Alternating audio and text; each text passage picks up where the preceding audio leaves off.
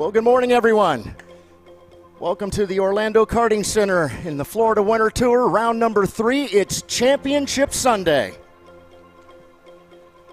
Hope everybody had a good night and are ready to go out there and battle out here on the track to see who's going to be Florida Winter Tour champions for 2023 for the 25th year of the Florida Winter Tour here. And ROK is so happy to be a part of it. Greatly appreciate everything that's been going on this weekend, all the hard work, Andre and his crew, of course, all the ROK officials, all the hard work they've done as well. Congratulations to each and every driver that's been out here and worked so hard these last 3 months to be a part of the Florida Winter Tour. It's always a great opportunity for me to be out here with you all. I love being a part of the group and being able to get out here and announce the Florida Winter Tour. So again, it'll be just a little bit. We'll get things underway here. You guys get ready to go out. We'll be doing the national anthem here in just a couple of minutes, and we'll get things started here.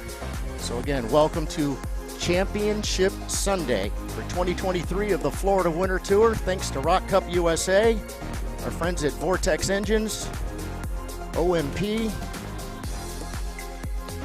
Sunoco Racing Fuels, Levanto Kart Tires, and of course, thanks to all of our sponsors and all of our friends and all of our families and moms and dads and all that good stuff. We greatly appreciate y'all. Y'all have a wonderful day. Ready to give out some awards today. So again, we'll get things started here momentarily.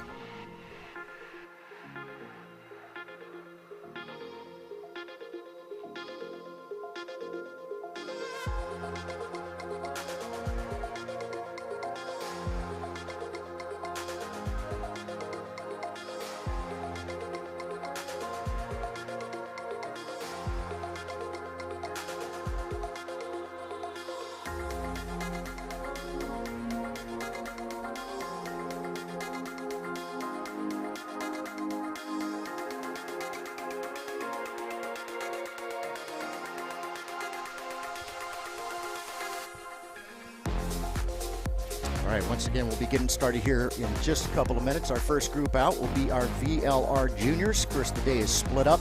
We'll have 5 groups go out this morning, and then we'll come back after lunch this afternoon and run the rest of our 5 groups. So again, first group out, VLR Juniors.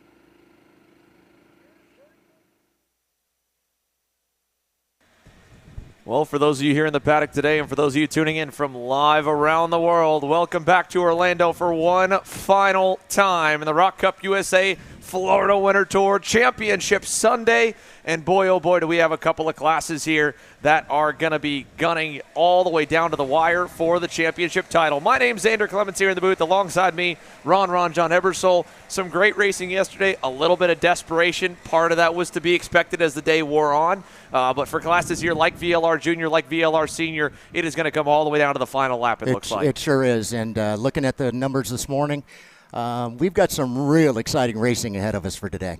Well, let's take you through your starting lineup here as they have hit the racetrack, and we'll start to walk you through where everybody lines up here for the main event. 20 laps the distance for your VLR Jr final. Stephen Miller and that Chad Dawkin Racing Kart Republic. In fact, it's a CDR lockout of the front row as he rolls to the inside of his teammate Emma Scarborough, who was the fastest in time qualifying on Friday. Chase Buscalia has had a breakout weekend on that team GWR Gillard. He'll roll off on the inside of row number 2 with his best career starting spot as well. Shun Sekaguchi's on a solid weekend run so far, and that Super Tune USA Tony Kart coming here all the way from Japan. He rolls off in 4th. Anthony Martella will round the top 5 in that black, white, and red Speed Concepts Racing Red Speed, and to his outside Christopher Aitken Zanella Racing Tony Kart.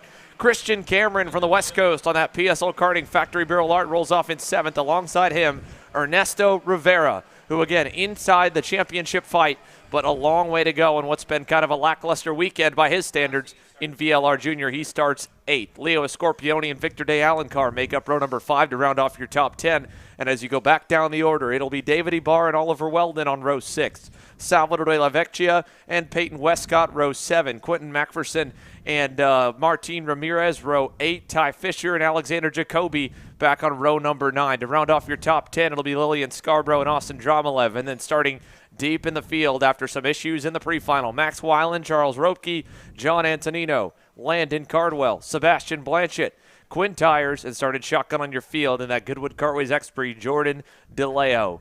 20 laps for VLR Jr., the first of our 5 morning main events here, then a break in the afternoon, and 5 more to close out the Florida Winter Tour for the 25th time. We are not going to go green there that time by. It did not look good enough, and the light was blinking, so we will send them around for one more try before we get this race underway.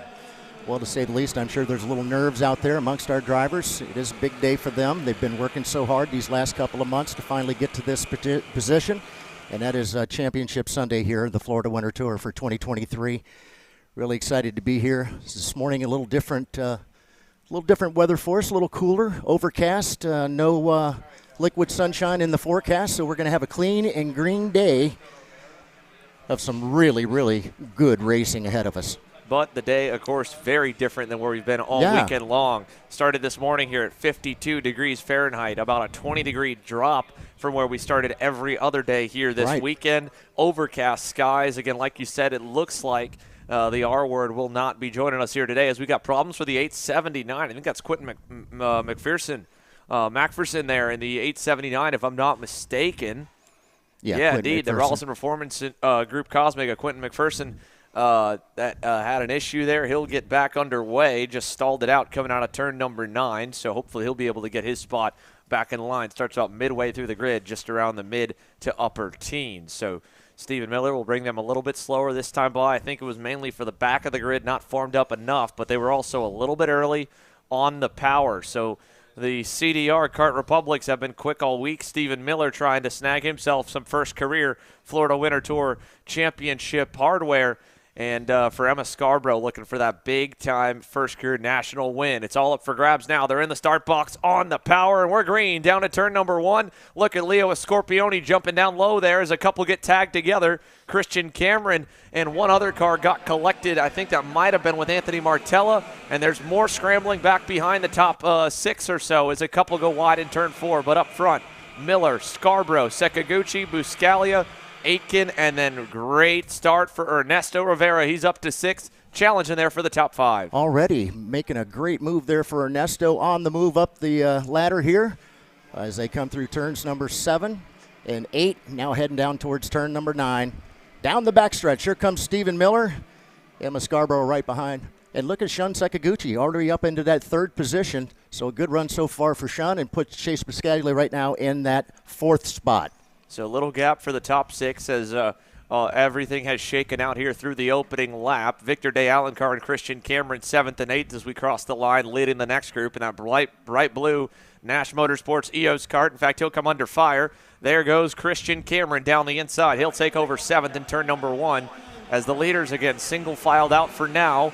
And Stephen Miller on cold tires here, getting himself even a little bit of a break as well. He's up by about 4 car lengths over Emma Scarborough as they exit turn number 5. So great start, and exactly what the Chad Dawkin Racing Tampa, Florida native needed to get himself a championship title here this morning. First thing in the morning, getting underway with 9 a.m. at warm-up, and here at 9:45 a.m. Eastern, he is on the verge of some Florida Winter Tour hardware as we'll head down to turn number 9. Already a little thing, something happening here is that everybody's kind of going one by one by one by one by one, as opposed to what we've been seeing the last couple of days, and that is everybody trying to pass and make passes here and there. And this is Championship Sunday. This is what it's all about. Got to get out there and get by as many people as you can, because there's still some big numbers out there to be had. Well, Ernesto Rivera's got himself at least one up. Now he's going to work to the inside and get through on Chase Buscaglia, who went a little bit deep into the corner. A little love tap on through, and Rivera moves himself up to 4th. Buscaglia now under fire, and a 2-for-1 pass by Christopher Aitken. Rivera will go back on him in 5. Can't quite get the job done. That was just an awkward turn of events right there, and he is frustrated with the way that deal went down, because he had just gotten around Buscaglia. Buscaglia went in deep to try and keep Aitken from dive bombing him in turn 4, and ended up kind of hitting Rivera, knocked him sideways, allowed them all to change positions again, and it's given about an extra 3 or 4 car lengths up the road to Shun Sakaguchi, and the whole top 3 really stringing apart. And coming into frame now at the edge of the top 5, not only is it Christian Cameron, but Leo Escorpione has worked his way now towards the rear bumper of that PSL Karting Bureau Arch. So we've got a bit more shuffling to come here, I think, as Rivera locks onto the bumper of Chris Aitken, and Aitken's teammate there, Escorpione's got a whole cavalry outside the top 10 following and looking to go forward. Look at this move from Rivera coming, turn 4, inside, clear. He'll get a spot back. Cameron gets by on Chase Buscaglia, and an emphatic point towards the sky by Ernesto Rivera. He wants to get going. Look at him. He is really trying to push this car to the absolute limit to try to get up there and battle for this championship win here. Ernesto and Stephen Miller have been going at it since the Florida Winter Tour began back in January in St. Pete. And it's all down to today. We've got a kart out here. It looks like that's kart number 805. 805, that's going to be Quinn Tires. Quinn, the Goodwood Kartways driver, out of the race, unfortunately. Early exit for Quinn there. Yeah, unfortunate there for him. So we go back towards the leaders here. 4 down, 16 to go. More battling going back. This is Martella on Day Alencar. He gets by. Oliver Weldon in that mix as well. This is about a 6-car train headed down to turn 4. Weldon's going to go on Day Alencar. De La Vecchia tries to follow. Now he'll get hung on the outside for turn 5, going back the other way. And Chase Buscaglia trying to force his way through. He will. Buscaglia gets that spot. And right there at the edge of it, David Ibarra on that Tesoro Raceworks CRG trails the group. We'll head through turn 7, turn 8. Ibarra on De La Vecchia, overshoots. Here comes De La Vecchia back on him, and he stares him down as he crosses him over like, what are you doing? What are you doing? Oh, man. Hey, we don't need to be doing that. Let's go. All right, look back up there at Ernesto Rivera. He's right now finally made it up onto the back end there of Shun Sakaguchi. And I'm telling you, he has got the bull by the horns. He's trying to take it all the way up there to the front. Still got those Kart Republic karts out there in front of him. He'd like to get around Shun and start heading his way up there to get on the back end of Emma Scarborough right now, sitting in that 2nd position. Here he comes to the inside, heading down into turn number 4. Move him up one more spot. Ernesto Rivera makes a good, clean pass right there coming out of turn number 4 and 5. Well, for Ernesto Rivera, again, it's do or die today. He needs to pull himself up by his bootstraps to get himself into this championship title fight once again. It's been a weekend where Stephen Miller's been the headline story in the VLR Jr class, and he has, I believe, pipped him on the overall points lead after what a dominant run he had at PK Race Park. No doubt. For Ernesto Rivera, the last few laps, though, he's been the fastest driver on the racetrack. 56.787 last time by to Stephen Miller's 57.122. So right there alone, a 0.4 of a second advantage for the 804. He trails right now by about maybe a second and a half. We'll see where the updated across the line. It looks even closer than that. Down to turn one, another purple lap from Rivera, and this time from Christopher Aitken, who's following him forward. Emma Scarborough gained a little bit on Stephen Miller, but we're going to have a fight on our hands here in a moment. It's less than a second already. 6 down, 14 to go. Third and fourth are rolling. Xander, still plenty of time here for these drivers that just need to take their time, continue to work together, try to make their way up there to the front of the pack here. Christian Cameron battling really hard right now. I know earlier there I was going to say something about Christopher Aiken. Christopher's looking really fast today, awfully fast there, right there on that back bumper, Ernesto Rivera. So again, if those two can work together and push themselves up to the top pack, which is just those two kart republics as I had mentioned, we're going to have ourselves one heck of a finish here, as Rivera right now is looking down and can see the back end of Emma Scarborough up ahead of him as they make it past the start-finish once again, making lap number 7 of 20. A little bit of a better lap that time out of Stephen Miller. He'll get down to a 56.9. Still gave up some time to the karts behind him, but kind of starting to minimize the bleeding a little bit. Rivera now is only about 3 or 4 cars away from Emma Scarborough. And Shunsei Kiguchi with a good lap of his own as well, matching the leaders, going a little bit better. So the top 5 kind of loosely strung together. And beyond them, Leo Scorpioni and Christian Cameron are just about almost into frame. They're in 6th and 7th, and they're trying to, again, roll forward. And they will be a part of this fight as soon as they battle for the lead. Anthony Martella on the way forward as well. This time by, we'll get 12 to go, 8 complete. Rivera less than 2 karts back from Emma Scarborough here for second. I'm telling you, like I said, if the two work together, both he and Christopher Aiken, and not get too racy, they can work their way up to the lead pack, and that is exactly what it's done. And in the meantime, that's brought along Shunsei Kiguchi as well in that 5th position with Cameron, Christian Cameron, that is in that 6th. We've got a pass to the inside there. That's going to be Ernesto Rivera getting around Emma Scarborough, and as I say that, she does an over and under and gets back around him. In the meantime, he is just want to go. There he is. Nice move. Now Aiken side by side with Scarborough. Couldn't get it done. But that's a tough place to pass right there. That was, well, yeah, it was impressive enough that Rivera got the job done on Scarborough. Then Aitken trying to go as well was just a little bit awkward. So that'll bring Sekiguchi a little bit closer. And now it is the two kids that have headlined this division since St. Petersburg, Stephen Miller, Ernesto Rivera coming together for the lead. We're getting, oh my goodness. Hello, Shunsei Kiguchi has pounded the outside wall, entering turn number 12. Man, glad to see he was able to get it back underway. Oof. But boy, did he ever. I don't know what happened there, but all of a sudden out of nowhere, he came into the wall, got spun around. In the meantime, our leaders now heading up to turn number 4 and 5. And that's Ernesto Rivera right there in the RPG machine trying to chase down that Ched Dockin Racing Kart Republic up ahead of him, and Stephen Miller. And to be fair, that's not the first time we've seen a driver by themselves lose it, jump in the curbs in that infield chicane. We saw a number of drivers at the end of the day yesterday make a mistake, spin out of the lead, out of a top position. So it is so tough to be consistent around this racetrack lap time-wise because, you're trying to be, consistent with taking a racing machine that has no suspension and jumping it like a motocross bike. So as they'll exit turn number 12, Stephen Miller still up by 2 car lengths back to Rivera. 10 down, 10 to go here across the stripe. Scarborough and Aitken right there. Let's compare lap times back to a Scorpioni and Christian Cameron. That time by 1/10 of a second gained on the overall lead. They're 1.5 seconds away from the top drivers at the moment. However, Ernesto Rivera still has been consistently the quickest. Aitken right there with him on pace. He has yet to get around Emma Scarborough, though, at the moment. So halfway in, halfway home, Miller, Rivera through turn number 7. I was going to say, I think that Ernesto knew he had to get around Emma as quickly as he possibly could. And if that meant dropping off Christopher, well, that's exactly what happened. And look, we might have a chance for the lead here. Ernesto to the inside. Takes it. Nicely done. What a beautiful move there for him. Nice and smooth. Now the battle is on.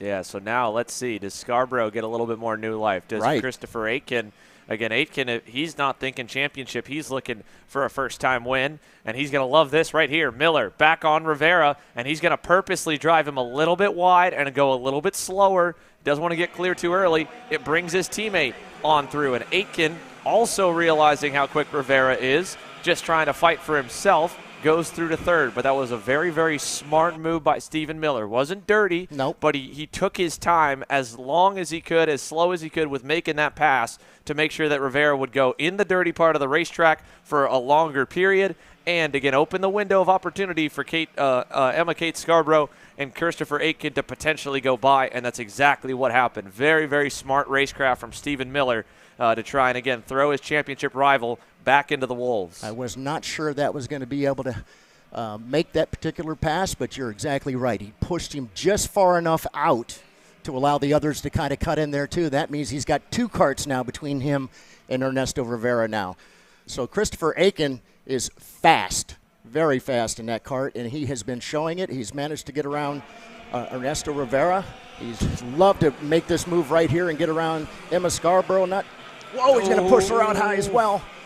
Yeah, hip checked a little bit. She's going to try to the inside. Look at that. And wow. These guys they're pushing at it, and these girls as well. Yep. They're going at it. In the meantime, though, that's allowing Steven to kind of get away a little bit. Yeah, some smart, whether it's for herself or for the team. Emma Scarborough being a great team player there in that CDR-KR as Rivera wants to lead Aitken back forward. So lots of sign language going on. And, again, all the while, the more they battle, the more time they lose. We've added 3 more drivers to the party. Christian Cameron, Leonardo Scorpioni, and Anthony Martella just set the fastest time of the race last time by. Thanks to the battling up front, he was about 0.7 of a second quicker, a 56.4 to a 57.1. So all the way at the end of the train, Canadian Anthony Martella is going to be able to play in this one as well. Through turn number 4, who's going to dive to the inside? Is it Cameron? Going to be Christian. Finds a way down. Leonardo's going to go with him. Oh, in the meantime, here comes Anthony. Be nice, boys. Be nice. Here's Martella. They're 3 wide. That's going to impede all that progress they made. And Christopher Aitken, the big loser out of the entire deal, he falls all the way to 6th. It's interesting, Xander. I happened to see Anthony's father, and Anthony this morning talking to him said his mom was back up home in Canada watching and listening, kept saying, "Hey, Anthony keeps looking down. Would you tell him to stop looking down?" I guess we had been saying he was looking down at his engine or something, but nonetheless, Mom wanted to let Dad know that he needed to stop looking down at his engine. Yeah, so now out of turn number 12, this time by 6 laps to go. Stephen Miller's fended off every charge so far. He's had an answer for anything everyone's thrown at him. Emma Scarborough, again, not sure what's going through her mind. Is she thinking she wants to try and assist Stephen and get maximum points, potentially helping him get a championship? Does she want to go for the race win more so herself? Either way, she's going to have to decide it sooner. It'll be decided for her because Ernesto Rivera is going to get into the mix here within about a lap or so. He was quicker than both of them last time, 0.3 better than Stephen Miller. Throw him away, and he keeps on marching back forward. And he's got a cushion out back thanks to the way the shuffling played out. About a 5-car length advantage back to Christian Cameron's VLR. Yeah, Christian's unfortunately in that no man's land, kind of caught between the 3rd spot and the 5th spot and the 4th. All by himself, but he's got his head down. He's grinding all he can to make his way up here. Maybe get a shot at one of these one of these podium positions, excuse me. Great exit out of the final corner for Ernesto Rivera. He'll pull all the way up right behind Scarborough. Takes a look inside, turn 1. Got her through turn number 2 and 3. Move Ernesto Rivera back up to 2nd. And now, he knows laps are winding down. Go ahead. He checked over the rear bumper just to make sure that, again, just going about center track. He's trying to just minimally defend. Still give himself the best exit he can, but not give Stephen Miller's teammate the opportunity to throw him backwards again and impede that progress because he does not have a lot more time left to burn. He is trying so hard to get there. Good exit for him out of turn 8. He'll pull the half a car length back down at turn number 9. Miller looks over the shoulder, and he sees nothing but purple and blue. He knows Ernesto Rivera is going to have a shot at him. And, again, Christian Cameron's got the catbird's view here on this one as they exit turn number 12 across the line. 16 down, 4 laps to go. Stephen Miller, your leader to turn 1. Rivera is right there. He'll have a look at him in 4, and I guarantee you Stephen Miller knows that too. He's probably going to go a little bit more narrow. Absolutely. In the meantime, I know Christian Cameron's sitting right back there, as you mentioned, in the catbird seat, hoping something happens right up here in front of him. Give him an opportunity. In the meantime, Ernesto Rivera is looking right. He's looking left. He's going high. He's going low. He's just trying to figure out a spot to get around Stephen Miller, and I think this is the spot. What a move. A bump and run from Ernesto Rivera. Miller went low to block. Rivera moved him into the dirty part of the racetrack, and now he's got to deal with his teammate here for second. And that brought Christian Cameron right back. Oh, no! He drives over him. No, man. That was not what I was expecting. Oh, man. Ernesto Rivera thought he was way clear. 3 car lengths out. Miller dive bombs turn 9. And look who's sitting in that catbird seat. Emma Scarborough to the lead. Here comes Christian Cameron. 3 to go across the line, and there's 6, 7 of them all stacked up here through turns 1 and 2. And the loser in all that was Ernesto Rivera. Oh, man, that's one of those things right there. Now it's going to be in the officials' hands to see what they decide. Look at Miller down the inside, 3 wide to the lead. Look at Anthony Martella. All the way to the outside lane. Scarborough still low. Cameron trying to hang on for second. Look at Christopher Aiken. What a run there with a big crossover move. Laps are winding down and things are heating up. Here we go through turn number 7 once again. Heading for 8. Looks like Leonardo Escaprone going to look to the inside.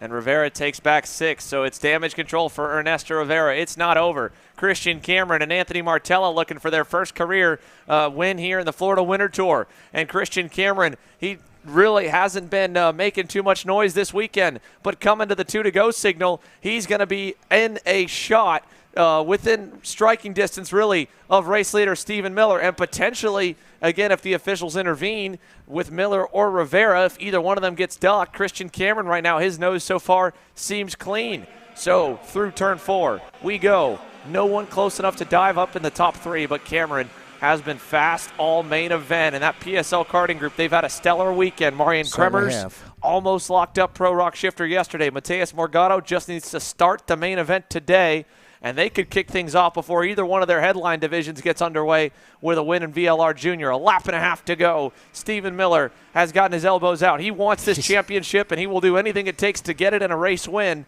A car-length lead through turn 9. Again, if maybe perhaps Christian and Anthony continue to work together, they know that they've just got a couple of laps to do it, coming down to pick up the white flag this time by Christian right there on the back end of Stephen Miller. Stephen kind of takes a look over his shoulder. No, he's got some – look, he's saying, come on, let's go. He doesn't know that Christian would like to go right around him. That might be one of the more funny signals I've seen. They're asking for a push forward on the final lap of the main event. Christian Cameron's right there. He'll follow him low, open up a little bit. Here's Rivera.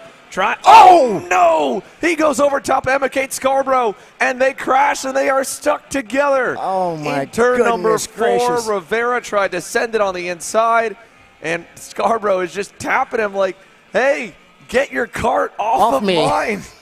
Ripped her side pod right off. NASA panel destroyed. Oh, no. Their day is done. Up front, half a lap to go for Stephen Miller. Christian Cameron Scarborough is just walking it off. She's done with it as they go down to the final chicane. Christian He's still tapping Cameron the back of his head. looking for anything. Let's see.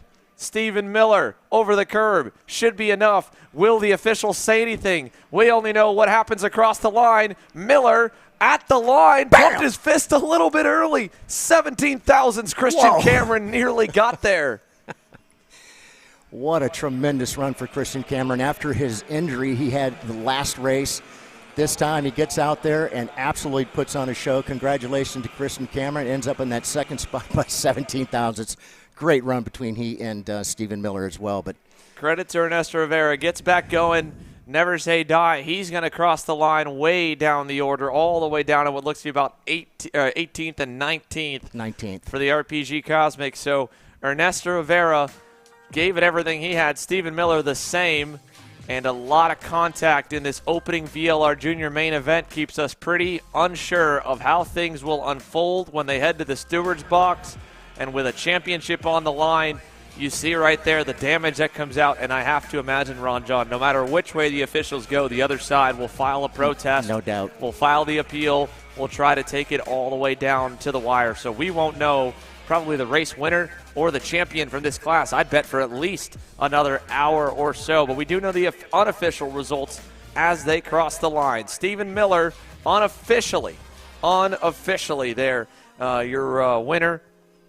Coming into the main, he didn't, from what we could calculate, need to win it. He just needed to be third or better. If Rivera won, he wanted to win, went through with it. So we'll see how those penalties come out. And if a penalty would have came for Miller's move and Rivera finishes where he would have, it might have worked out good. But with Ernesto dropping all the way to 18th, you'd think even if a penalty went to Miller, it'd have to put him all the way to the tail of the field to switch the championship. So he may still have that title. But for VLR Jr., man, oh man, was that one wild there to wrap up. So there's a lot to still be cleaned up on the racetrack.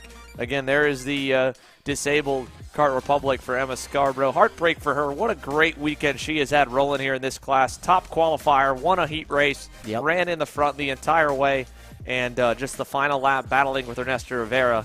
And they hooked tires. And there's a look at David Ibarra, who also we were talking about early on, and that Tesoro Raceworks CRG will also have to ride the recovery vehicle into pit lane. So disappointing end for some, but a lot of action for us to take in here. And there's That's a great way to start our day. More coming our way. VLR Sr, Elio Meza, Grayson Redzin, Wes Duchak, the big three from this weekend in this division, all getting set to do battle next.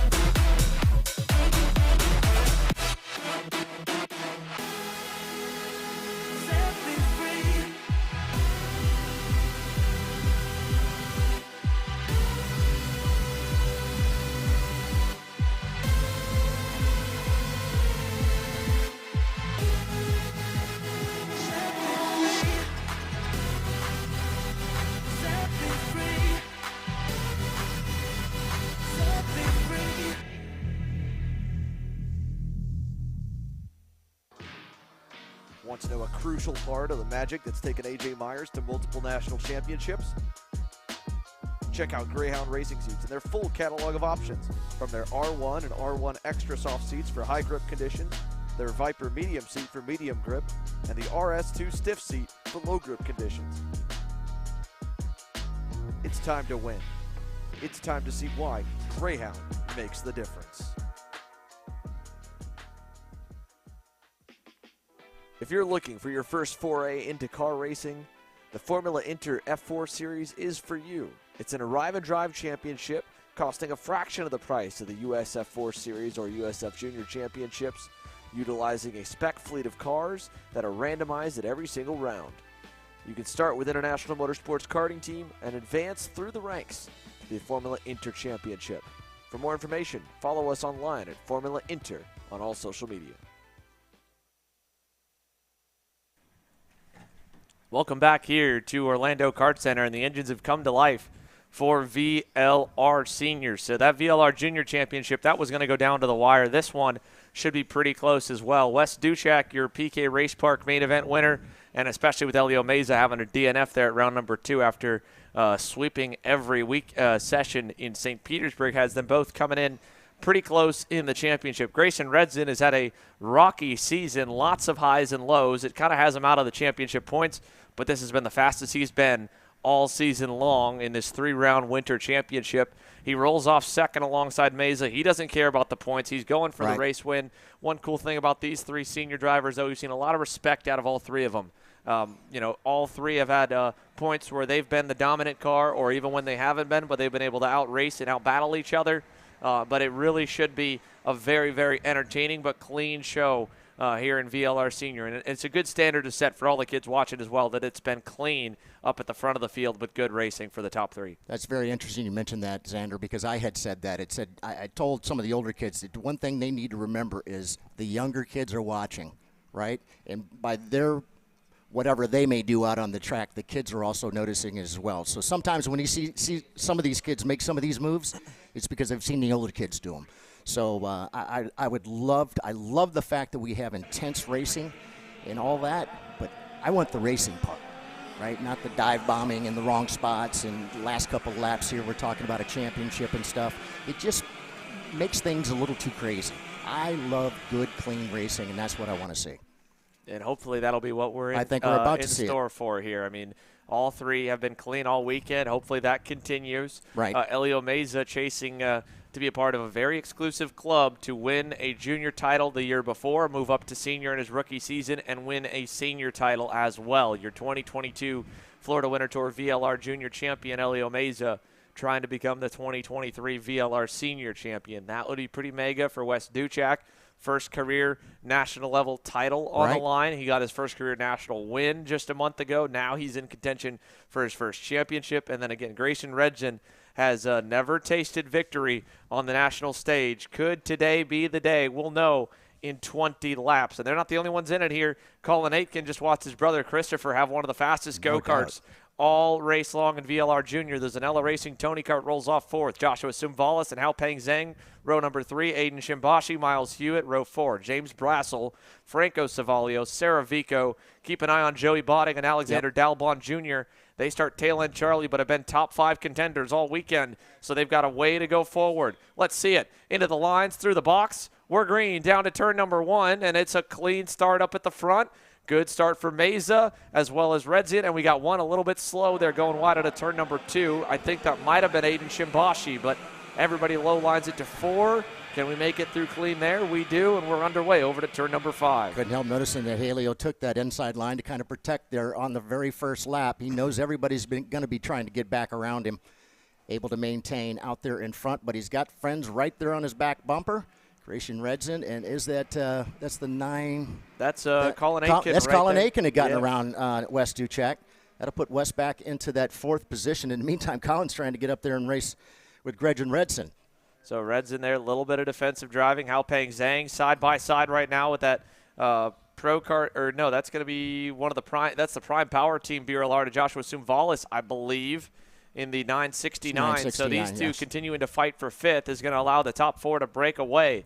So Colin Aitken, like I said, just watched brother Christopher get after it. And now big brother is joining the lead pack really for one of the first times throughout this weekend. He's been closing the gap to them, but now it's going to be just probably the 4 of them with passes like this. Look at that contact there. Joey Botting is up and over the top of the Checkered Motorsports Magic car to James Brassel. He kind of rode his bumper into the corner and then ended up just following from the bumper to the right rear tire to up and over to the top of the engine and side pod. So he gets through a little bit more awkward than probably what he wanted to, but Joey Botting's up to 7th nonetheless.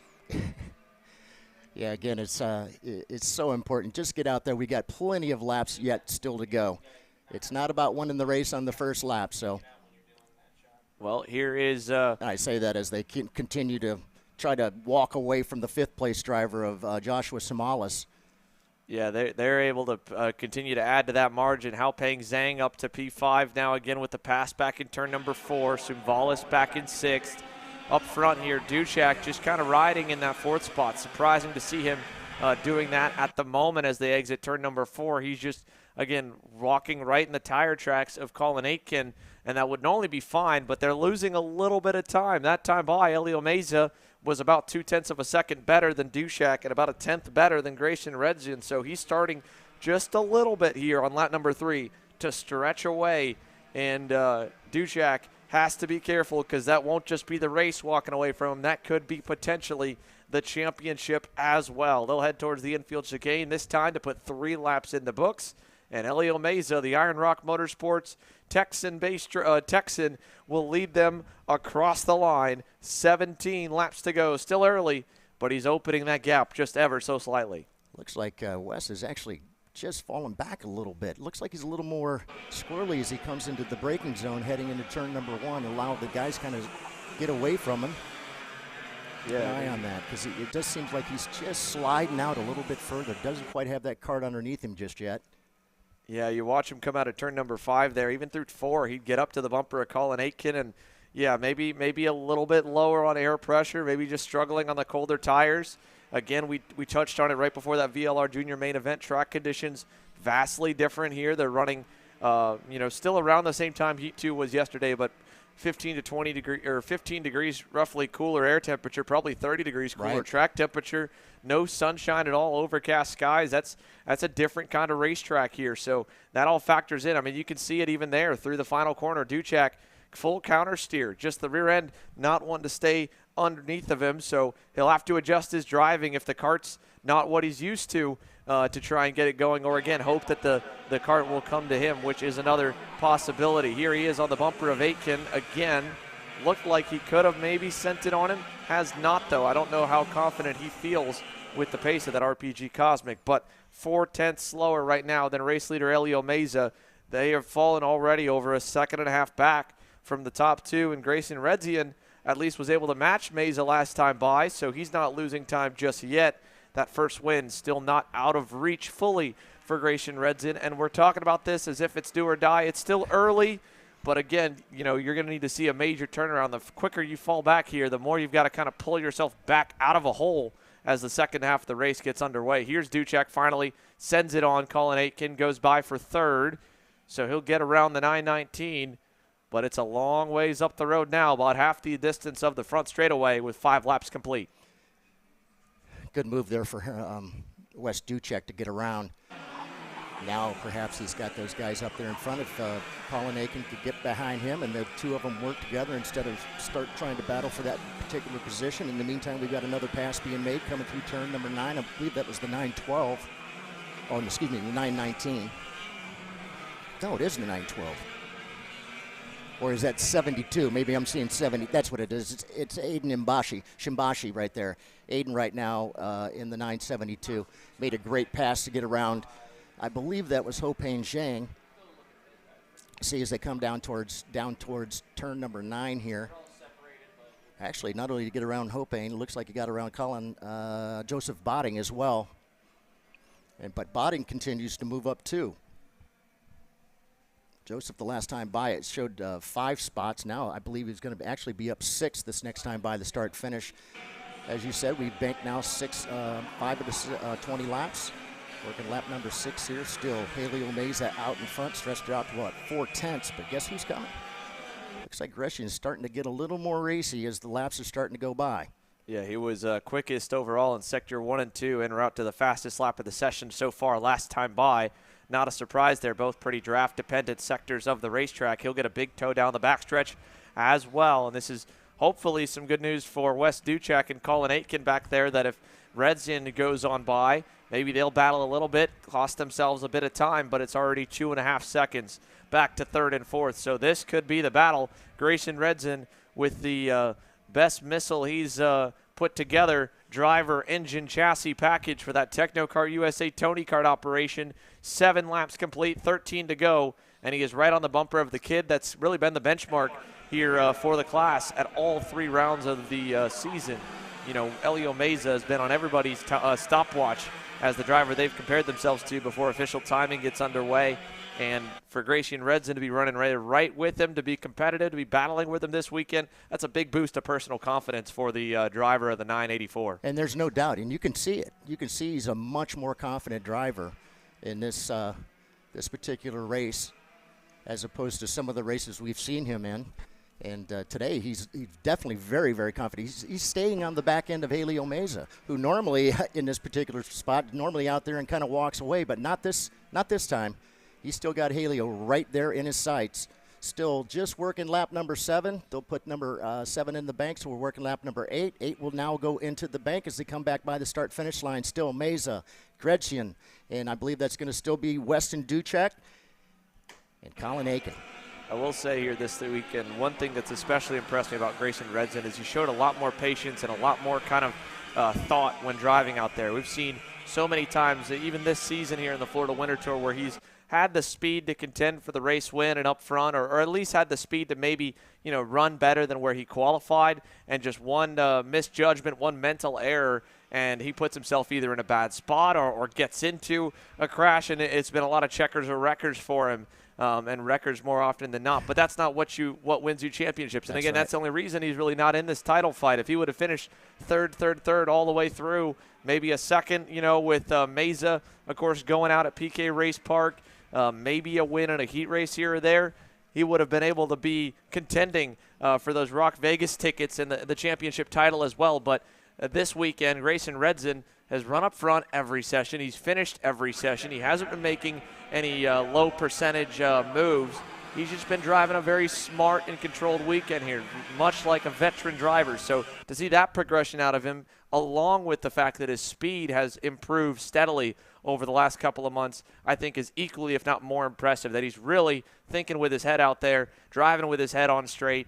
And that's, again, the mark of a driver that can fight for championships, not just a race win in a spectacular fashion. So he really is doing a phenomenal job out there, just trying to stay on the back end of Haley. Let the laps run down and maybe take a shot to take the victory. We'll just have to wait and see. In the meantime, Ducek and Colin Aiken continue to battle together, the third and fourth positions, and then back to fifth is a pretty good gap there, back to Aiden Shimbashi.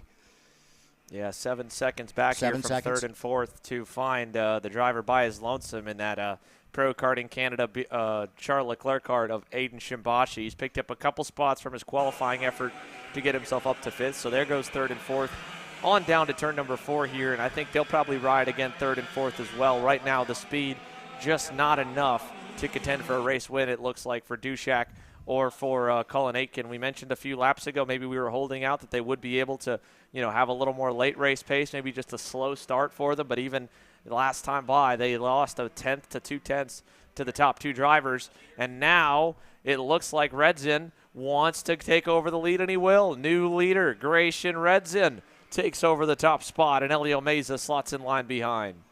That's the type of racer you're looking for. A gentleman that sits there, does his due diligence, finds himself in the right position, takes advantage of it out in front. Grayson Redzin, new leader. Yeah, he's taking what the race will give them, what the kart will give him, not forcing the issue, not trying to make something happen when you don't have it. And again, he got to learn a lot from Elio Meza the last few laps, figure out where he may be a little bit better, where he may be a little bit worse. Some drivers you'll see will wait till the final 2 laps because they're afraid of, if they go in front and lead the way, that driver will learn from them and they'll get a little bit quicker. So Elio Meza has that opportunity right now. Following Grayson Redzin, the slipstream will keep him close. They both seem close enough on lap times that if he can make a couple adjustments to his line, maybe his throttle or braking, to where Redzin might be doing something a little bit different and might be a little bit better than him, all of a sudden he could make kind of a resurgence here late in the going. But a really, really good lap having gone by for Grayson Redzin. A little bit wide in turn 12, but beyond that, he was pulling a couple inches, couple feet on Elio Meza everywhere else. So a good lap right after making that pass. And now 12 down, 8 to go. Grayson Redzin leads them through turn number 3. I got a funny feeling that, without a doubt, Haley is just kind of watching and figuring out where he's going to try to make his move, if he wants to make the move. Is he in a position, being in second spot? Is he in a good enough position to actually take the victory in the Florida Winter Tour? Well, we shall see. But I tell you what, Grayson Redzin is really putting on quite a show out there in front, doing a great job in the 984. Technokart USA guys. Is that Lauren too and them working with Grayson, because they're doing a phenomenal job. I saw Christian Vomir was here as well. So great to see him. But look at Grayson Redzin out in front. The 984 is putting on a show. Well, we've got a few laps to go in VLR Senior. There's some catching up to do in the VLR Junior class. Stephen Miller, I think, has at the moment been disqualified. And Ernesto Rivera, even with an 18th place result, might end up getting that championship title. As Scorpione also got a penalty, it promotes Christian Cameron to potentially be that main event winner. So let's go side by side and send it down. Alexander Searle and Emery Light have been on the ground trying to get us every bit of information. So we're going to hear from them here and keep an eye on this battle looming for the lead in the final few laps, and probably hear a little more after this VLR Senior race. But boys, let's send it down to you here on Pit Lane. Thanks, Xander. Here with your winner in VLR Junior, Christian Cameron. Christian, solid weekend for you up to this point. You were running top 5 all race long. A lot of drama happened in front of you with a few laps to go. Walk me through it from your perspective. I mean, we started at 8th, worked our way up, and won the race. It was kind of a bit difficult, but we did it. Yeah, I mean, talk to me. How good has this Burrell art been for you? I mean, we've seen PSL up at the front in most classes we've seen. Who would you like to thank for this win, and how good has Burrell been for you?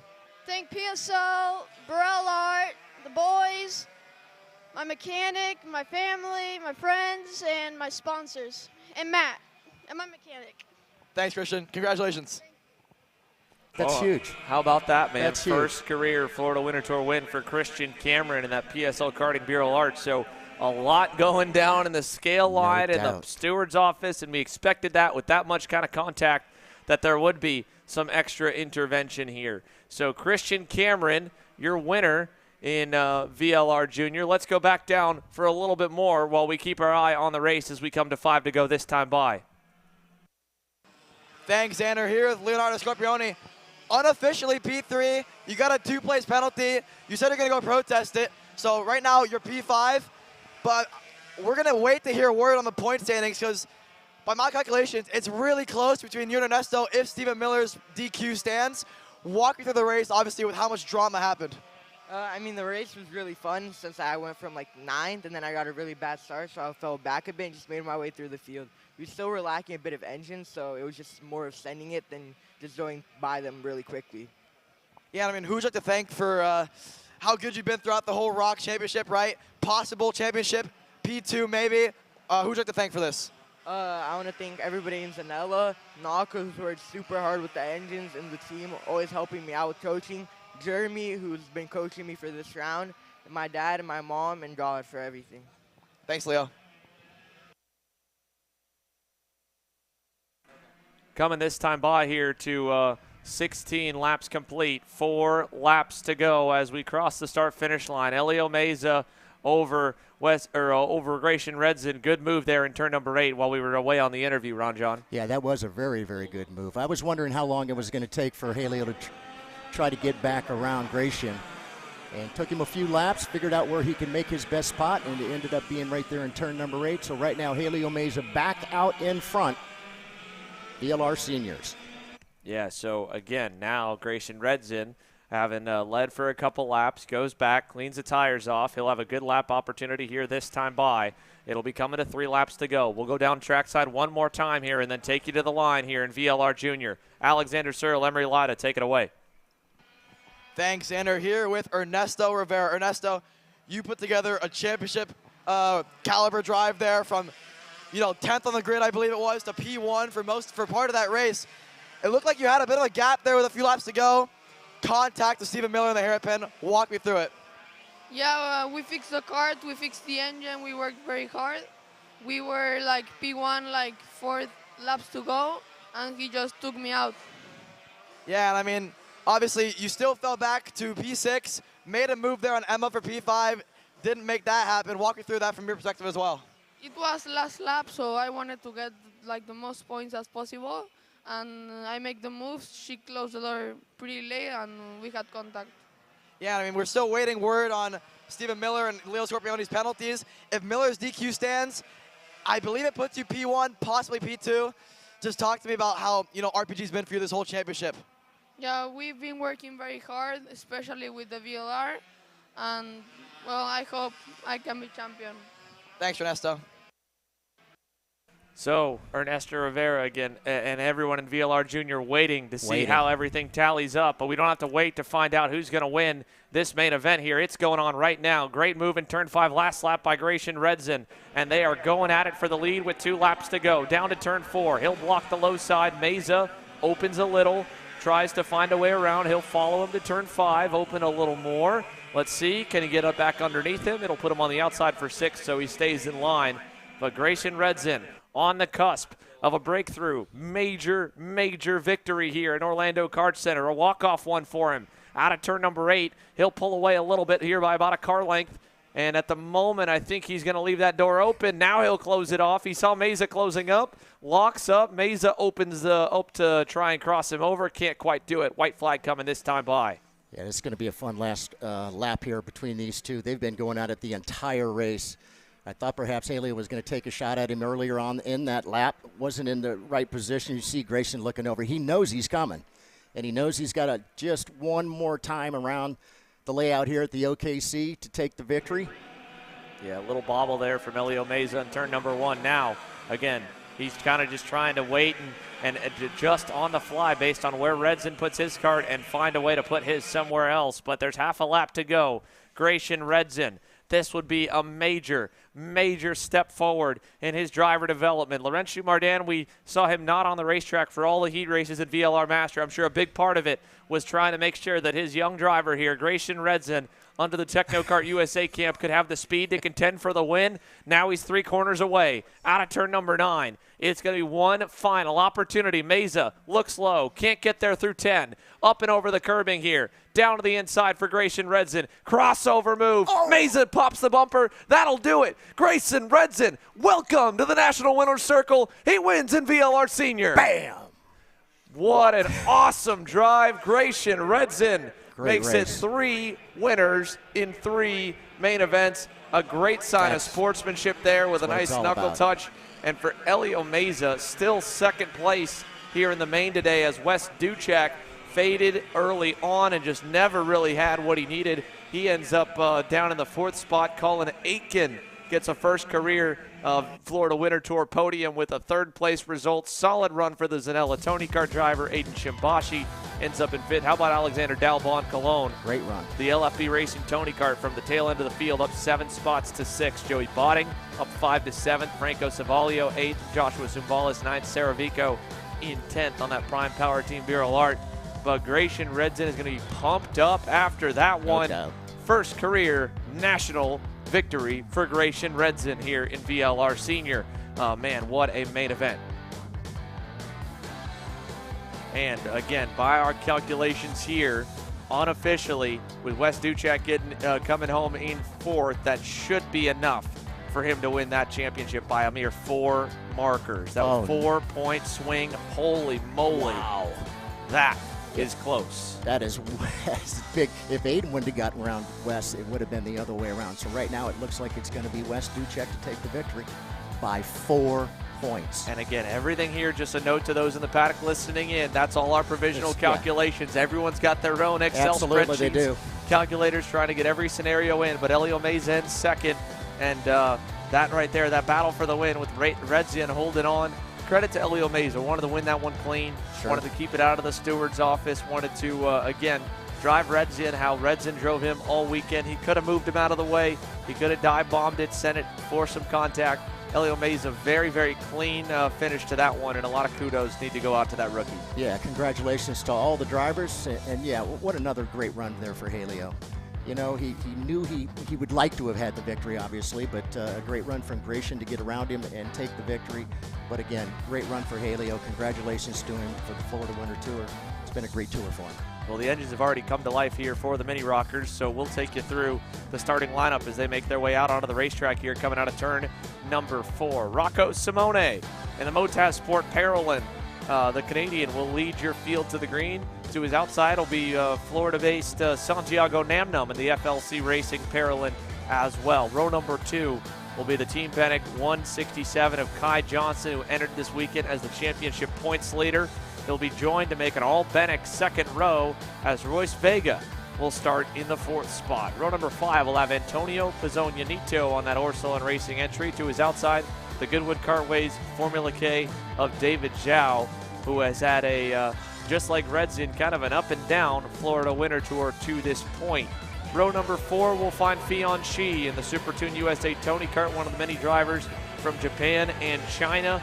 And he will line up alongside Marco Romero in the Team Penick number 117. Declan Dionerin in the AKT Racing Team Energy will start on the inside of row number 5 with Antoine Lemieux to his outside in 10th. Max Christia in the Motaz Sport Parolin. Edward Kennedy on the Energy Courses Americas Energy Kart. Cole Medeiros and Luca Popescu will make up the following row. And you go down the rest of the order, it'll be Jackson Morley alongside Martin Jaramillo, Luke Fedowitz and Luca Cariotti, Lucas Ferreira, Melville Dos Santos, Cole Davidson, Ethan Tyers.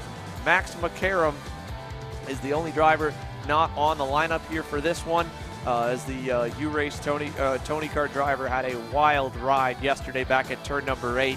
We got the updates from his father, who messaged us directly. He wanted to let everybody know all the neck and spinal scans from his scary, scary crash came back negative. Did have a dislocated knee, had a lot of pain meds, so he'll be obviously on the sidelines for the rest of the weekend, but very good news for young Max McCarron that he will be okay, and we'll be seeing him back behind the wheel very, very soon. And then starting all the way at the end, one driver's had a lot of speed this week, Julian Rivera's AKT Racing Team Energy. Keep an eye on that 134, starting outside the top 25, but with a lot of time to work his way towards the front. 16 laps here for the Mini Rockers as they round the final turn, and they'll start to form up for main event number 3 of 5 here this morning. There's a great look at Julian Rivera, already locked in and ready to go at the end of the line. How many spots can he get on the first lap? How many spots can he get over the course of the whole main event? He'll need a little bit of battling up front for them to back up to him. But here we go, coming to the line. ROK Simone on the inside. Santiago Namnum on the outside. On the power, looking for it. Green flag. Namnum driving all the way down low, trying to get down to the inside. He does in 4th, and the field survives. Turns 1 and 2 for now as they head through 3. Yeah, everybody looked good. They're coming through turns 1 and 2, and now go ahead and for turn number 4. Of course, Rocco comes down to the inside, protects the inside, heading into turn number 4, now into 5. Whoa. Meantime, they're still battling right there behind him. What a move by Santiago Namnum. He gets around Antonio Pizzonianito, so Santiago Namnum back to 3rd on that FLC Racing Parallel with the all black nose cone and side pods. Easy to point out on the racetrack amongst the good-looking liveries around him. And it's one long train trailing the Canadian ROK Simone as Kai Man Johnson tries to go forward. Here's a look further back for some pass, and Edward Kennedy down the inside defending. How about Julian Rivera there? He's in that bright yellow helmet on that AKT Racing Team Energy. He's already about what looks to be maybe 7 or 8 spots as they exit turn 12. Let's see where everybody stands. 1 down, 15 to go, and down the front straightaway, Johnson to the bumper of Simone. How long does he stay in line in 2nd? I don't think too long, Ron John. Yeah, I don't think so either. And I was talking with Kai this morning. He felt like he had a really good card in his hands, and as we say that, you're going to take a look as he heads to the inside there going into turn number 4. Out in front, now heading for 5. He and Rocco saying, let's get it, let's go. So Kai Johnson out in front. So Kai Johnson there on the Team Bennick 167 leads here with that pass. That'll keep him packed tight for now through the top 5. Santiago Namnum looking for 2nd. He'll take it away from ROK Simone and split the duo up. Simone wants it back, though. Oh. Namnum, not a fan of that move there down to turn number 9. Lots of hip checking from Santiago Namnum. Not the most sportsmanlike behavior, but hey, no contact at least. Everyone gave space. Not a great look, but he hangs on to 4th for now. As a good pass from David Zhao. Nice move to get through for 5th on Royce Vega. Yeah, that was a really nice move there for David to get around, as you had said. Still looking to see where, what's that, Julian Rivera, how far he had already picked up. It looks like he's up about 11 spots right now, sitting in 14th. Only 2 laps in the bank. We're working to 16 here. David Zhao down the inside on Namnum. He'll get by in turn 4. Vega tried to follow, going to be pushed to the outside. He'll drop a tire and lose a spot to Fion Shi in that Super Tuned Tony kart. Behind him on the REM that's one of the Pro Karting Canada Cosmics, I believe.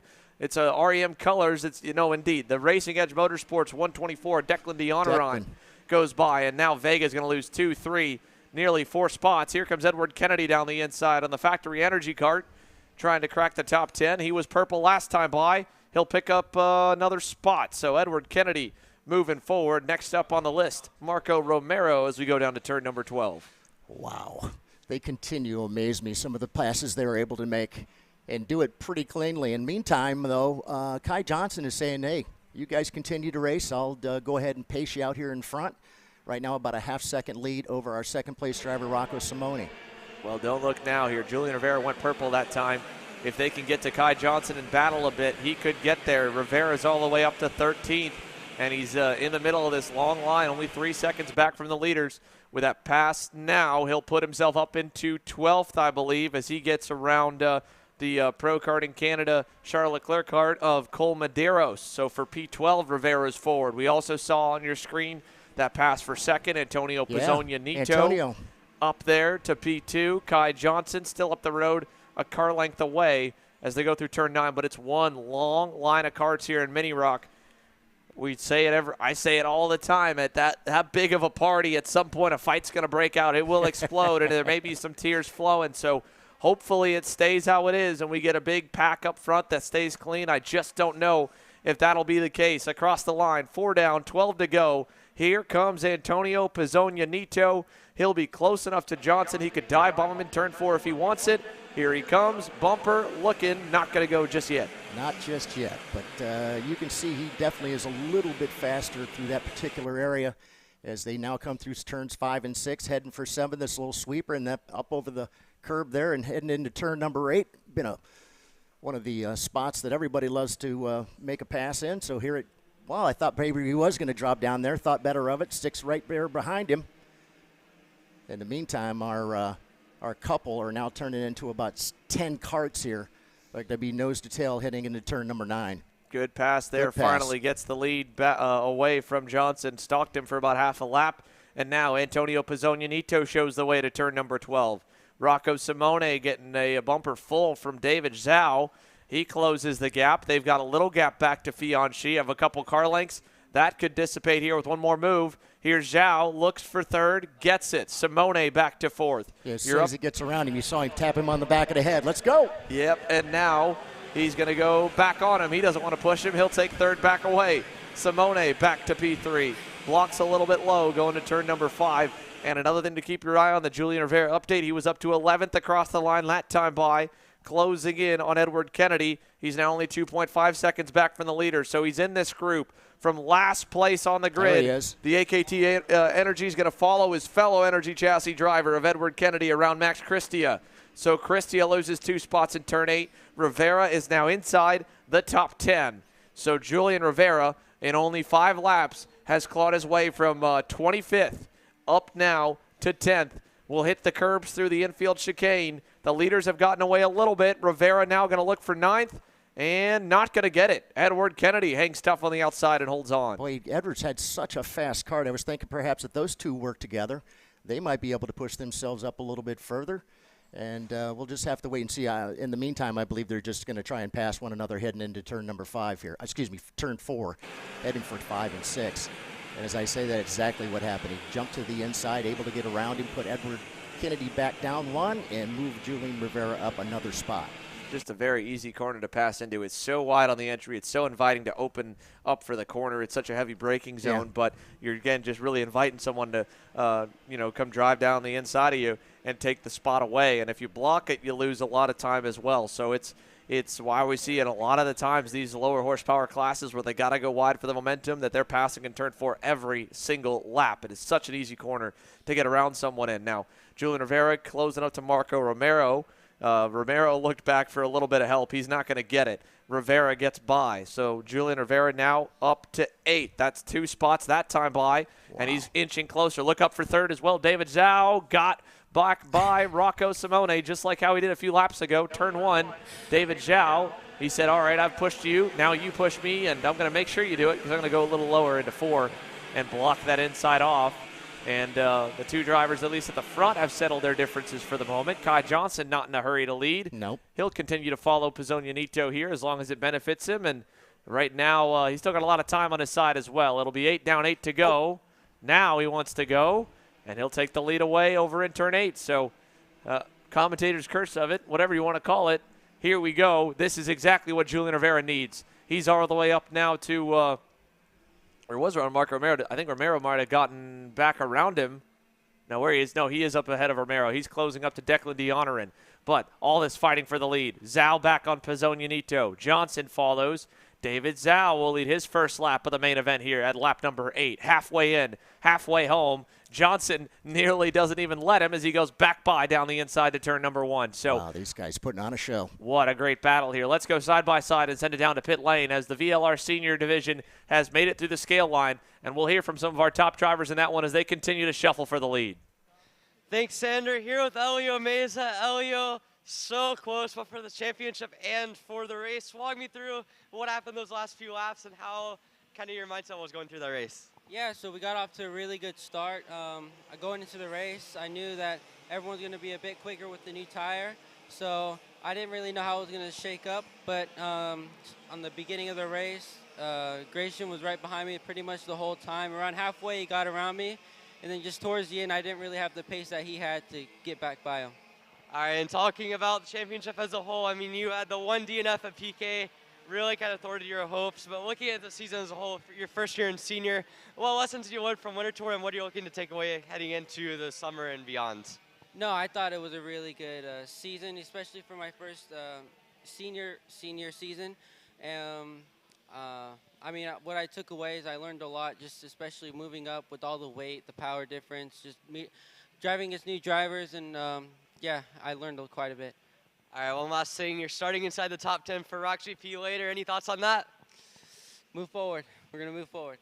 All right, Elio Meza feeling confident heading up for his next race. We'll see what he can do there. A solid second in VLR Sr so far today. Back to you guys in the booth. Second in the race there, Elio Meza still in good spirits, just comes up shy on that championship title, but he's got a lot of titles, I think, in his future. Yes, he does. Now, they have changed up a lot here in just a lap from when we went away. Julian Rivera just got to third. Now he's back to fifth, and because of the passing there, the top two have gotten a little breakaway. Kai Johnson and David Zhao have pulled a bit of a gap on the field, and they're going to continue to battle for third. That's going to make that gap even bigger. So Pizzogno brings along with him Julian Rivera and Fion Shi. They drop Rocco Simone back to sixth. Let's see what Rivera does. He's going to go to the inside in turn 4. Take third away again. Pizzogno following. Now going to dive bomb in turn number 5. I don't know if Pizzogno knew that Rivera started dead last, but at that point I'd be willing to follow that guy. He's gone forward so much. Now he goes back around him again, and this is, again, great for everyone except for this pack itself as Fion Shi. What a slider there through turn number 8. Wow, that was a great slide job. Only problem was it didn't end up where he wanted it to end up, and that was out there in front of Antonio's Pizzogno. Ends up back behind him again. Well, it's got to be frustrating for Julian Rivera. He was on the bumper of the leaders just 2 laps ago. Now he'll have about a 2-second margin to try and run them down, and it doesn't look like he's going to get any drafting help anytime soon from Antonio Pizzogno, who is the next driver in line. So this is the fight for third on back. Passed by Declan D'Honorin. He'll go by on Rocco Simone. And let's go side by side here with 6 laps to go. Can Julian Rivera get to the leaders? Can this group sort itself out as Simone goes back on D'Honorin, and around he goes.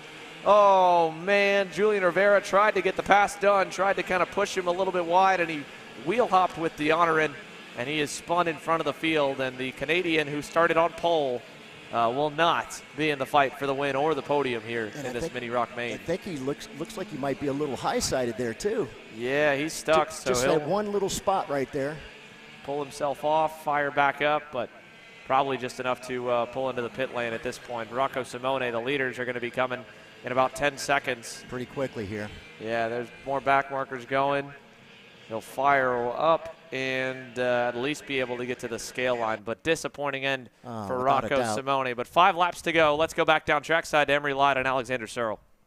Thanks, Sander. I'm here with your provisional VLR Senior Champion, Wes Duchek. Wes, not the way you might have wanted to clinch it. Kind of struggled for pacing that race, but still came away with the championship by a mere 4 points. Walk me through your race today. You know, this morning, you know, we swapped the engine back, try the race engine again after, you know, we had to use the backup yesterday. Seemed good this morning, so we left it on for the race. You know, we went P1 in warm-up, so everything seemed good. Went out in the race. I think we might have went a bit too low in the tire pressure or something because, you know, I was really struggling with the kart there. You know, Colin Aiken was really giving me a run for my money. So, and then Gratian and Helio were just running away. So, I mean, there wasn't a lot I could do.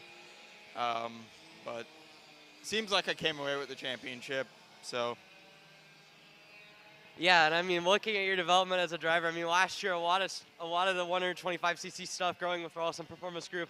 This year, you come back to the Winter Tour. Round 1, you go head-to-head with Elio. Round 2, end up winning and really dominating the weekend down at PK. Just talk to me about what you've learned from this season and kind of how you expect to use it going forward. Yeah, as you said, you know, I was running in the 125 pro class last year. You know, coming from PK Sports, they really took me to the next level that I needed to really compete here. You know, and I was, you know, at the end of the year, I was starting to run top 10. in the 125 Pro class. Came here to have some fun in the 100cc class.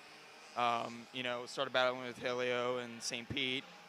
You know, he swept the weekend there, and then PK came, I swept the weekend, and that really showed me what I need to do to lead a race and, you know, win a championship and sweep the weekend. All right, who all would you like to thank for this championship effort? You know, of course, I'd like to thank Rawlison Performance Group, Mike Rawlison, obviously my dad for supporting me for these past couple years. I'd like to thank Carlos at PK Sports America for really getting me to where I am now. And yeah. All right, Wes Truchek, your provisional VLR Senior Champion. Back to you. Thanks, Emery. 2 laps to go here, and David Zhao has actually pulled a little bit of a buffer over Kai Johnson the last couple of laps. He's been just a touch quicker. A mistake out of Johnson last time, give up 2/10, so it's 2.5 car lengths, a lap and a half to go. David Zhao versus Max Christie. If we rewind the clocks 2 months here, we go back to that awesome battle they had at St. Petersburg. Christie wins, gets a 2-position penalty. Zhao gets the win. He wanted to be the first one across the checkered flag. He still has yet to do that here in a Florida Winter Tour. This could be the day he gets his second win of the championship, but more importantly, he gets it to be the first one across the line. White flag in the air. Can he hold on? Here comes Johnson with one more run of steam, and Julian Rivera from last to third would love a heavy-handed battle on the last lap to give him a shot. Yeah, I think that when I'd spoken to Kai this morning, he kind of realized that if he got out there and just maintained a particular position, if he was within like the top 6, he felt like he could maybe take the victory. And as we say that, look at that. If we had him go back around David Zhao, but Zhao was able to get back around him coming through turns 5 and 6, now through 7 and heading for 8. Is he going to look to the inside? Yes, he is. Again, I thought maybe he was going to have a little drag race here going down towards turn number 9. I think Kai just wants this victory. Without a doubt, he'd like to take the victory and the championship, and right now he's heading that direction. It'd be a walk-off win here for Kai Johnson to get the championship and win the final race. A season with some bad luck here has hurt him in some of the mains. But Kai Johnson out of the final corner with a good final lap to take over the lead. He will win it and win the championship in Mini Rock. Bam! David Zhao gets himself a second-place result. He will also end second in the championship with his performance here this weekend. So your 2023 vice champion in that FK for Goodwood Carways, Julian Rivera, amazing drive through the grid, last to third and onto the podium here for Julian Rivera. Very impressive for him, but Kai Johnson, he is still stoked. And I tell you what, his dad is going to be one happy man to hear that you'd won the championship down here in Florida. Yep, congratulations. 120-plus point advantage coming in, just like you said, needed to put together probably a top 5, top 10 run, and he does that and then some with a win. A walk-off win for Kai Johnson with the race and the championship. We'll talk to him later on. For now, let's go down track side to another driver that has scored a checkered flag. How about a first career national win for Gratian Redzin? He's down with Emery. Thanks, Andrew. Here with Gratian Redzin, your first ever national win. What does it mean? It means a lot. I mean, I've been working hard for this, and I'm excited, and I'm excited to see what yet there is to come. So, yeah, looking ahead, obviously you had a really good battle there with Elio. I mean, one-on-one racing. Walk me through where you realized you were going to get him and kind of what your strategy was in that race. I mean, we drove good. I wanted to push. I want to push away from the pack and get as far away as I can. And a couple laps to go, I started fighting. So. All right. One last thing. Who would you like to thank for this win? I'd like to thank my mom, my dad, my sister, Go-To Logistics for helping me out, and thank you. All right, Gratian Redzin, a sensational first win in VLR Senior. He walks away with the win here at the final round. Back to you guys. Thank you, Emery, here as we watch the ROK Shifter Masters head onto the racetrack. Such a cool feeling. You always remember your first, Ron John. No doubt about it. That is going to be one happy man, I'm sure, when we're able to hand him that Florida Winter Tour Championship, or at least the trophy for today, the win there and the podium. But congratulations to Grayson. I know he's been around running with us for the last couple of years. Great for Lauren Mardan and Christian Vomir, the Technokart. That's a big win for them. Yeah, that is big. Big time win here. Now he sets the bar high. He says, all right, Laurentiu, I did it. Don't make me be the best finishing driver here under our tent. You need to go out and get something done as well. So let's watch the ROK Shifter Masters begin to make their way onto the racetrack. We'll take you through the starting lineup. Also, for those of you beginning to tune in to watch that headline division, the Pro ROK Senior class, we'll have some pre-race interviews cooking up during this main event, and we'll have a poll here in the chat as well for you to vote on who you think will win that Pro ROK Senior main event win. We know Zachary Clayman DeMello rolls on the pole, but of course for ZCD, that was because he went new tires yesterday in that pre-final. He starts on scuffs, was banking on the rain today. No rain in the side of the forecast. Not at all. So he will have to try and survive on used tires, whereas Mateus Morgado, who ended second, Aiden Ingrata as well, will have brand new Levanto rubber. And that's the same case, of course, for ROK Shifter Master and all the other divisions. Brand new sticker tires. Everybody normally saves their set for the main event. That's coming up for ROK Shifter Master. It'll really be a question if Pizzonia can hang on. He had a mechanical issue throughout the day yesterday that kind of seemed to linger and took him out of one of, I think, either the heats or the one of the heats. Right. But he was able to roll through, win the pre-final. He lines up on the pole alongside Orlando Kart Center's own track owner, Andre Martins, in that OKC Tony kart. Daniel Debos and Alex Mueller, row 2. Scott Presti, Morn Van Tok, row 3. Farshad Bagheri, Martin Jansen, Luis Gautier, and Corey Matthews, your top 10. Everybody's lined. Everybody looks good. We go to the starting lights for the final time this season in ROK Shifter Master. Antonio Pizzonia trying to close out a championship. Can he get the whole shot as well off the line? He does, and Daniel Debos did not get going, and they are stacking him up here into turn number 1. Multiple drivers around. It was that's Michelle Legrand. Yeah, Michelle Legrand into the wall of the 515. Corey Matthews spins as well. And again, Debos, I don't know if it just wouldn't go into gear or the clutch slipped, but whatever happened, Daniel Debos and that International Motorsport Tony kart just couldn't get it going off the line, and it triggered a big-time chain reaction. Truly left him in a really, really bad position. And once that happens and you're sitting there, there's nothing you can do. The kart fails, just didn't get it going. Although he has been able to recover a little bit and get back in there and start doing some racing. Yeah, big dive bomb for him on some of the ones further back. Andre Martins does have pressure looming from Alex Mueller.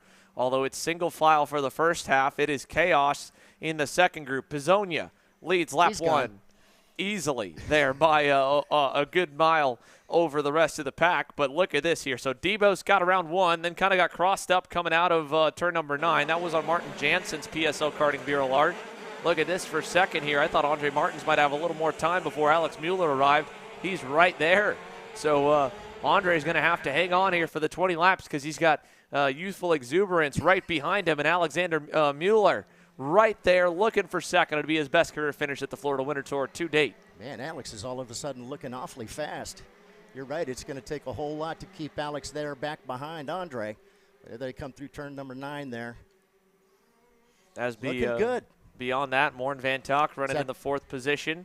The blacked out VTM Racing Engines TB card, I believe. And then you've got Francesco Vassallo rounding your top 5. Again, that's a little further back. So there you can see Morn Van Tok, one of the easiest drivers to pick out on the racetrack is Morn because he is so tall. I mean, he's probably about another 6 to 12 inches higher in the seat than anyone else there as he goes through. Here's Francesco Vassallo in 5th. Right there, headed down to turn number 4. And pass from Daniel Debos on Farshad Bagheri, who kind of misses a shift getting back out of turn number 4. Grabs the gearbox quickly. That was a good little recovery. You saw his hand pull the lever. It didn't fully pop into gear, and he had to pull it again. Good catch. Only lost about a car length and a half. Very good recovery from him. Absolutely. Good catch there by seeing that because I wondered what had happened right there. Yeah, again, they have to get off the power. They can flat shift the motors, but it's a lot of strength when you're staying on the power. That's why, and obviously not too good for the engine life as well. So you'll see them lift their knee. You can especially see it Andre Martins here when he comes down the straightaway. That right leg is just almost going to look like he's tap dancing. His whole leg will move the way he's set up in his go-kart, where you'll just see the flash of white from his suit pop up. And that's, again, every time he shifts, every time he pulls his hands down, foot comes off the power as we see. Here we go, coming out of the corner. They're drag racing to 5, and he closes the door back up with a great crossover on Alex Mueller, taking the young gun to school. He is not just going to let him go by, is he?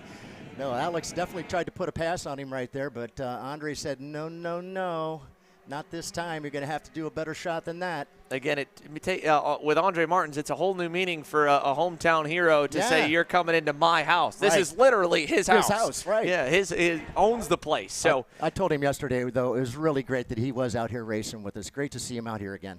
Well, and he's got to be careful because, again, everyone here is his customer, right? You can't just go, bouncing into guys because then they're not going to want to come back to your own place. But for Andre Martins right now, he's been driving this one aggressive but clean here with Alex Mueller for second and third as they head through the turn 3 chicane, sorry. Morton Van Tox pulled away safely there in fourth. And look at this, Daniel Debos into the top 5 almost. Francesco Vassallo holding on to that spot, got a run, looking low, turn 5.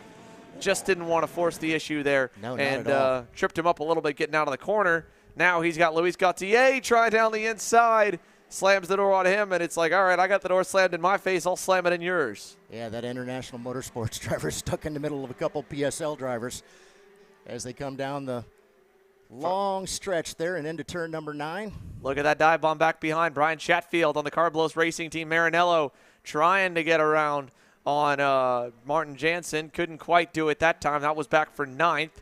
So this is 5th all the way back to about 11th as at the end of the train is Hugh Templeman on that factory magic cart. Down the front straightaway to turn number 1. Still single file, no one able to pull out a line. Debos should be close enough for a dive on him into 4 if he wants it. Here he comes. Nope. It's still going to get blocked off. Francesco Vassallo is making that thing nice and wide. Debos is going to use the curbing to his advantage. He'll kind of get into the side pot a little bit. They'll drag race, but he's going to be on the outside, so he'll have to tuck in. In the meantime, we've got somebody else trying to tuck in right there as well. Whoa! Looks like something had happened right there. All of a sudden, he just absolutely almost stopped in the middle of the turn. And Debos just slammed into the back of him, able to maintain. Looks like he's going to dive on to the inside, makes the pass. Well, Daniel Debos finally gets it done. This is a great little scrap here in the midfield for ROK Shifter Master. Teammates now between Vassallo and Gautier going at it. Bagari, Chatfield, Templeman up and over the curbing there. Martin Jansen at the end as Debos gets away. 6 laps complete in ROK Shifter Master. Let's go down trackside for some intel from Emery Elida and Alexander Searle. Boys? Thanks, Xander. I'm here with Blake Nash. Blake, it's been a difficult weekend for you so far, starting 6th for the final. Just talk to me how it's been so far this weekend. Yeah, we just struggled with the tire compounds, just trying to get used to the different driving style that you need to do with it. Yeah, I just struggled a lot with the lack of grip in the rear tire. We pretty much flipped the go-kart upside down and forward again to try to make it to go. Just haven't quite figured it out, but I think we got something that's pretty close to what I'm looking for, and we're just going to hope for a good final. Yeah, and I mean, looking at the final, obviously a lot cooler than yesterday. How's that kind of changed what you're planning in the terms of the setup? Yeah, so I just had a lack of grip in the rear. This morning it actually felt okay. I wasn't driving completely right, so I think we're gonna maybe roll a little bit more rear grip into it, and yeah, hopefully it works out good. All right, Blake Nash, starting 6th. He's been a little bit off this weekend. We'll see what he can do in the final. Back to you guys. Problems for Andre Martins. The Orlando Kart Center owner has an issue, and he is off in the grass out of 2nd. So it was a good run after hanging on over Alex Mueller, and something mechanical has gone awry for the OKC Tony kart, and he'll pop it into neutral so he can push it off. And I think he's just going to wait for a gap and push that thing right into the scale line area. He's in a weird spot. He almost made it into the pits. Try to fire back up. We'll see if he can do it as Brian Chatfield there dropped a tire. Yes. A little bit wide. Look how far Debos has pulled away already. They're out of 5th. Holy mackerel. Yeah, I didn't expect that, but once he got around those guys, he definitely checked out on them. Well, let's go back side by side for more intel on the upcoming Pro ROK Senior race. Antonio Pizzonia Jr. continues to lead, 10.3 seconds out in front over this major group here that's continuing to fight back for 5th, 6th, 7th, and 8th. Pizzonia out of turn 9 and spread out behind him as Alex Mueller and Morten Van Tok 2nd and 3rd. Let's go down. Alex? Thanks, Xander. Here with your champion in Mini Rock, Kai Johnson. Kai, great weekend, great championship overall for you. The race went pretty well. You sat in P2 for most of the race behind David. Last lap, sent it into turn 6. He got around you. You got back around him in 8.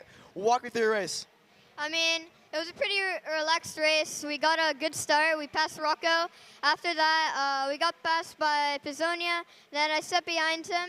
Then David passed me again, and then we both sent it on Pizzonia. And after that, I just had to, like you said, make the move in a turn 6, and he got back around me. And then for the final corner, I had to block a little bit, but not a lot, and I came home with the win. Yeah, and one more thing. How does this feel to be champion in Mini ROK? I mean, it feels amazing, especially after 4 years of hard work running this series. Thanks, Kai. Congratulations. Kai Man Johnson, 2023 Florida Winter Tour Mini ROK champion, and he does it in style with a main event win to cap it off. That's awesome. It is awesome. I gave him a championship a couple of years ago in Las Vegas when he was 6 years old as a micro and ended up winning the championship out there. So to turn around and give it to him now as a mini driver, congratulations, Kai. Great run. Well, great battle between he and David, by the way. Yeah, great battle between him and David Zhao. Very clean racing. An awesome standard set, and definitely a champion-worthy performance here. We're halfway home for ROK Master Shifter. The lead is now up to 12.5 seconds for Pizzonia Jr. over the field. What you're watching on your screen is the battle for 5th on back as Daniel Debos runs 4th, Morn Van Tok in 3rd, Alex Mueller is 2nd, and Francesco Vassallo has been able to keep everybody here behind him for now. He's going to need to do it for another 10 laps here as they come to 9 to go at the line. Let's go down trackside for some more here from Alex and Emery. Thanks, Xander. Here is Steven Miller. Steven, you went into the final VLR Jr. leading the points. It looked like a pretty comfortable race for the first half. Ernesto was flying towards the end. He got around you with 4 to go. Going to turn 8, there was some contact. You and Ernesto lost a few spots there. The officials at first deemed it a disqualification. After further review, 10-second penalty. By my calculations, it makes you the champion of VLR Jr. First of all, walk me through decision-making into that pass there with Ernesto. Yeah, so at the start of the race, it went pretty good, and all of a sudden, Ernesto was starting to catch up, which I found funny. He was so slow at the start of the weekend, and now all of a sudden he's so fast, which I don't understand that. So we go into the race where me and him are rattling. He pushes me wide in 2 corners, and then my tires are all loose. I go to pass him. I'm just sliding, and we hit side pods. It wasn't a DQ. It's so stupid that ROK did that, but we got it under control. We got a 10-second penalty, which I still think is bullshit, but we'll get there. But for GP, I'm hoping to get a good start and hopefully win that. Yeah, and I mean, if it is true that you are the champion, which I think it is, who would you like to thank for this victory, for the race, for the championship? Sorry.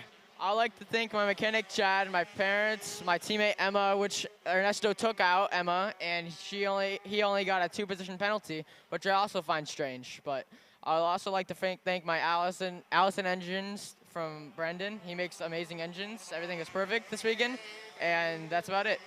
Thanks, Steven. We apologize about the language there for those of you watching at home, but we've had some more chaos go on the racetrack as well here in ROK Shifter Master. Problems for Hugh Templeman. He's gotten back under power in that Magic Kart USA entry, but he was in 8th at the moment across the line, and now he's way back from that group here. Farshad Bagheri continuing to fight here with Francesco Vassallo, headed over to turn number 9. Brian Chatfield, Martin Jansen, the updated top 9, as Templeman will fall all the way, or top 10, Templeman will fall all the way down to 10th at the moment. There's a battle looming for 2nd and 3rd as well, as Alex Mueller has Morn Van Tok about a half-second away, so that'll be close too. But 13 laps completed here. Antonio Pizzonia Jr. not slowing down anytime soon. 52.466 for him. Fastest lap of the race coming here on lap number 13 around. So very impressive run by Pizzonia Jr. Let's go back down trackside for some more. Emery Lida has caught up with another some of our ROK Pro senior drivers getting ready to roll.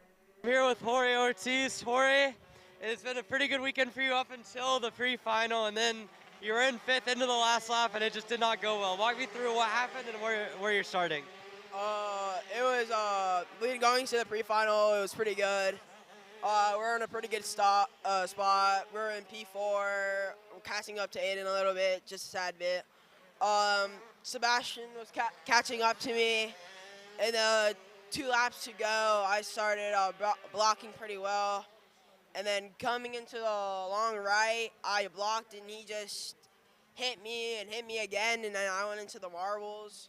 I don't know if he got a penalty for it, but it should have been a penalty. But it's okay. Then going into the back straight into 8, I tried to make another maneuver, but it was a little too late. I should have just backed out. So now we're starting P12 for the final. A bit was my fault. A bit was just unlucky, but I think we can for sure top 5, top 3 this weekend. All right, one last thing. The weather's a lot cooler today than it is yesterday. Has that changed how you're setting up the go-kart and how it kind of feels out there? Yeah, it's cold. We went second fastest morning practice, which was pretty good because I'm pretty good in the cold and I know how to manage the cold. So I'm hoping that it stays like this for most of the race and so I can push up there. All right, Jorge Ortiz, he'll start 12th for the final. Back to you guys. Jorge Ortiz, like he said there, just got pushed out a little bit, and we'll see where he can roll from the outside of row number 6. 5 laps to go. The battle continues in ROK Shifter Master, and we get set for some more intel down here on pit lane. For the final 5 laps of this one, Antonio Pizzonia Jr. has it all but locked up here. 18.6 seconds now. Mueller's put a second on Morn Van Tok for second and third. It's 7 seconds back to Daniel Debos in the 4th spot. Luis Gautier is 5th. This is 6th, 7th, 8th, and 9th. Francesco Vassallo, Brian Chatfield, who started tail end Charlie there in 13th. Farshad Bagheri and Martin Jansen as they exit the final turn. 4 to go here in ROK Shifter Master, and more intel from Pro ROK Sr down on pit lane. Thanks, Xander. Here with your pole sitter in ROK Sr, Zachary claiming the medal. Zach, you made a risk in the pre-final, went on new tires. It paid off. Towards the end of that race, though, the pace fell off quite a bit. Obviously, all the guys behind you on new, you're on used tires. What are your expectations going into the race? Are you just going to white line the whole racetrack again? Yeah, I'm going to go out and fight for my life. I'm definitely not going to make it easy for anyone. They don't call me the bad guy for nothing, so I'm ready to make a fight and put on a good show and do absolutely everything I can. Unless, of course, my teammate gets there. Then I'll point him by and keep blocking for him. But let's see how it goes. Yeah, I mean, obviously, this is the coldest temperatures we've seen so far from last week and this week. What did you notice in warm-up for your go-kart? How is it handling in the cold temperatures? Yeah, I actually felt pretty good in the cold temperatures, so I think this may help us a little. I mean, but we're on an uphill battle with these used tires, so I'm kind of excited for this. I'm really just going to go out there, have fun, and if someone drives over me, someone drives over me, but I'm ready to go out on my shield and do absolutely everything I can to win today. Thanks, Zach.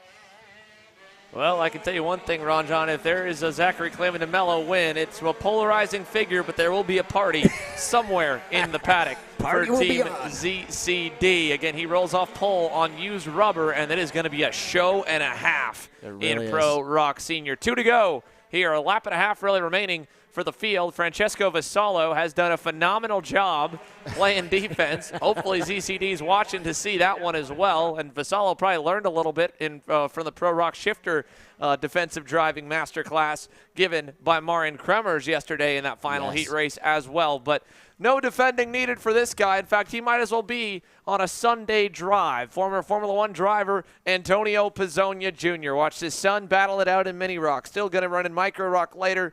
But for Dad, this is a way to close out what has been just kind of having some fun here at the Florida Winter Tour in Master Shifter ROK. Overall on the weekend, he doesn't have the maximum points score. It's not been a perfect weekend. A couple mechanical problems. There's more battling there from Chatfield and company. Meanwhile, the leader is literally catching that group. He's about to start putting these guys a lap down. It is unreal. He's got half a lap back to second and nearly an entire lap lead. He might have lapped them all the way up to 5th if there was a 25-lap main event just for a few more times around. He is that fast.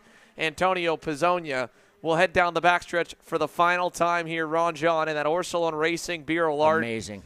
Just unprecedented. I mean, again, that is 5th place and 6th place up the road just as he's closing up to them. So over the curbing, final time, ROK Shifter Master, the win and the championship to Antonio Pizzonia in Orlando. Way to go, Antonio. Bam! Hell, he had enough time to go to a daiquiri shop as far out as he was. He could have got out and pushed that cart across the line with a 25-second margin of victory. Wow. Alex Mueller still battling there to hang on to second over Morn Van Tok. That'll be safe. This is still, again, these guys have an entire lap left to go, battling for P6. Chatfield on the outside. Vassallo trying to get around him. trying to move him in at 8. Can't quite get there. Chatfield hangs on. They'll race down the back straightaway. Everyone in front of them should finish in order. They're all separated by a couple seconds. Mueller second, Morn Van Tok third, and they make contact on the final lap. Vassallo sent it. Chatfield is out in turn 9. Bagari is by. So goes as well, I believe, Martin Jansen maybe. So Jansen across the line will get 6th. And Bagari 7th, Vassallo 8th. Chatfield is at least trying to finish. Looking for maybe just one bump start real quick, and he'll drive it across the line. But disappointing in for Brian Chatfield. Such a slick move through around the outside, too, to get the spot away from Vassallo. But Brian Chatfield and that Carblos Racing Team Marinelle is like, you know what, guys, just give me a lift back to the pits. Get me out of here. I'm 3 corners away from finishing his Florida Winter Tour. So Antonio Pizzonia, your winner, your champion in ROK Shifter Master. Pro ROK Sr, the headline class of the morning groups, is up next. There's more to clean from the racetrack, but let's give you a lineup here really quickly again. There is a look as they all are suited and booted. Zachary Clayman DeMello on used Levanto rubber against the field with slick, brand new tires. And he has his good buddy Diego Ramos lining up right behind him there on that PSL Karting Factory VLR to his outside. Mateus Morgado on row number 1, and Aiden Ingrata, who won the opening heat race on Friday and has since then been trying to replicate speed. And we talked to Blake Nash. He said he just needed to adjust his driving a little bit, give himself a little more rear grip. We'll see what he can do. We saw Leo Meza just come up a couple points shy from a win and a championship in VLR Senior. He gets another shot at it in Pro ROK Senior. How about Sebastian Blanco? Consistent weekend, up inside the top 5, top 10 all weekend long in that Orsilone Tony kart, and more. They're all coming your way as the engines get set to fire next here on Kart Chaser.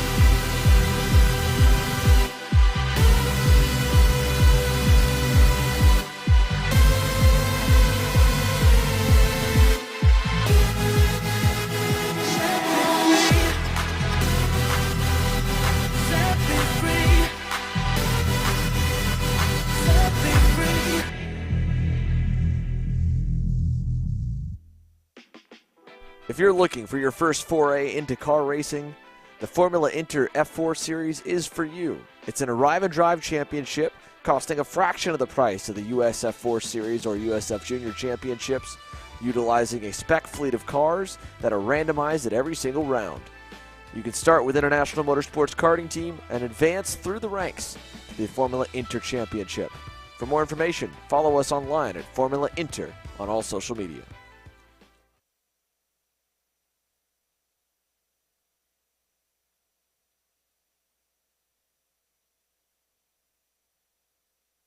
Welcome back here to Orlando Kart Center. There is Mateus Morgado on that PSL Karting Factory VLR. All he has to do is just start. He could finish last if he logs enough laps to get championship points. He will become a 2-time Florida Winter Tour ROK Senior champion and back up his title from last year with a different team, his same trusty engine builder and AM Racing Engines and Ariel Castro. But for PSL Karting, their first ROK Senior title since Ryan Norberg back in the era, I believe, of 2017. So it would be a big win to bring the Red Army back to the top step. And as we get set to go here, let's give you an update on where the poll is for who you guys think is going to win this one so far. Well, again, Zachary Clayman DeMello starts from the poll, but he's got used rubber. 11% of you vote for Team ZCD. Aiden Ingrata, 22%. Wow. 33% voting for someone else, and 33% believe that Mateus Morgado might end up winning the title. So the highest voted man to win the main event here.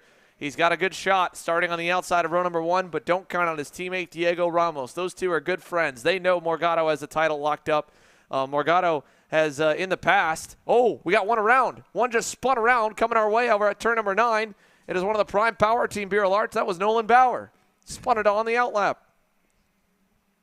Cooler racetrack, a little more slippery maybe. Sure. Not as much heat in the tires or anything, but he'll get back going. He'll join back in. Should be no problem. But Diego Ramos has still been looking to get himself back to the winner's circle. He's kind of been second fiddle to Mateus Morgado for a good part of this year so far. He was close in Homestead before contact with Donovan Bonilla took him out of contention. Today could be maybe the day for the Orlando-based Brazilian to get himself onto the top step of the podium. Mateus Morgado, I know, has an audience here. His girlfriend is here. Yes. And he's looking to replicate what Kai Johnson was able to do with a win in the main event along with the championship. Aiden Ingrata still looking for that maiden first career pro national victory. Jumped up for a couple starts at the end of 2022, but his rookie season really has been this year here in 2023. He starts again in 4th. Ortiz, we talked to,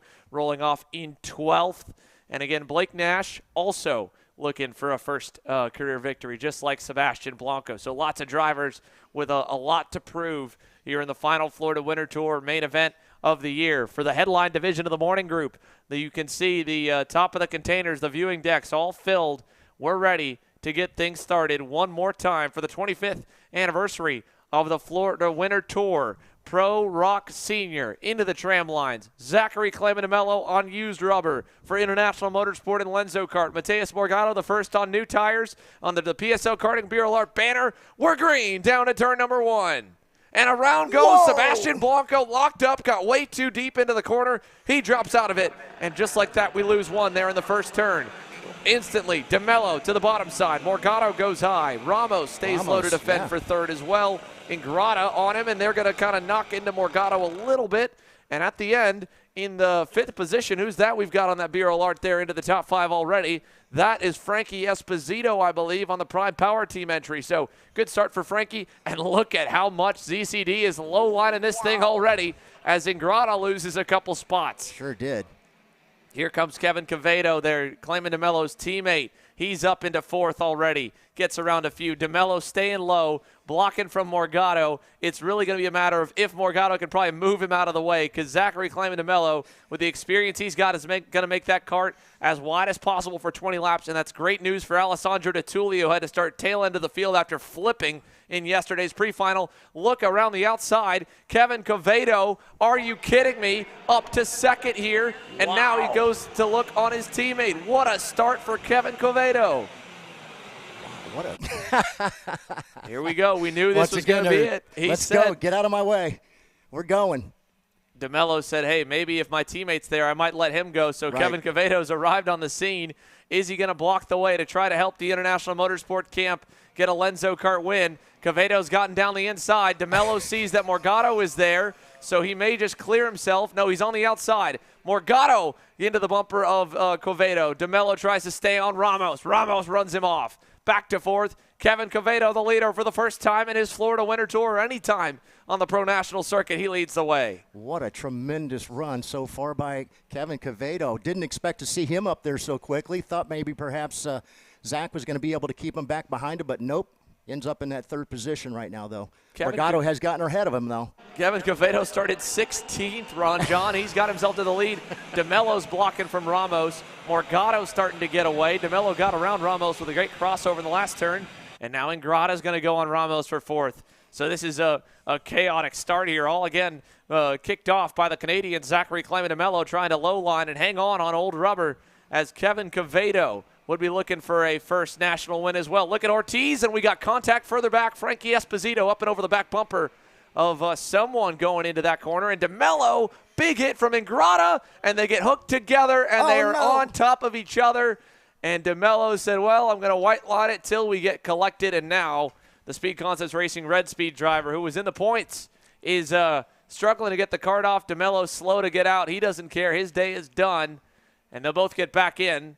The only shot they've got now getting back into it is a red flag. So that was right in front of everybody for 3rd. Yes. It is Mateus Morgado versus Kevin Cavedo. He's a little quicker as of last time. How about Ortiz down the inside? He gets 3rd. Esposito to 4th. Ramos 5th, now 6th. Blake Nash gets by. Crossover, tries to close the door on him, and he turns himself. What is going on in this main event? Ramos tried to just close the door on Blake Nash and get spun in front of the field. That was so close. Oh, man. Well, now. Don't expect to see that.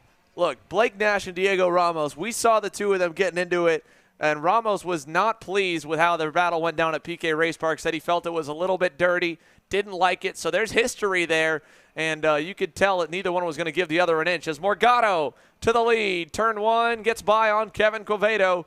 Mateus Morgado to the point now as they head to turn number 4. Let's see what Quevedo does to answer. He'll follow him for now. If he does, that could be all she wrote here already on lap number 5, as 4 laps are complete. 16 to go next time by, or 15 to go next time by, and already, Quevedo's slow leaving turn number 5. For a second, he dropped out of frame. I thought he might have had an issue, but I think Kevin Quevedo, his one shot would have been to try and really just battle with Morgado in turn 4, because Mateus Morgado, no one has been on his level here this weekend. No one was on his level at PK Race Park as well. Just head and shoulders above the Florida Winter Tour field here as they go down into the infield chicane. I thought perhaps something was going on there. Looked like he reached over there and pulled off a piece of tape coming through turn number 9 and 10 there. So he'll rip another one off. Maybe running the motor a little bit too hot. So another grill adjustment there for Kevin Quevedo. But just like that, Mateus Morgado survives the onslaught early, gets himself up to the lead. Blake Nash now closing in on Frankie Esposito for the 4th spot in that Nash Motorsports EOS kart. Up the road from him, Jorge Ortiz.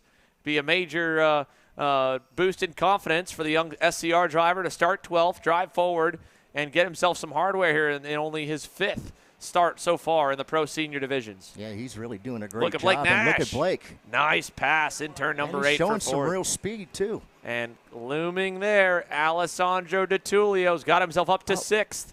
Here he comes lurking in for the top 5. Yeah, he's had a tremendous weekend this weekend, not in the good side, in the bad side. Went over yesterday. Fortunately, he was feeling well enough to get back into the cart and get out there and run with everybody today.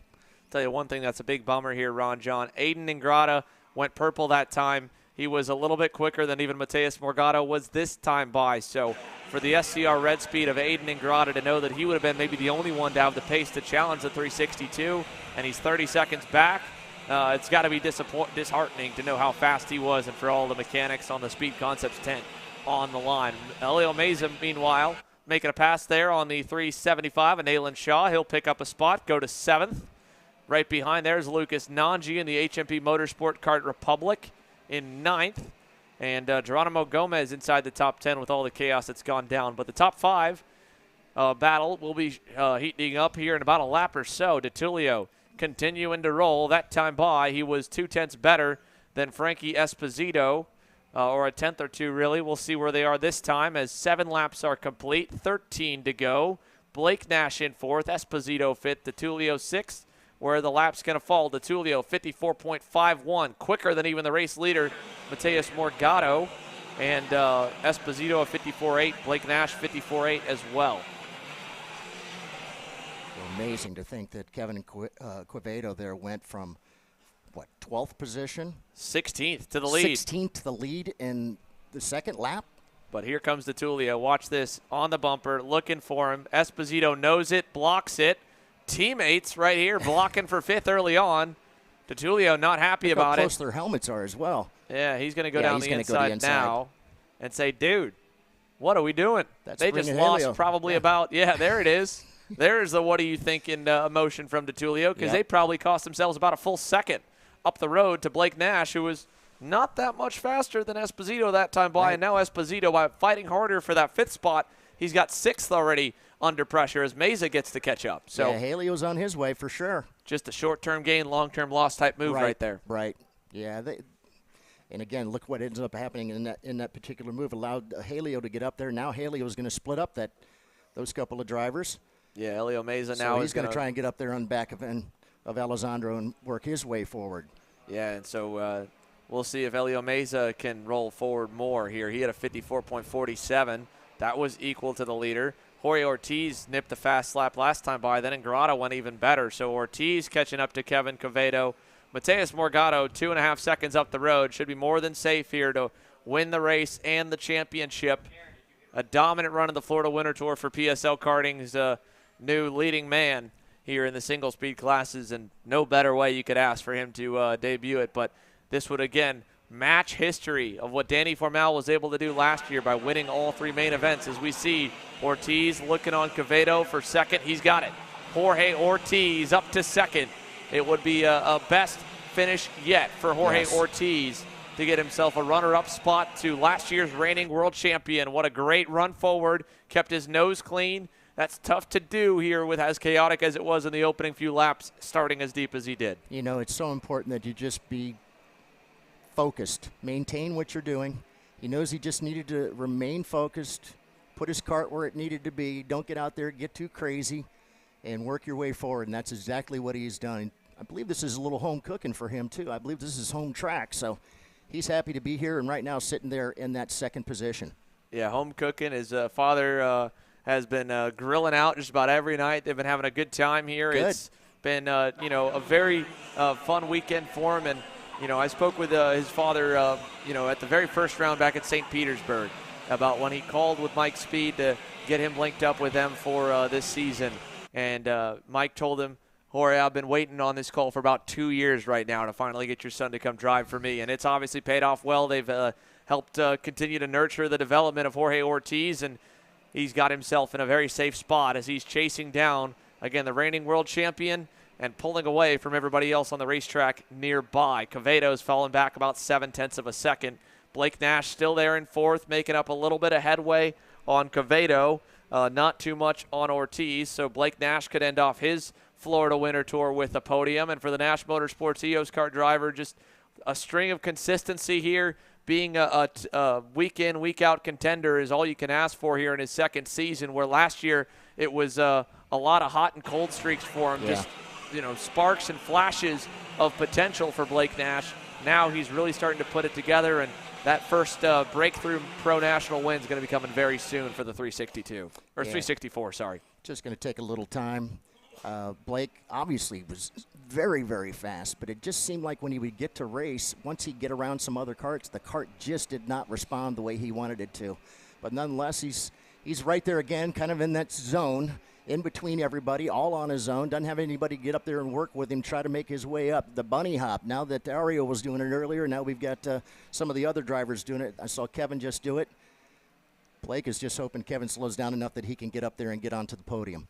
Yeah, he was 0.2 better last time by. Quevedo, let's see where the times are. 54.64 gives up another 0.2 to Blake Nash that time. So we've got a fight looming for third as the field goes by down through turn number 1. But Kevin Quevedo knows Blake Nash is on the way. Elio Meza has reeled in Alessandro Tullio. Figured Tullio would be a little bit quicker. But Meza's actually been one of the fastest drivers on the racetrack. Aiden Ingrata, all by his lonesome, is actually going to catch up to the back end of the field also here in a lap or two to Bernal Valverde. There is the 325 of Aiden Ingrata. He's pulled away from DeMello. He's been significantly quicker.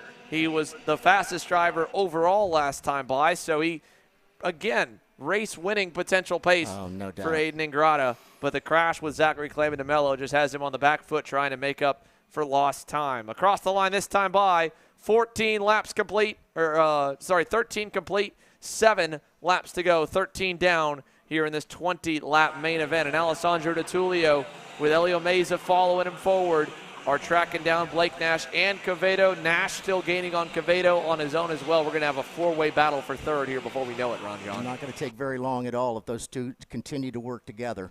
Again, just now coming up through turns number 6 and 7 through this sweeper here, up and over the curb and into turn number 8.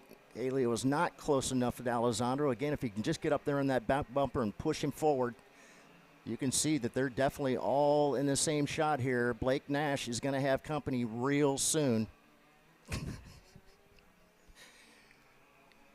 I don't know. Is there something special out there in that particular spot where they're all doing that bunny hop? Very interesting. No, again, it's sometimes a bit of monkey see, monkey do. Sometimes you do it and you feel like you go a little bit quicker doing it, but it's really, again, just to kind of get them into the get them into the power valve, or at least into a better part of the power band, because it's not perfectly linear. You know, the ROK GP motor doesn't have a ton of really, really good low speed torque, but it's really good when you get kind of in the middle range of it. So that's like a corner like this right here through turn number 6 and 7. But that hairpin, tightest hairpin we go to, super slow speed coming out of it. They're hopping to say, all right, it feels slow. Then once it finally almost like kind of kicks up, then you get going.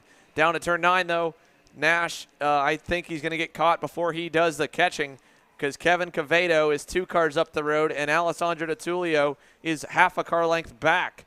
So out of the final turn, 15 laps complete now. Mateus Morgado continues to show the way over Jorge Ortiz, and this fight for third going to turn 1, 4 cars deep as Frankie Esposito looks on about 2 seconds away through turn 3. Kevin Cavedo trying to hang on. Here comes DiTullio for 4th. Inside, clear. Alessandro DiTullio gets by.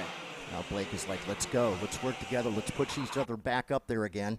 Now Haley gets by Blake as well, coming out of turn number 6, heading through 7. Alessandro can see he's got Kevin Cavedo right there in front of him. Yeah, Kevin Cavedo right there up the road, a car length away. Alessandro DiTullio from 0 to hero, spending yesterday's pre-final right here in turn 9 with a cart flipped up on top of him.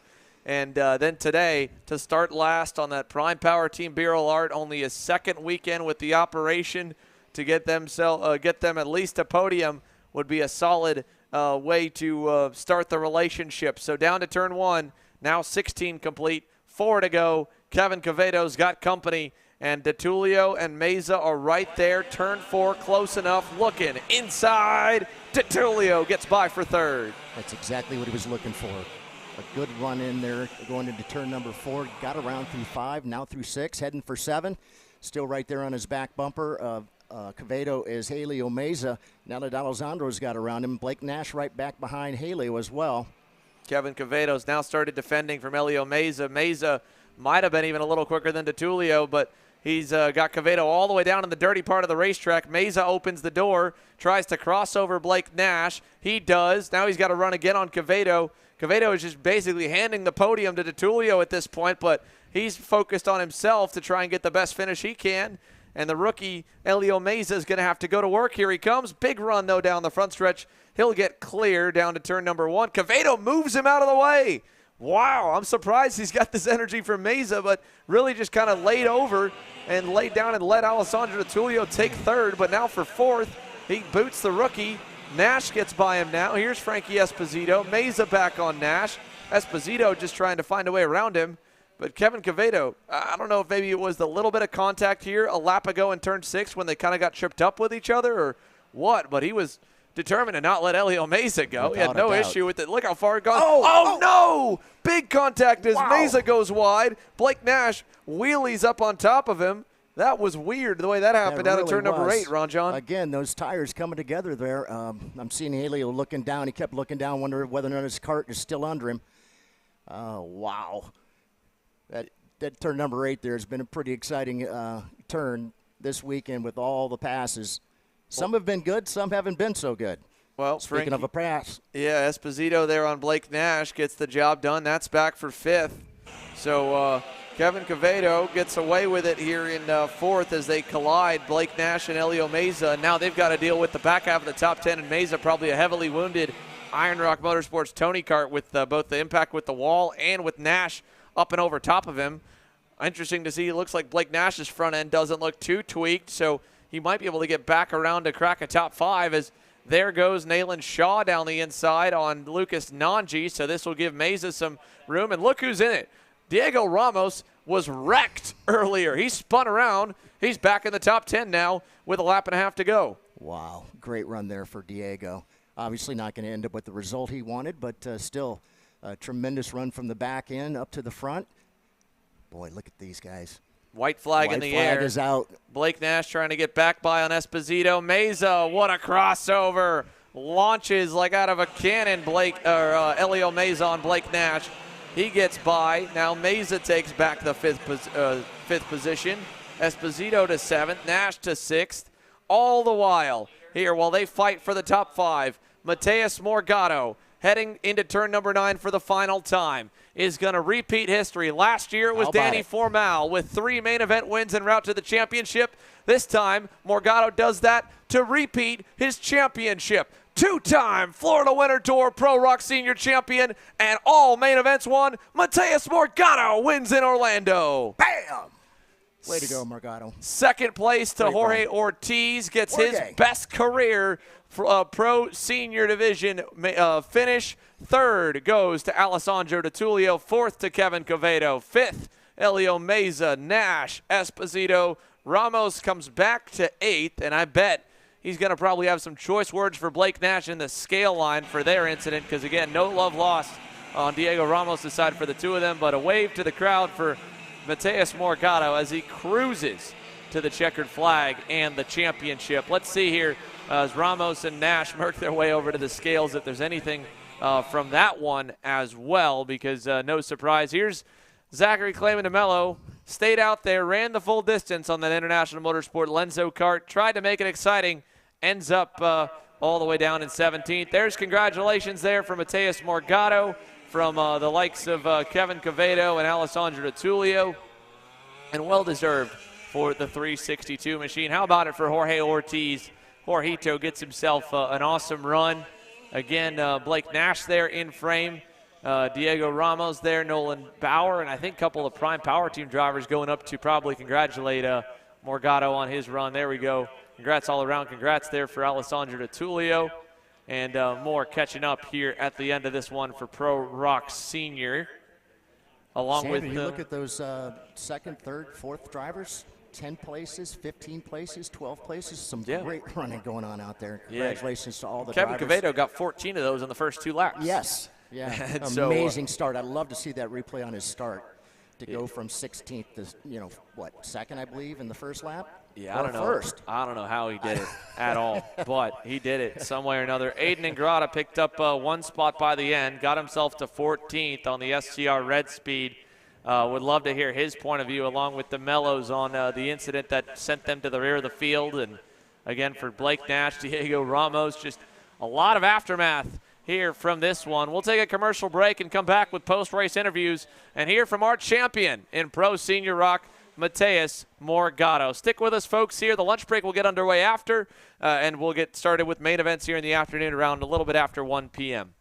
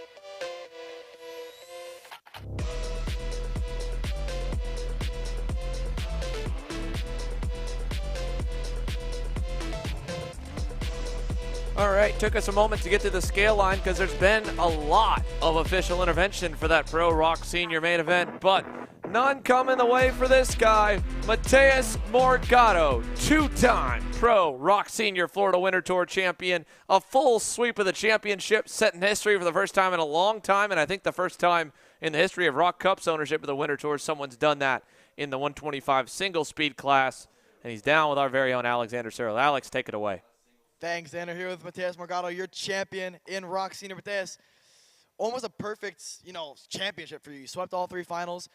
Zach didn't make it easy for you the first few laps, right? Quevedo got around you at one point. Walk me through those opening 2 laps and how you settle into the race, obviously knowing that Zach was going to do that too. Yeah, for sure. I knew it was a bit hard with Zach. It's always nice to race against him, but I just tried to stay calm in the first laps, especially because I'm fighting for the championship. So I let the things happen, and then once I could get by Zach, my pace was better than Quevedo, so I just overtook him and stayed like this for all the race. Yeah, talk to me. What are the emotions right now? Sweeping all 3 main events in the ROK champion and ROK Senior by quite a big margin. Just walk me through how you're feeling right now. Yeah, for sure. I can just start thanking my team. Everything was perfect. My engine beater. The chassis felt so good, the engine felt so good. All the championship, really thankful for them. And yeah, on the last race I said I wanted to win all the 3 finals, and I did it. So I'm really happy with the result of this championship. Thanks, Mateus. Good to hear from Mateus Morgado on that one there. We'll get a few more drivers here as more scale line action continues to roll on through here from Orlando. You could see, again, it just took a lot. There was a lot coming out of that one. Believe there may be a penalty coming for Alessandro D'Attulio, which is unfortunate for him for sure. But nonetheless, at least Morgado safe with it all. And like he said, just smart driving, knew, he had to kind of let the race come to him. The only way he was going to lose that championship today was an unsportsmanlike DQ, similar to the one that was handed down initially to Stephen Miller. So smart driving, and again, that's to be expected from a world champion and now a 2-time Pro Senior ROK Florida Winter Tour champion. And he gets PSO karting their first senior Pro ROK championship in a handful of seasons, I believe. And I think it goes back to 2017 or 18. I'm trying to remember exactly when that last Winter Tour championship in the senior class came for them.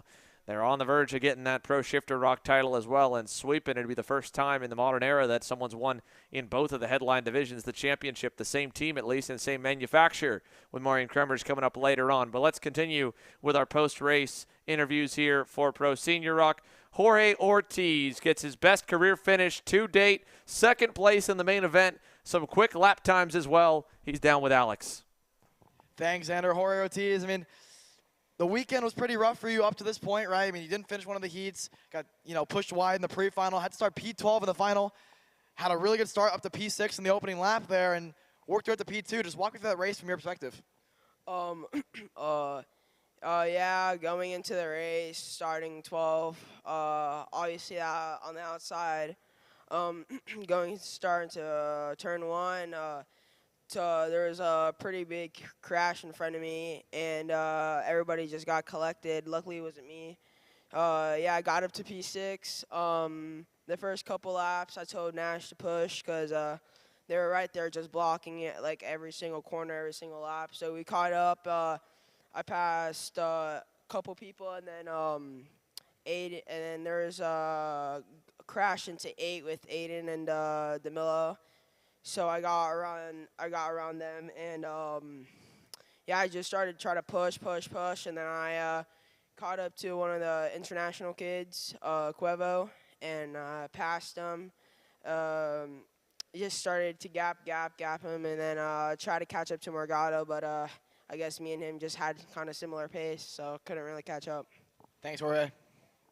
All right, that's it for Jorge Ortiz in the Speed Concepts Racing Red Speed. Best career finish to date here, and a good ending to his Florida Winter Tour for the 2022 Junior ROK champion, and ends up as a contender. You can see more drivers finally getting out of the scale area, making their way on over. Let's go down to Diego Ramos. Was running inside the top 5 before contact with Blake Nash. Emery?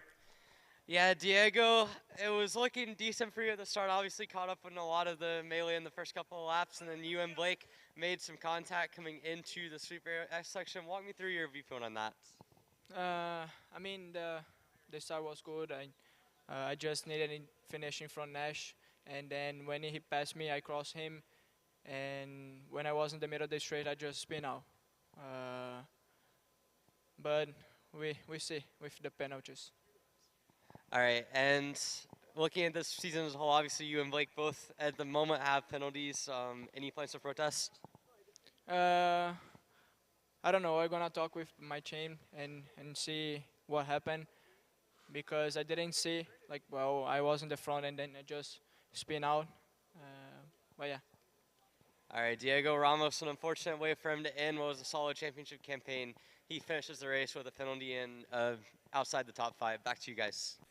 Thank you, Emery. Now we'll start to get a few more drivers on in, but interesting to hear that again. You know, Diego Ramos, like I said, just kind of, you know, from his eyes, spun on the straightaway there, and he'll wait and see where the rest of the deals lie. Aiden Ingrata had the fast lap on her almost, it seemed like, every other lap throughout the main event, and he would have been probably a contender knowing that here today, but he ends up collected in a mess between himself and Zachary Clayman DeMello. Emery? Yeah, Aiden Ingrata, a lot of pure pace there in that race. You were flying kind of all by yourself, but you were back there in the first place because of an incident with Zachary Clayman DeMello on the first couple of laps. Just walk me through what happened in that one and kind of your viewpoint on it. Yeah, I mean, so going into the hairpin, Zach was blocking, so I didn't want to get stuffed by the guys behind, so I wanted to defend. Then I got hit a little bit, went to DeMello, bump got stuck to his tire, then started going, but it was a little bit too late. Unfortunately, I mean, all the heroes, the pre-final, we had not really good pace, and then now in the final, I mean, kart was amazing, pace was amazing, which I think, well, I mean, it's racing, but I mean, if that incident didn't happen, I could have probably contended with Morgado, give him a run for his money, but congrats to him. He was fast all weekend, trying to chase him down, but he was fast. All right, Aiden Ingrata, an unfortunate way to end what was a solid weekend from a pace standpoint for him. He finishes up the final outside the top 10 after contact. Back to you guys. Thank you, Emery. Again, Aiden Ingrata there, one half of the incident that sent him backwards here. For Zachary Clayman DeMello, you heard it from him first there. He knew he was coming in fighting with one arm tied behind his back in that main event with scuffed rubber. He's down with Alexander Searle. Alex? Thanks, Xander. Yeah, Zach, I mean, you told us what you're going to do in that race. It worked for about a lap and a half. You led. You white-lined the entire racetrack, maybe some grass at some point, but it worked out for about a lap and a half there. You know, your teammate got under you at one point, and then unfortunately going to the hairpin, had a bit of contact with Aiden. Walk her through the incident from your eyes. Yeah, I had a blast the first lap and a half. I mean, it felt a lot longer. I was ready to do it for 20 laps straight. I saw my teammate get behind me. I was pretty hyped up for him, let him go by, tried to continue defending. And I defended down into the hairpin. I felt a big hit, got pushed a little wide through the corner, and Aiden climbed up me. Based off what I saw so far, I think Aiden was hit, so unlucky for him. I mean, he had a lot of pace all weekend. I feel really bad. That's just the way the cookie crumbles sometimes. I mean, I'm going to watch the video tonight, see who hit me, and we're back at SCUSA in 2 weeks, so I'll take a mental note, and we go again. Thanks, Zach. All right, there you go, hearing it from ZCD. At the end of the day, he's got a big smile still on his face for giving up a show. And the showman continues to give us some more stuff to talk about. So Zachary Clayman DeMello, good spirits at least, good speed, and a pre-final win to hold his head high coming out of the weekend on the International Motorsport Lenzo Kart Camp. We'll be back in a couple weeks as well. So that wraps us up here for the Pro ROK Sr Main Event, the championship to Mateus Morgado, and it wraps up our morning main events as well. Warm-up will be getting started here shortly on screen for all classes in the afternoon, and wrapping up, of course, with that Pro Shifter ROK Main Event to close out the 25th running of the Florida Winter Tour. So lunch break, warm-ups, and 5 more main events to come. Don't go anywhere, or if you do, grab some food, and we'll see you back here at 1 p.m. Eastern, 10 a.m. Pacific.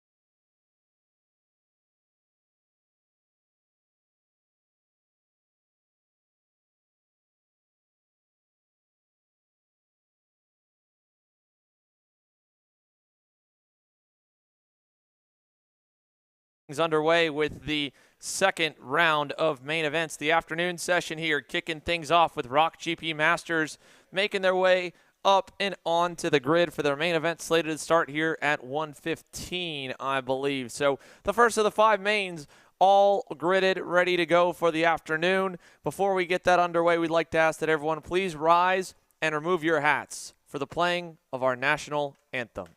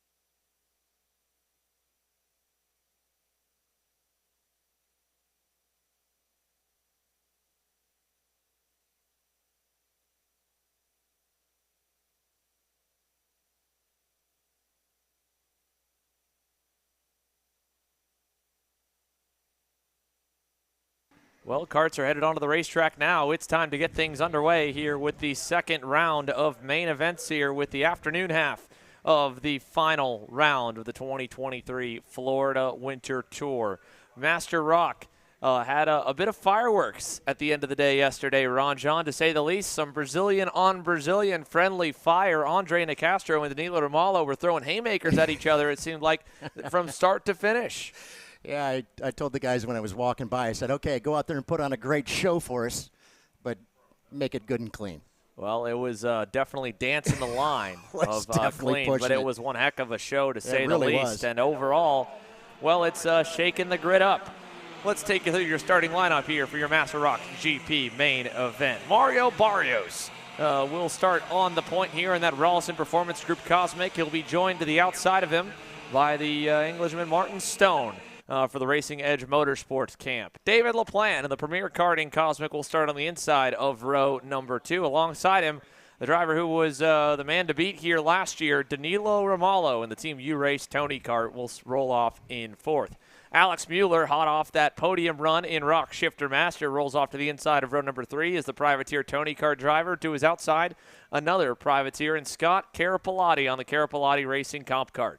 Row 4 will be Sylvain Colombe in the Premier Karting entry. The number 681 is joined by Andre Nicastro, who, again, at points was a leader yesterday. At other points, a DNF and carnage all around him. We'll see what he can survive here today for the St. Petersburg main event winner starting in 8th. John Stanescu and Andres Fonseca make up the final row on the field, and we're lined and ready. First main event of the afternoon.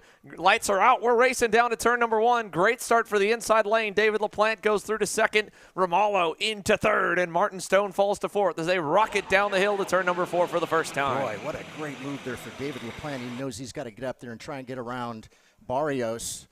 Maybe put a little pressure on him, see how he works at it. As I say that, it looks like he might get past to the outside there.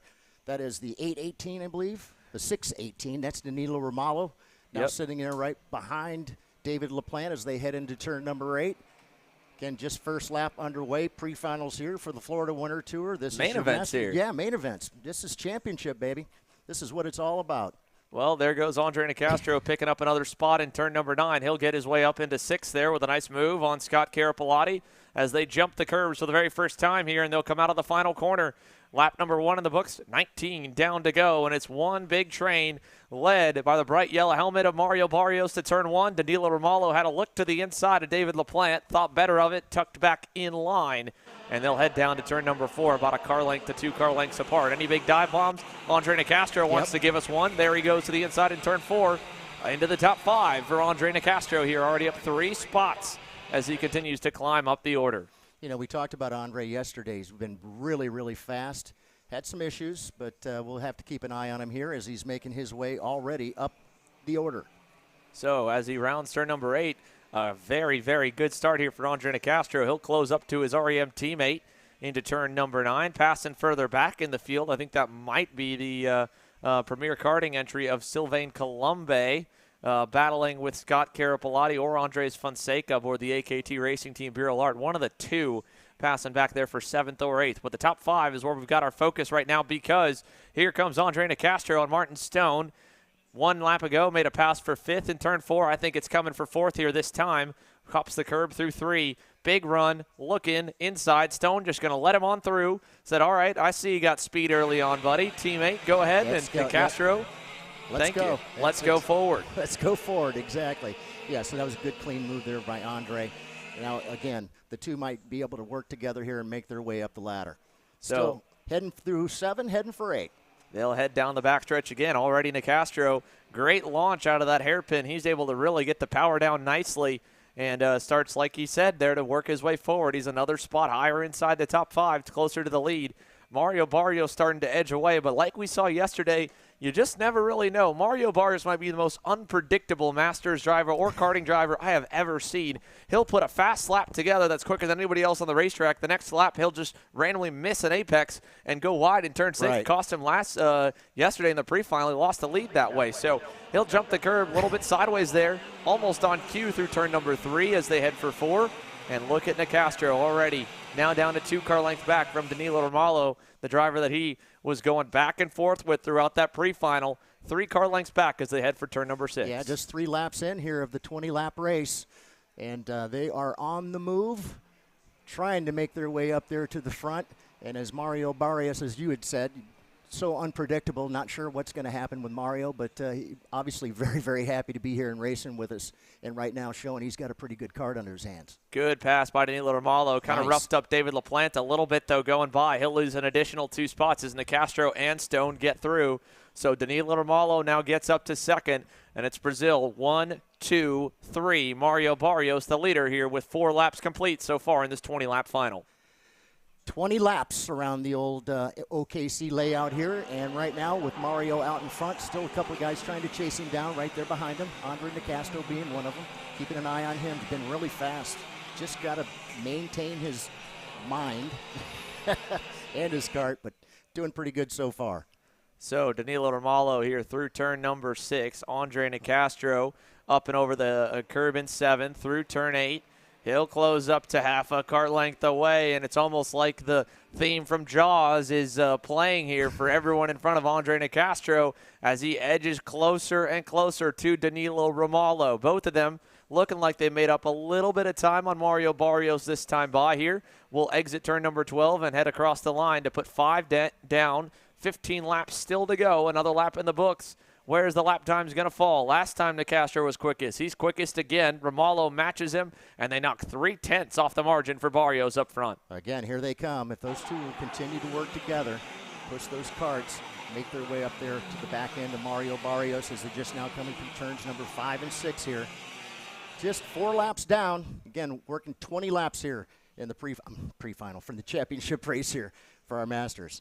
They'll jump the curbs over at 6 and 7. Again, Andre Nicastro, half a car length back through turn 8 right there. And again, that gap to Mario Barrios is down to only a single car length now. It's just a couple tenths of a second for the entire top 3 as the field rolls through turn number 9. Mario Barrios, Danilo Romalo, Andre Nicastro up and over the curbing into the final corner here. We'll exit turn number 12 this time down the front stretch. 6 complete. We've got a fight on our hands coming to us here, Ron John. Watch it maybe in turn 4. Does Danilo Romalo quickly pull the trigger? Does he wait a lap or two behind Barrios? You would think if he waits, Nicastro would be the one to pounce. Here we go. Nothing yet as they go through the hairpin. No, I think he was going to go ahead and protect that inside line there. Now heading into 5 and 6. Look, again, just 6 laps of the 20 in the bank right now, so they still got some time out there. Just take it easy, work, continue to make your way up there to the back bumper here. And as I say that, it looks like we're going to have a change for the lead going into 8. Didn't take long. He made a little mistake there, and sure enough, opened up the door. Romalo, 2, looks over the shoulder back to Mario Barrios just to check where everybody else is at and see if he needed a block in turn number 9. Barrios content to follow. He's actually going to wave by Andre Nicastro. He doesn't want to get in the way. Again, Mario Barrios, real respectful move there as Andre Nicastro, of course, enters this weekend in championship contention. As we look at where the points stand coming into today, Nicastro has only about 15 points over David LaPlante. So every position forward for Andre Nicastro gets him closer to locking up that championship. But never say never here. We don't know what to expect from this class based on how they raced each other yesterday. Andre Nicastro now has Danilo Romalo as the next driver in line, and those two were the fastest early on. They were even on lap times as they ran down the leader. Now, with clear racetrack for both of them, where do they fall? Who is going to be a little bit quicker as we approach the halfway marker? And at the same time, give it up for Martin Stone, Nicastro's teammate. Took him a second to kind of get rolling, a little bit slower start compared to his Brazilian fellow under the tent. But Martin Stone looks to be maybe the 3rd best driver at the moment as he closes up to Barrios as well for position number 3. Here he comes towards the bumper of him for 3rd down to turn number 1. So Martin Stone, let's see what he decides to do as they close together for 3rd. And Nicastro still closing on the leader. Not close enough yet for a move. Stone will close up to Barrios. A little slide there in turn 4, but not a big loss.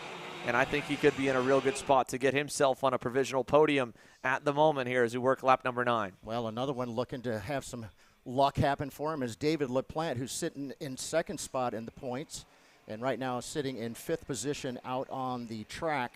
David LaPlante, the 684, he's out there in that white helmet as they come down towards turn number 9. Right now, as I said, kind of out there in a no man's land, caught out there by himself, where the guys up ahead of him are 2 by 2 by 2. And again, for David LaPlante, he's right now, every lap that he sees that 628, bright yellow and purple machine pull away, he's watching his championships go away down the road with it. So David LaPlante, 2nd in points coming in. With the points amplified at each round, it's 531 points to the main event winner here today. But he is watching, again, more and more points slip out of his grasp as Nicastro and Romalo pull a little bit more of a gap over Barrios and Stone. Stone and Barrios doing the same to LaPlante. When do the battles break back out again here as we get towards the halfway marker? Nicastro's there on Romalo. Stone is there on Barrios for 3rd. Out of turn 8 down the backstretch, it's maybe a 2nd now from Nicastro back to Barrios headed to turn number 9. Wasn't really expecting these guys to kind of pull out so far from one another, but they certainly have. And they continue to stretch it out just a little bit there. Our top 2 over the 3rd place driver, Mario Barrios, as they're just now starting to head back down towards the start finish once again. We're going to go ahead and take that halfway now, halfway home. Yeah, halfway and halfway home as they head through turns 1 and 2, over through 3. Nicastro on the bumper, looking inside on Romalo, and he gets the lead in turn 4. Romalo's going to go to the outside, make him work for it, tucks back in line quickly there in the braking zone to turn number 5. But Andre Nicastro has already carved his way through the field here, and we're only halfway in. Andre Nicastro leads them through 7. Still a lot of time to go. Have to keep an eye on those drivers out there in front. Anything can happen. We've seen it happen before. Those guys have definitely liked to race one another. There it is, right there. Romalo, a late move in the braking zone, and he makes sure to keep Nicastro pinned to the outside, and just like that, we got a 4-car party up front. Nicastro right behind, gets a little bumper from Barrios, who overshoots 12. Stone kind of ricochets backwards as well, and that'll spread them a little bit. But down to turn 1, 9 laps to go, 4 together, and David LaPlante, this is exactly what he needed to get back in the mix for Romalo to mess with Nicastro and slow them down a little bit by battling, bring the Canadian back into the championship fight here out of turn number 4. Man, that was exactly what he was hoping would happen. I could see the smile on his face as he came by. They're doing exactly what I want him to do. Let him race up there in front, and I'll sneak up on him. Again, David's still sitting in that 4th position. Martin Stone in 4th, David back into that 5th spot. But what a great opportunity for Martin Stone. What a great opportunity indeed, Ron John. Again, that's all really he has to play for right now. It doesn't look like he's as fast as Nicastro. He needs it to really turn into a dogfight up front to give him a fighting chance at this championship. Up and over the curbing once again. This time by 8 laps to go. Danilo Romalo, Andre Nicastro getting ready to duel again. Half a car length between them as they go to turn number 1. Wow. Just keeping an eye on them. We know that there's still 9 laps to go. Anything can happen. These two guys are hard chargers. They love racing one another, and as we say that, there comes another pass. Looks like it's going to be an over and under. Again, they come together. Yeah, hand up in the air. This is exactly what I said. These guys are hard racers. And now Nicastro gives it to Barrios, runs Barrios all the way into the marbles. He'll lose a ton of time. And there's David LaPlante onto the scene. Welcome back to the picture, David LaPlante, and Danilo Romalo over Barrios, or over Nicastro. Now gets a big-time lead back to Martin Stone, and Andre Nicastro has to go back to the drawing board for the second time as, again, Romalo crossed him over and then slammed the door shut on him. And then again, Nicastro got caught fighting with Barrios. So this time by 13 complete, 7 to go. Nicastro, hand in the air. He's trying to find every single guy in a ROK Cup uniform to say, hey, did you see what he did to me? Did you see that? Did you see that? At the end of the day, they're all watching it. They saw it for sure. What they decide is irrelevant, though. Nicastro needs to keep his head on, lock back in if he wants a shot at winning this thing. Yeah, because guess who's right behind him? The main challenger, David LaPlante, right there in his back bumper, the 684. He's been taking advantage of some of the stuff going on up ahead of him. He continues to try to make his way up there onto the back bumper of Nicastro. He'd like to see a little more racing going on up ahead of him, although with the kart out there all by itself. And the thing to remember, too, here, Ron John, Martin Stone only being 100 points out of this deal coming into the main event today. If Martin Stone sneaks a win out from under the nose of Danilo Romalo and Nicastro and LaPlante fall, I believe, to the outside into the top 5, he could get this championship as well. So we've got realistically 3 drivers in the title fight. They run 2nd, 3rd, and 4th. Danilo Romalo just messing everything up for all of them as they battle back behind, or at least they were for a moment. Now, where are the lap times going to fall? Well, that time behind Nicastro, 55.7.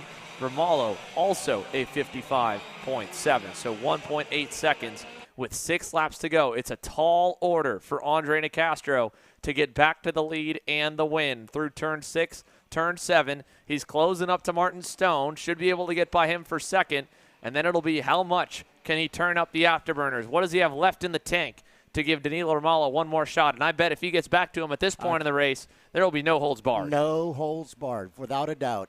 Yep. Hard chargers, though. They are not going to give it up. No, not at all. You're going to have to take it. Yeah, I'm sure Andre Nicastro will look back over this race with a microscope, maybe think that he didn't need to run Barrios as wide as he did because it hurt him just as much as it hurt Mario. Mario's now in the potential loss to Alex Mueller, who gained a 10th on him, back for 5th. So Barrios way out of it at this point in the race here. Working lap number 16, 15 complete so far, and they'll exit turn number 6 and head towards turn number 5, head for 6. Martin Stone, that time held even to Romalo. Nicastro dug deep, pulled 2/10 out of a hat. So it'll be 4 to go this time. Can't have a mistake like that. Jump the curb in 8, but he is gaining on the leader. He needs a lot in not a lot of time. He needs probably 3 to 4 tenths a lap to get to Danilo Romalo. Hope that Romalo can fall off a little bit. And maybe if Martin Stone makes it easy on him to get by, being teammates and all, Nicastro can have a shot at the win as he exits 12. Not a great exit for him that time. 15 complete. Make it 16. And David LaPlante sitting right back there going, come on, teammates. Run into one another. Come on, please. Help me out here. But David's sitting there, again, all by himself. No help, and as I say that, look what happened. Well, all right, so Martin Stone that time lets him go. Doesn't fight him hard through 5. So here we go for the third time for Andre Nicastro to try and carve his way up to the lead. The gap, 1.4 seconds. Again, he needs probably 3 to 4 tenths a lap to get to Danilo Romalo. If he gets to him and it's a little bit too late, you can bet there'll be some hand gestures, I'm sure, on that cool-down lap. But if he gets there beforehand, fireworks will be going off here, Ron John. And that is exactly what you would expect from these drivers. They've been probably doing this for so many years, and they just love the excitement and being out there and racing with us. And I tell you what, Danilo has absolutely checked out on him. Yeah, he has. Now, 17 down, 3 to go, 1.6 seconds. How much do you got left, Andre Nicastro? How much do you got left on those Levanto tires? We know he was having to battle all the way forward. Don't know how much rubber he's burned up. Has he heated them up? Does he have enough to get there?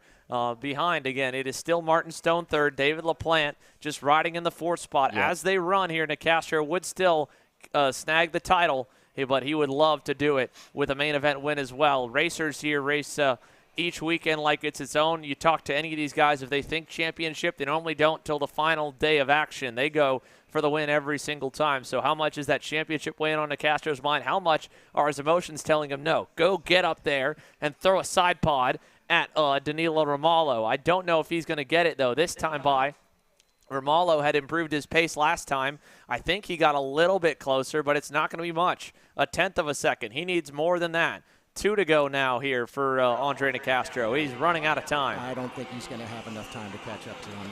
It just seems like Danilo's just fast enough to stay out, just far enough out ahead of him to not allow him to catch up and possibly take the victory. So, he, again, just needs a Hail Mary shot from this one here. Needs a big mistake out of Danilo Romalo or a superstar lap here, a Superman flyer. You can see he is jumping every curb in sight that could potentially gain him some time. He's locking up the tires. He's trying to get there. He is a man possessed right now to get to Danilo Romalo. At the same time here, behind them for fourth, the battle's starting to heat up a little bit. Mario Barrios has reeled in David LaPlante. So David LaPlante could come under fire for that final couple spots in the top 5. And as we say that, Barrios gets in, gives him a little love tap in the middle of the corner. A little love is right. All right, white flag. One more trip around here at the OKC.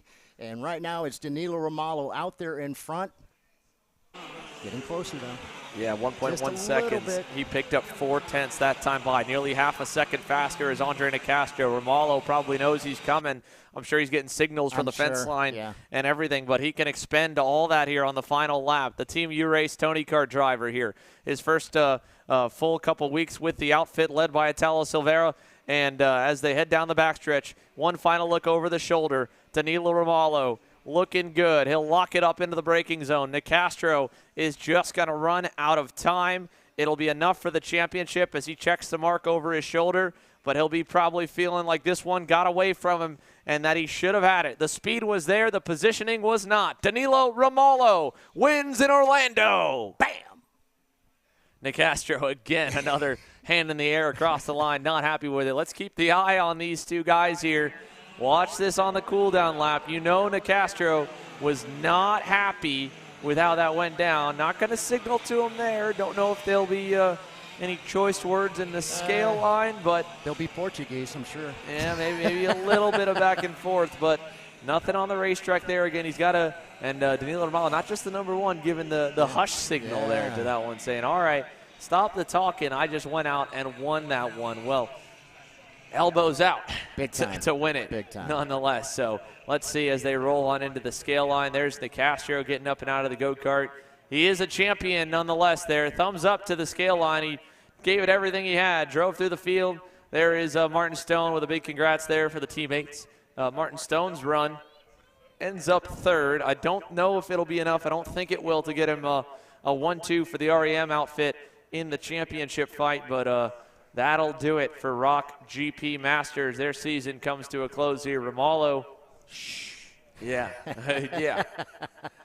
Wow. Well, what a way to start off the afternoon main events. 1 down, 4 still to come our way here. The Micro Rockers, Junior ROK, VLR Master, and Pro Shifter ROK still to come. Stick with us, folks. Don't go anywhere. Kart Chasers live coverage of the Florida Winter Tour from Orlando rolls on.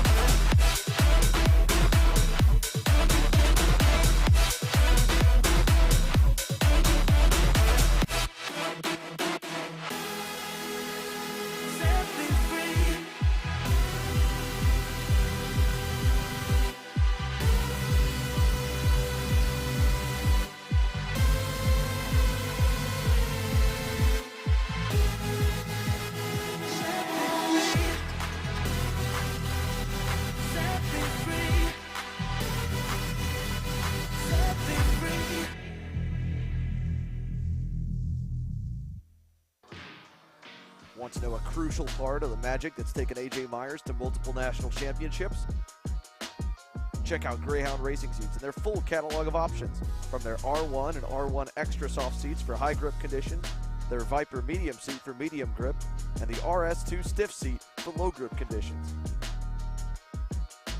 It's time to win. It's time to see why Greyhound makes the difference. If you're looking for your first foray into car racing, the Formula Inter F4 Series is for you. It's an arrive and drive championship costing a fraction of the price of the US F4 Series or USF Junior Championships, utilizing a spec fleet of cars that are randomized at every single round. You can start with International Motorsports Karting Team and advance through the ranks to the Formula Inter Championship. For more information, follow us online at Formula Inter on all social media.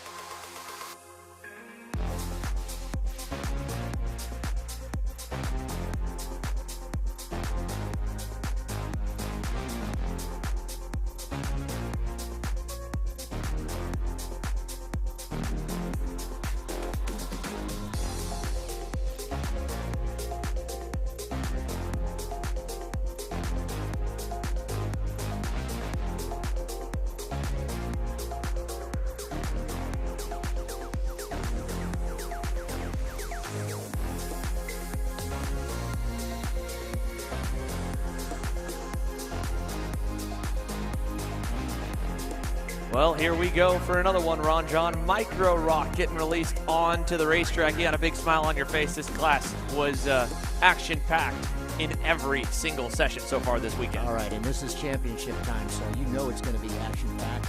And one of those young men who has absolutely been on a tear this weekend has been Gavin DeKay, who's sitting there right now, I believe, in that fourth position. So he's still in it. He's still in it. He's got to be careful here. Yal Ben-Ottoman and Nico Orbezo both could jump him in the points by just finishing 1 to 2 spots better than him here in this main event. And at the same time, it is wide open for the championship. Maxwell Macha versus Antonio Pizzonia Jr. Pizzonia Jr. had a great pre-final over Macha, and that helped him in the championship point standings to close the gap down to just 30 markers here. That should be about 2 to 3 positions, depending on where they run on the racetrack. And so he'll get the best place to try and make up those 30 markers, at least to start from, because as we take you through your starting lineup, Antonio Pizzonia Nito will start on the pole. Gavin DeKay, like you said, and then Zanella Racing, Bennick has been solid here this weekend. Inside the front-running quartet, it seems like all the way through. He joins him on the outside of the front row. Mateus Romarlo just watched Dad go out and get a win in ROK GP Masters, and now he'll try to do the same from the third starting spot here in that U-Race Paralyn on row number 2. He'll have another Paralyn to the outside. It'll be Maxwell Macha, the championship points leader in the SLA Kart Racing number 33. Row 3 will find Liam Van Beek, who's had a standout weekend on that Motaz Sport Paralyn. To the inside, to the outside, Nicholas LaRusso in the REM Cosmic. And your top 10 will round off with Alex Chandler and Colton Schneegenberg on row 4, and Juan Diego Garcia Davila and Nico Orbezo rounding off row number 5. It's a 34-35 driver grid, and they are way too out of sorts here, so we're going to send them around one more time before we get them underway, which gives us time to go through the rest of our starting lineup. We mentioned Yal Ben-Ottoman enters with an outside shot at 4th here in the point standings. He rolls off in that 11th spot here on the inside of row number 6. Massimo LaRusso, brother to Nicholas LaRusso, inside the top 12, rolling off in 6th. Then back to row 7. What a standout weekend it was for Josh Bergman in that PK Sports Sodi kart, especially last week here at Orlando in the Micro Swift category. Put it on the pole in qualifying. Not as good of a weekend here, but for the rookie, his first full national season, solid performance to start inside the top half of the grid. He's joined by Asher Pavon in the Goodwood Kartways entry. The next row back finds Zane Burgess in the JC karting team Lando Norris kart, who was inside the top 5 in qualifying but got shuffled backwards a little bit through the heat races. To his outside will be Varela Lorenko in the PK Sports Sodi kart. Sebastian De Moisac in the Prime Power Team Bureau Art will make up the next row alongside Jaden Francisco, Leo De Silva, and Rafael Canas, the row beyond them. Then we get towards the drivers with a little bit of work to do to work their way up the grid. William Choquette in the CEF karting number 24 starts alongside Melville Dos Santos. Nico Salazar's Ursuline Racing Paralyn number 28 starts alongside Domenico Krupi. Then Cohen Shoecraft and George Ho. Samuel Chaveri and Brandon Shore, Nolan Carney, and Broden McDonald. Liam Francisco and Mika Barrow have a little work to do in the final three. Matisse LaCroix, Yero Zaluga, and Mikey Collins in the U-Race Paralyn start tail end of your field. Again, more pushing and shoving in the tram lines. Hopefully no pushback bumper penalties for the young guns. And we are green down to turn number 1. Lights go out, and Gavin Decay trying to hang tough on the outside lane is side by side. He should get second, and he does. And there's more bumping and grinding as they go through 4. One driver's way off the racetrack. I think that's Juan Garcia Davila. As Pizzonia Nito blocks low, Romallo follows him to the bumper, and he says, points to the air to go forward, but it's so early. Everyone's got their defensive goggles on, trying to hang on to every position they can. So Antonio Pizzonia Nito, Mateus Romallo, Gavin Decay, Maxwell Macha, Liam Van Beek stacked tight here for the top 5 on the opening circuit. Wow. Already these guys are going to show us they're going to have one heck of a race. 16 laps to go. Antonio Pizzonia looks like he's going to have a pass made on him as they head into turn number 9. It was that Mateus Romallo. So there you go. Dad was out in front for a while. Now it's his turn. Out in front, the number 18 of Mateus Romallo. Excuse me, it's number 16. So just like that, the mind games begin, telling them to work together, then passing them the very next opportunity. Here comes Gavin Decay for second on Pizzonia Nito. At the same time, Liam Van Beek wants 4th away from Maxwell Macha. He'll take that, but Decay backs out of it, and there's more passing further back. But Pizzonia Nito hangs on to go to war with Mateus Romallo. This time, Gavin Decay gets the job done in turn number 4. He'll take that spot away as they head for 5. Blocks a little bit to the center of the racetrack to keep Pizzonia Nito behind him, and they'll line back up again. And now we've got more players joining this lead group thanks to the fight for 4th. Macha back to 5th. He's got the REM Cosmic of Nicholas LaRusso there. Alex Chandler is there, headed through turn number 8. It's 7 drivers strong. Here comes Josh Bergman, up 5 spots already here to the 8th position, and a change in the lead. Gavin Decay to the point into turn number 9. And we got problems for Cohen Shoecraft in the 29, AKT Racing Team Energy. He went around at the top of the screen there in turn number 8. But Gavin Decay leads them here for the first time in the main event. The number 75, Zanella Racing Bennick, has a long line of go-karts behind him. 2 down, 14 to go. Let's go side by side and send it down to pit lane for the aftermath of that Master ROK GP main event to Alexander Serl and Emery Lida. Boys? Thanks, Xander. Here with Andre Nicastro. Andre, champion in ROK Masters, P2 on track. Unofficially, I believe Danilo Romallo got some penalties, you told me, so possible P1 for you. Walk me through your race and your weekend as a whole. Obviously, you and Romallo have been going back and forth a bit there.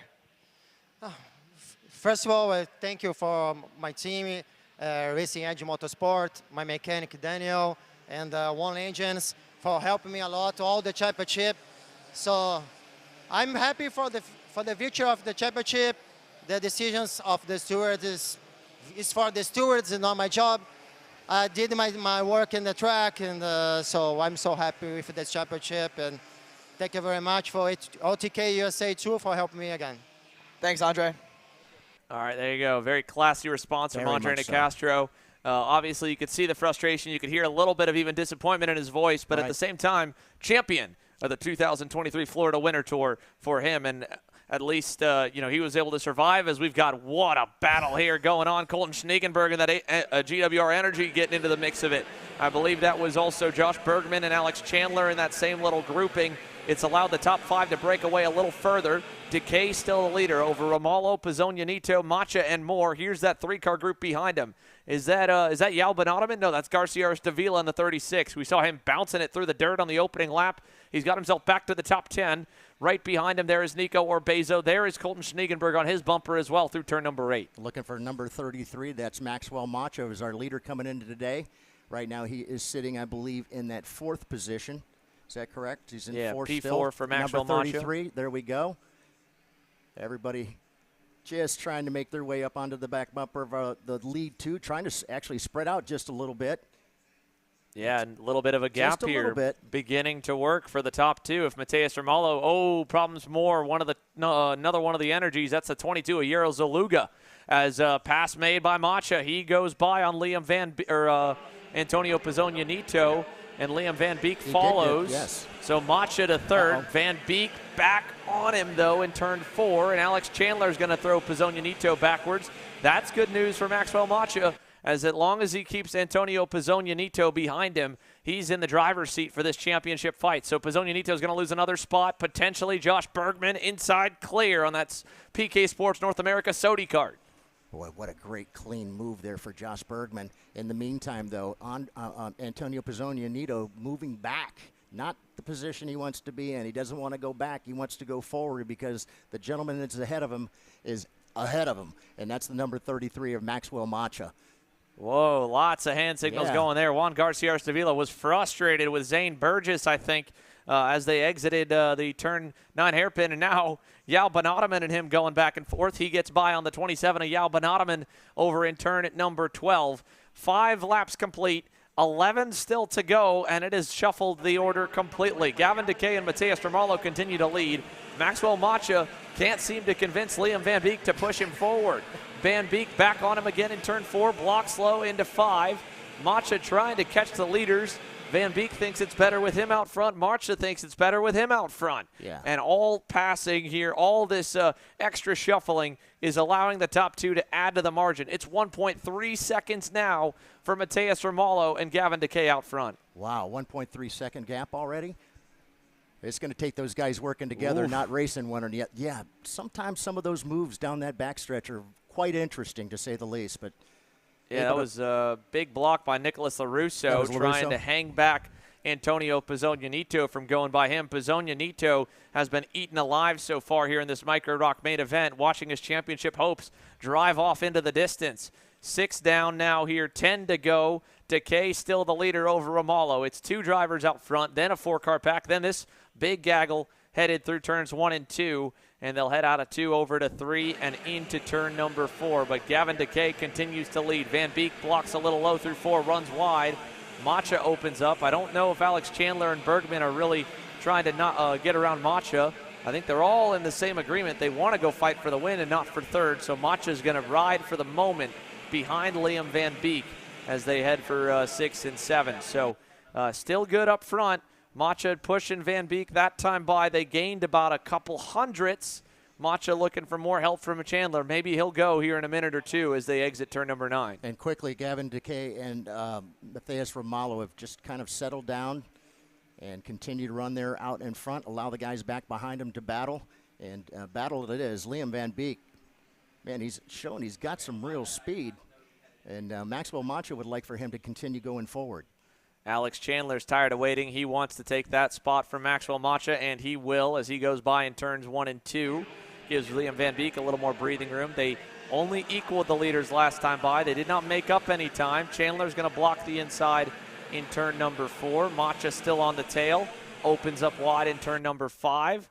And Macha, again, at this point, he can ride here. A top 5 result still is safe. That's got all of his championship main rivals kind of behind him. Gavin Decay with an outside run at the title fight here because, again, he enters the weekend enters today 200 points out. But the other thing to keep in mind, though, for Maxwell, Mateus Ramallo is only 80 back coming in. So at this point, that's close. If Mateus Ramallo could win and Macha finishes 5th, that might be enough to swing the points.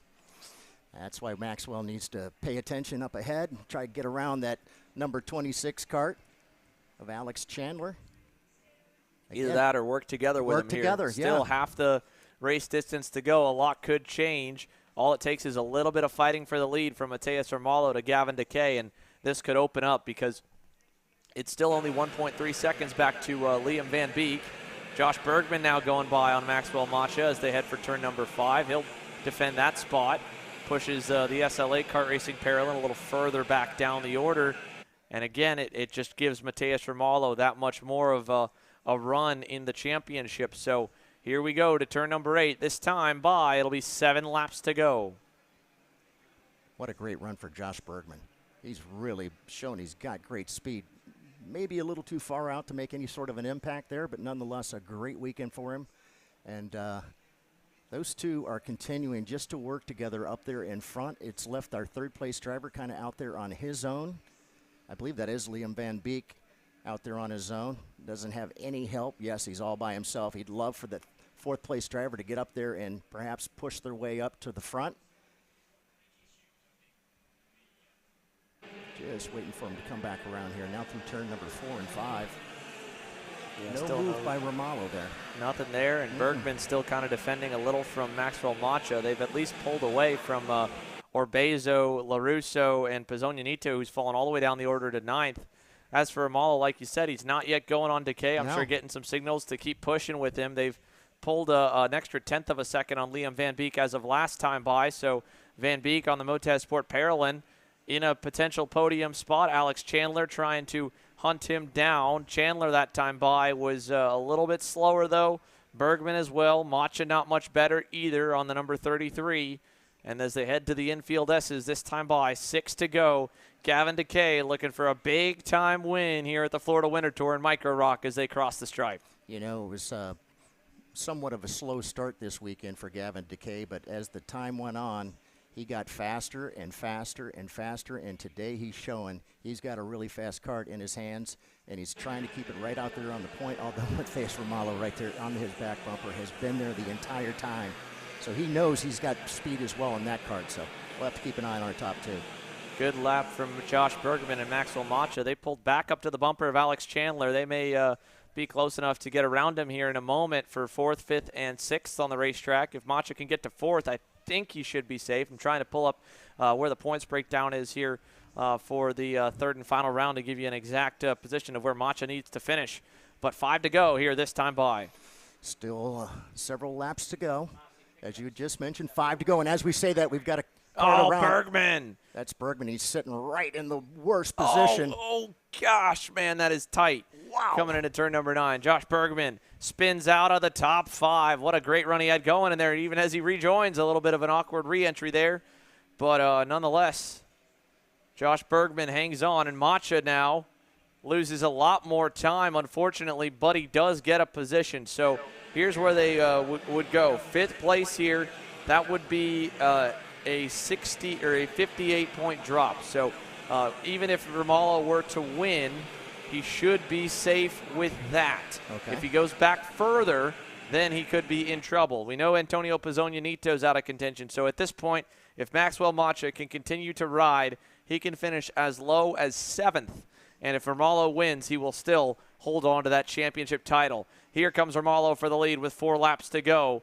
Down the inside on Gavin DeKay. Clear. New leader, Matheus Romalo. At the same time, Macha has more company on the way. You see him at the top of the screen. Here comes Nico Orbezo's group closing up to Macha for the top 5 spots. So Maxwell Macha's got Orbezo, Nicholas LaRusso, and Antonio Pizzogno not terribly far out the window. He needs to put down some really quick laps here. 4 to go. Matheus Romalo leads. Liam Van Beek now almost within a second of the leaders. Yeah, he's trying desperately to get up there and become part of that lead pack, those top 2. I was wondering if Gavin's going to take a look to the inside there, going through turn number 4 and 5. So heading for 5 and 6. Sitting right there, top 2. Again, stretched it out to about 1.1 seconds over the 3rd place driver. Yeah, at this point, if you're Gavin DeKay, you can learn a little bit. You can ride here, but he's going to run low on laps, so he'll want to pass soon. But I'm sure he probably doesn't want to bring anyone else into the fight either. So here go your top 4. Let's look back top of the screen. Maxwell Macha, in terms of your championship points leaders, got Orbezo onto his bumper now here coming out of turn number 9.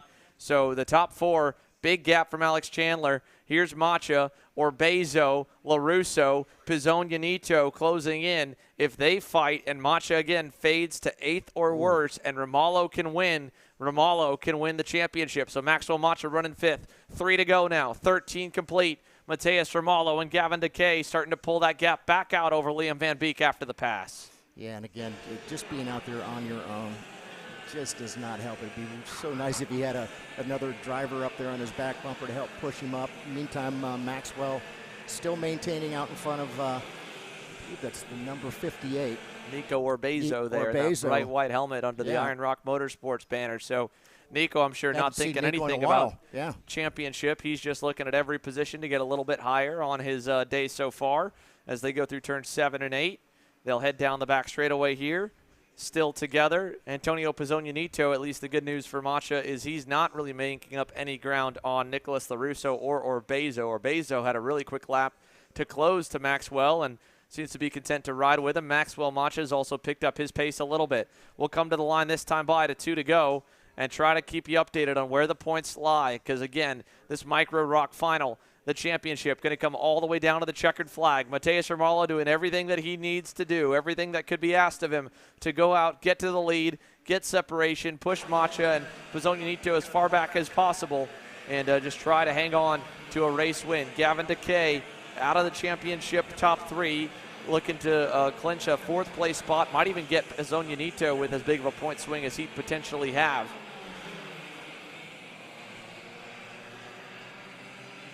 Yeah, Maxwell got past there. So he drops back 1 as the number 58 continues to go by. Oh, almost made a mistake there going into I'm mistaken here, Ron John. I've been calling this a little bit off. Macha needs to be higher. He needs to be up to 4th because with the I was looking at the wrong point structure. It's 531 to win. It'd be a 90-point drop for him to go 4th. At that point, Romalo right now, if he wins this deal, that would be it. If he finishes 4th, or if he runs as they run with him in 5th, it would be 78. He might win by 2. So he needs Gavin Decay to get the win. My apologies there to those in the paddock. This is what I think we've got it right now. If Gavin Decay wins and Romalo's 2nd and Macha hangs on to P5, then Macha wins the title. If Mateus Romalo wins this main event and Macha runs 5th or worse, 4th or worse even potentially, he could sweep it. So 531 to the winner. Big-time point swing. Mateus Romalo trying to snag a championship. Half a lap away. He's just got to low line it to the finish. Gavin Decay, never been in this spot before to fight for a win this close in a main event. Here he comes up to him. Not getting much of a slipstream. Romalo went low to block. Decay's going to find a hole. No, couldn't get down the inside in turn number 9. In the meantime, Leon Van Beek's trying to get up there and become a part of this. Don't think he's going to quite make it. Does Gavin have any other spots there that he might be able to sneak around Danilo? Romalo blocks low. Crossover move. There he goes. Gavin Decay. What a crossover. Final turn. He gets it done. And here comes Van Beek at the line for 2nd. Decay wins. Bam! Where does everybody else finish? Liam Van Beek got 2nd. Romalo ends 3rd. Chandler 4th. Orbezo 5th. Wow. Maxwell Macha finishes in 6th. So 6 gives him 414. That is enough to get the championship. It's only 460 to 3rd. In the last 300 feet, Romalo goes from the main event win and the champion to 2nd in the points. And Maxwell Macha probably does not know it yet. He just became unofficially a Florida Winter Tour champion with that final corner move by Gavin Decay on the Zanella Racing Team Bennick. And I don't want to overshadow it. Welcome to the National Winner's Circle, Gavin Decay. Wow, congratulations. I can promise you he's got one happy father down there. He's been really appreciating the fact that we've talked a little bit about Gavin, but he's been doing so well, and congratulations to him. What a great move there. It just seemed like Matthias just kind of slid out a little high there going into that last turn, and you could see that Gavin was working on him throughout that entire last lap. So congratulations to Gavin Decay. What a great race there. Holy moly, Ron John, that was crazy. A championship decided by the last 2 corners of the entire season. Yes. Maxwell Macha finishing 6th, does what he needs to do. Problems there at the end for a handful of drivers, but Macha 6th. Romalo loses the lead, loses 2nd at the line, ends 3rd. Only gains on him with 460 to 414, gains a total of what looks to be about 46 markers. It closes the gap, and I think it's enough to beat Antonio Pizzogno, but it won't be enough to beat Maxwell Macha in the championship. So Maxwell Macha just survives by the skin of his teeth. The champion in the number 33 SLA Kart Racing Paralympic. That was intense down to the line, having us do calculations every single lap. We're going to take a commercial break and come back. Junior ROK also could be wild. It's coming your way next.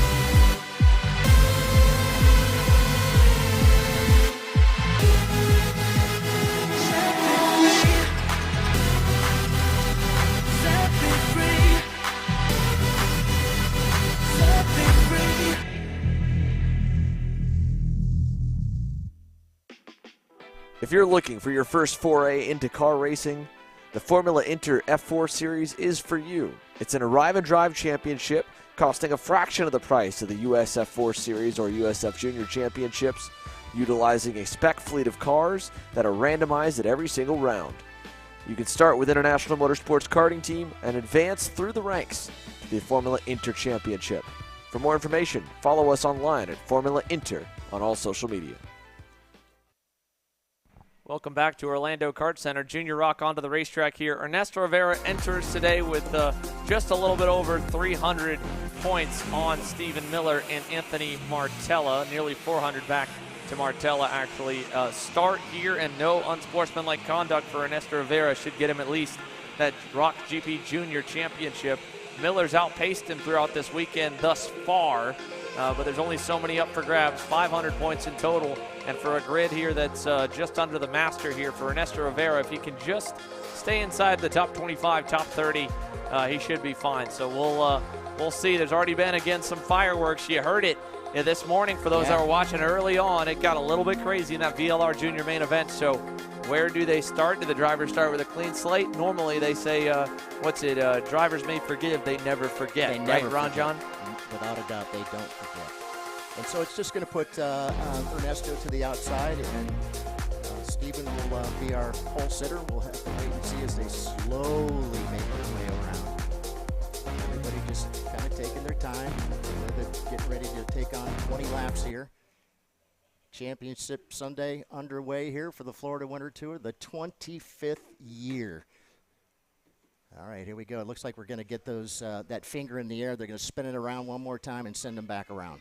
Gives us time to take you through the starting lineup here for your Junior ROK GP Main Event. Stephen Miller rolls off on the pole on that Chad Dawkins Racing Kart Republic. Ernesto Rivera to his outside in the RPG Cosmic. Row 2 will find Leonardo Scorpioni on his Zanella Racing Tony Kart. The bright yellow and black machine rolls third. Teddy Musella, teammate there to Ernesto Rivera in the RPG camp, rolls off in fourth. Sebastian Garzone will roll off to the inside of row 3. Alongside him, Joseph Lonnie in the Powerhouse Racing Engines number 221 Beryl Art. Christopher Aitken, hot off a good performance in the VLR Jr Main Event this morning, rolls off in 7th alongside Carlos Sasso's PSO Karting Beryl Art. And rounding your top 10 will be Sarah Bradley on the Motaz Sport Paralyn and Caleb Campbell's Speed Concepts Racing Red Speed. Outside the top 10, Ty Fisher's SCR Race Lab Karting TB Kart rolls off 11th. David Martinez Rodriguez in 12th. Emma Scarborough, after a crazy run through the pre-final for her, rough run, but was able to kind of at least recover a bit. She's trying to make up for something here today after getting crashed into a crash on the final lap of the VLR Jr Main, rolls off in the mid-teens. Alongside her, Amador Martinez. Javier Chaparro and Christian Cameron roll off deep in the field, as well as our starters Theodore Polos and Mayor Diana. And Yao Shimoda, Lorenzo Lopez, Lorenzo Castillo, Anthony Raducano, Enzo Vidmonti, and Major Makovskis, Ryan Maxwell, Oliver Weldon, Nathan Dupuis, Anthony Martella, and Santiago Medina make up a loaded grid in ROK GP Junior. A slow start here coming into the lines. Boy, are they ever just taking their time. Look at him, look at him. Yeah, Rivera was having to lock the brakes up to not nose ahead of Miller, but we got the lights out and we're green to turn 1. And, contact there as Leo Scorpioni tried to open up for the turn, and he banged tires with championship points leader Ernesto Rivera, and Rivera's just trying to survive. Ty Fisher through the dirt on the opening lap. Out of turn number 4, single file for the top 10 cars. Man, cars looking like a pinball machine there coming through 2 and 3. Looks like they've got it somewhat straightened out. In the meantime, somebody's telling Leonardo, let's go. Yeah, that was his teammate Christopher Aiken. Aiken. Christopher Aiken, okay. Signaling to go, and we got problems for the 268 Prime Power Team Beryl Art. Try to figure out who we just lost there. That was Anthony Raducano. Started around the early 20s. Here's Sarah Bradley under fire. Ernesto Rivera finds a hole anyway. Down the inside, clear. Makes up one more spot for the off-pole man. And Rivera now up, I think, to either 7th or 8th as he chases down the Tony Kart up the road from him. I believe that, I don't think it's Joseph Lonnie, but we'll identify it here as they cross the line. That is indeed Joseph Lonnie on the Powerhouse Racing Engines Tony Kart. Good pass there by Caleb Campbell. He'll get by on Ty Fisher. Teammates going back and forth there, and Campbell moves himself up into the 11th position as now Sebastian Garzone is going to come under fire here for that second position from Teddy Musella. Leo Scorpioni in fourth, all separated by 2 car lengths, while Stephen Miller tries to get away early out in front. Keep an eye on both Teddy Musella and Leonardo Escarponi. A little home cooking here, being here at the OKC. Boy, what a crazy first lap that was. I thought perhaps we were going to have a whole lot more karts sitting on the side after they came through turns 2 and 3, but they've figured it all out. Got it back underway here. Looking for, where did Ernesto end up? What he ended up in that? He's back at the seventh spot. Right behind Joseph Lonnie, but I think we'll have a pass coming here. Turn number 4. Top 5 all spread apart. Here comes Rivera looking on Lonnie. Back behind the shot here. There he goes. Inside, clear for 6th. Ernesto Rivera gets himself another spot inside the top 5. At the same time, Musella got right up to Sebastian Garzone, top of the frame there through turn number 5. So Ernesto Rivera back to 6th. Musella on the bumper of Garzone. Scorpioni's there. They've all gained on Stephen Miller. Leo Scorpioni especially gained on Musella through turn 8. Does he pull out a line to turn 9? He does. Looking inside for 3rd. Leo Scorpioni gets through in the hairpin. Yeah, well, obviously whatever the engine issues he was having are cured, and he is showing he's got some real speed. Looking to bounce up off the curbs there, coming through turns number 11 and 12 as they head back down towards the start-finish. Once again, still out in front, Stephen Miller, Sebastian Garzone. Great run so far, Sebastian. But Leonardo right now trying to get there up there, yeah. So they go down to turn number 4. Ernesto Rivera right there on Christopher Aitken to crack the top 5. Garzone was all over Miller into 1. Stephen Miller had a really good opening sector of the racetrack. He pulled that gap back out to a car length and a half. Scorpioni trying to close once again. Garzone really close there through 8. And Ernesto Rivera, bottom of the screen there, makes the pass. He gets himself into the top 5 as he gets around Christopher Aitken. So Ernesto Rivera now into the top 5 as the comeback drive continues from that opening lap carnage that sent him to the wayside. Scorpioni, again, not nearly as big of a loss there as he still runs in 3rd. And big dive bomb from Sebastian Garzone for the lead. Stephen Miller back to 2nd. Scorpioni tried to follow, couldn't do it. And Garzone is going to block low into 1. That'll stack him and pack him here for the whole lead pack. Garzone, Miller, Scorpioni, Musella. Here comes Rivera into turn 4. Anyone going to go? Not this time. No, I thought for sure somebody was at least going to try it. Thought better of it. Step back into line here as they come through. Sebastian Garzone, what a great run. Able now to get himself back around Stephen Miller. But Leonardo Escarponi is definitely coming. So up and over the curb in 7. Garzone a little bit narrow going into 8. That's going to cost his exit speed. Here comes Stephen Miller to the bumper to 9. Doesn't go. Rivera is going to go on his teammate, Teddy Musella. So new driver up to 4th, Ernesto Rivera. Kind of wondering how long it was going to take and see whether or not Teddy was going to allow Ernesto to get around. Violently over the curves for the top 3. That was probably a little more curbage than what they wanted to take, but everyone kind of following the leader in Sebastian Garzone. And they'll head through turns 1 and 2 again. 5 down, 15 laps to go as they head towards turn 4. Miller's going to go this time. Inside, looking, clear. Stephen Miller to the point as they head for 5. Garzone wants it back. Nearly gets into him, and I think he did a little bit, but no harm, no foul as they go down to turn 6. And here comes Ernesto Rivera now onto the back end of Leonardo Escarponi. Escarponi going to look to the inside. Nope. Yeah, I think he was planning on a pass on Sebastian Garzone. Garzone went deeper, so he had to turn it into a block, and he's going to pay for it. Here comes Rivera. Here comes Teddy Musella. Here comes his teammate, Chris Aitken. Yeah. Aiken's going to let him back in line, though. So Scorpioni back to 5th, and Ernesto Rivera almost back to neutral. 3rd as they exit turn number 12 with 6 laps complete. All right, once again, here they come back down to the start-finish. Your leader, Stephen Miller. Sebastian Garzone right there in 2nd. I believe that is Rivera in 3rd there. Musella in 4th. Here comes Garzone back for the lead. Turn 4. Pass for 4th as well as Scorpioni gets by on Musella. Garzone's blocking. That'll back Stephen Miller up to Ernesto Rivera. And we heard the no love lost words. Didn't mince any words for sure in his interview, Stephen Miller, earlier on to this morning. So let's see what happens if Ernesto Rivera gets up and alongside him and goes by. It'll be 7 down, 13 to go at the stripe. Look how long the lead pack goes. He goes all the way back to Christian Cameron, back outside the edge of the top 10 as Rivera dive bombs there. Turn 9, gets through. Miller back to third as Scorpione, little rip of the radiator tape off, makes an adjustment and locks in through turn number 12, all over Stephen Miller. Yeah, that was a great move. And speaking of the Ernesto Rivera, here he comes to try to get around Sebastian Garzon going into one. Yes, he is. New leader. What a great, smooth pass there as they come out of turn number 1. Meantime, he kind of takes a quick look over his shoulder to find out if anybody was going to try and dive bomb him going into turn number 4. Back and forth we go for Chris Aiken and Teddy Musella. Musella went by, or Aiken went by, and Musella answered back the very next corner.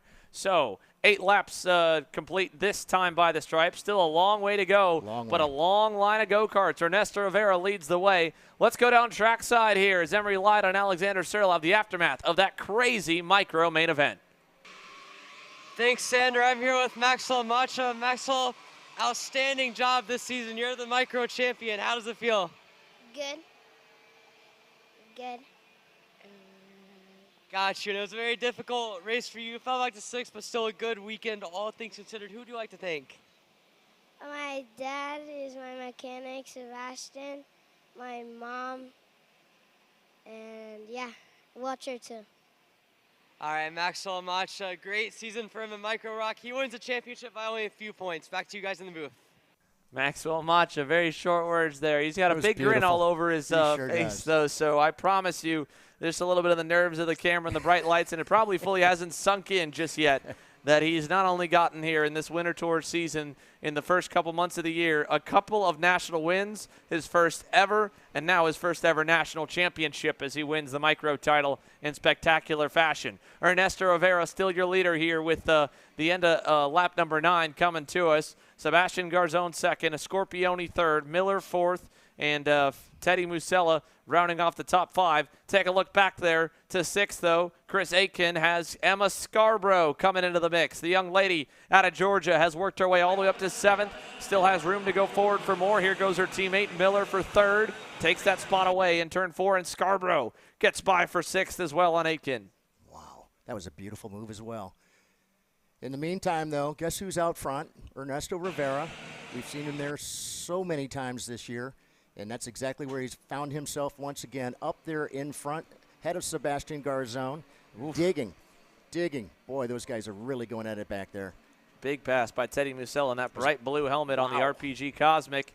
So the pink and purple machines 1st and 4th now as he gets around Leo Scorpione. And his teammate Ernesto Rivera starting to set sail a little bit. He's pulling it away just a touch from the Orsolone Tony car to Sebastian Garzon.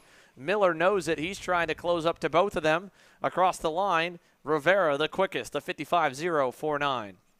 Yeah, and we've seen this happen with Ernesto gets out in front, managed to pull away. In the meantime, the rest of them just trying to line themselves up and try and chase him down. Because if they continue to battle one another, he's just going to continue to stretch that lead out. I think it was about a half-second lead there at the start-finish. Yeah, 4/10 to be exact there for Ernesto Rivera over Sebastian Garzon. This time by 9 to go. We're at the halfway point in the main. And again, Rivera peaking at the perfect time, hitting his best lap of the session last time by. Pass coming further back down the order. Sarah Bradley going by on Chris Aiken. So Sarah Bradley moves up now to the 7th position. Aiken back to 8th. Caleb Campbell still 9th. Christian Cameron 10th. Joseph Lonnie at the tail end of that lead group here, loosely strung together the top 11 with now 11 laps complete, 9 to go through turns 1 and 2. Man, Christian Cameron been working his tail end off, up 6 spots, now sits in that 10th position, so a good run so far for him. But it's Ernesto Rivera. He's been the class of the field throughout the Florida Winter Tour, and once again out there in front, stretching out to about a half-second lead over Sebastian Garzon, sitting in that 2nd spot. That time by, again, Stephen Miller literally matched Sebastian Garzon to the 1,000th marker on lap times, but I think he's a little bit better this time. They both look like they might have gained a touch on Ernesto Rivera. Rivera put a 10.5 on him that time by, but at the moment they've really not done a ton of damage to stop the bleeding, to stop letting him get away. Over to 11 and 12 down the front stretch. Rivera, where do the lap times fall? This time by 8 laps to go in Junior Rock. Across the stripe, 55 1-2 for Rivera and Garzon, a 54.94 for Stephen Miller. So that's a big gain for him. Picks up 2/10 on both of the leaders and is closing back in with a good second wind as Leo Scorpioni. Nice pass there for fourth on Teddy Musella. Yeah, that was a very nice pass. And again, we're keeping an eye up there on Stephen Miller and Sebastian Garzon as Stephen is trying to run back down and head up to the front. He'd love to get up there and battle with Ernesto Rivera for this for the win and the championship. I'm not so sure that he would have the opportunity to actually be able to get past Ernesto Rivera. Yeah, we'll see. I mean, right now, like you said, he's been able to match his best lap pace right now, both at a 54.9. This lap around, though, not nearly as good for Stephen Miller. Rivera is going to add to the margin once again. 7 laps to go. A 55 flat for Rivera, 55.2 for Stephen Miller. So 1 step forward, 1/10 forward, 2/10 back for the number 273. But he's still close enough there. If anything happens, if Rivera makes any kind of a mistake, he could get up there and challenge him as behind Scorpioni and Musella still glued together for 4th and 5th on the racetrack. They've lost touch with your top 3, but they're seemingly down to ride where they are. They've put some separation backwards to Emma Kate Scarborough in that 6th spot. She's up against 7 positions from 13th on the grid. Couple other big movers. Oliver Weldon, we saw that big crash he had in the pre-final. He's up to 12th. Vid Montien's to 13th. Martella up to 14th. All double-digit gains for those 3 drivers that run 12th, 13th, and 14th. However, they are a good chunk back from the main leading group. Across the stripe here, 14 down, 6 to go. Looking for any more shuffling around the racetrack. Well, Christian Cameron's picked up some speed here late in the going on that PSL karting Beer-Alert back in the 8th and 9th positions, trying to challenge on Caleb Campbell. So Christian Cameron up 7 spots from where he started, just like Emma Scarborough, all over Campbell here as they exit turn 5. Yeah, by the way, just wanted to make a big shout out to Oliver Weldon, sitting in the 12th position today. Happy birthday, Oliver. 12 years old. And also Lillian Scarborough also celebrating her birthday today, also 12 years old. So congratulations and happy birthday. Don't think 12th is exactly where Oliver would like to be, but nonetheless. Well, considering the way that go-kart was yawed up in the air, it looked like he had probably at least a couple inches of frame damage, which is a lot in this sport. He'll dive the inside of the 218 at Christopher Aitken, take over the 11th spot, and that charge forward for Oliver Weldon continues. 15 spots made up now so far with still 5 laps left. He's got a couple more potentially to get to. Maybe he can get to Joseph Lonnie to get himself into the top 10. That'd be a respectable run for the JC Kart Racing Team Hot Wheels Lando Norris kart driver, especially again considering just turning 12, rookie season fully here in the junior categories for Oliver Weldon. So very impressive stuff. Emma Scarborough's got a bumper full of Christian Cameron because Caleb Campbell got around her 1 lap ago, and now Cameron is working to get by her into turn number 9. That's back for 7th and 8th. Christian Cameron clear on Emma Scarborough. He'll take over that position. So Christian Cameron now up to 8th. 8 spots gained from 16th on the grid for PSL Karting's VLR Jr driver. Rivera, another lap that's solid. He pulls, loses a little bit of time to Sebastian Garzon and Stephen Miller, but it stays the same up front. This is the group from 6th back to 9th with Sarah Bradley leading that train. There's your leaders. Rivera, 3 cars up on Garzon and Miller, who are trying to make one last push to catch the Rawls and Performance Group driver. The next group still a little too far back. Scorpioni and Musella kind of 2 seconds apart on both ends, but the top 3, if they come together one more time, we could have a lot more close on in. 2.5 car lengths separate Ernesto Rivera from Sebastian Garzon through turn number 9. Yeah, they've still got some time to take their time, work together, try and make their way up there to the back end of Ernesto Rivera. Maybe a shot at the win here. Sebastian Garzon. At one point, I thought for sure Stephen Miller was going to get around Sebastian. Sebastian was able just to make that cart wide enough, keep him back behind him. Again, just now going through turns number 2 and 3. Heading toward 4. This has been their favorite place to pass. They're in turn number 7 and 8. Yeah, Miller got close up there to Garzon, but I think he's also seeing that they're making up a little time inch by inch towards Ernesto Rivera. He doesn't want to impede that progress with a dive bomb for second. He wants to get into that fight for the win as well. This has been a good couple of sectors, though, for Ernesto. He was even to Garzon through Sector 1. How are they on Sector 2? Gives up another 10th, so just a little bit here and there. A 10th here, 10th there. By the final lap, Sebastian Garzon might be close enough to dive on to the inside of Ernesto Rivera, but Rivera, great exit out of the turn number 12 complex. 2 more laps around for the Mexican. And Ernesto Rivera over the Colombian Sebastian Garzon and the American Stephen Miller. 3 internationals, or 3 countries represented inside the top 3 as they go for turn 4. The gap sits at half a second, another 10th closer by the second and third place drivers. And the one sitting there in the 4th spot is Leonardo Escarponi, hoping something should happen up ahead of him as Ernesto Rivera comes through turn number 7, heading for 8. Yeah, Garzon again is just, he needs something of a mistake here. It's not anything that you'd normally see from Ernesto Rivera. He's been so consistent all race long, logging lap after lap within hundredths of each other. Any bobble here, and they'll be there to pounce, but he has not given them one yet. He's just got one more clean lap to do. A half-second margin he can burn down a little bit, but he's far enough out front he doesn't need to block. White flag in the air, 19 down, 1 to go in the Junior ROK season of the Florida Winter Tour. Ernesto Rivera, Stephen Miller, Leo Escorpioni, Teddy Muselli, your top 5. And for Ernesto Rivera, it'd be a little bit of redemption and a relief after how the VLR Jr Main Event went this morning. Yeah, no kidding. Yeah, Ernesto just has to make his way around here, be clean. You can see he's still digging. Sebastian Garzon still there solidly in that second position. Stephen Miller, unfortunately, not able to get up there and battle for this win right here. But Ernesto Rivera, here he comes. Down to turn 9. Final time on through for the Rawlson Performance Group driver. He is set to bring the Florida Winter Tour title home to Mexico. Out of the final turn, Ernesto Rivera walks it off in Junior ROK with the championship and the main event win in Orlando. Bam! Ernesto Rivera, your winner here on Sunday afternoon. Sebastian Garzon second, Miller third, Escorpioni fourth, Teddy Musella ends in 5th. Bit of shuffling on the final lap. How about that for Oliver Weldon? Picks up 17 spots.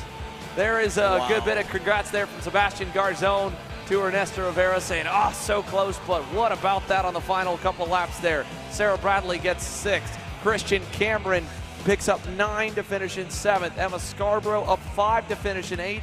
And again, Oliver Weldon started on the final couple rows after a major crash on the opening lap in the Junior ROK pre-final. 17 spots gained to 9th by the drop of the checkered flag. Joseph Lonnie rounds off the top 10. Caleb Campbell 11th. Aitken 12th. 15 spots forward for Anthony Martella.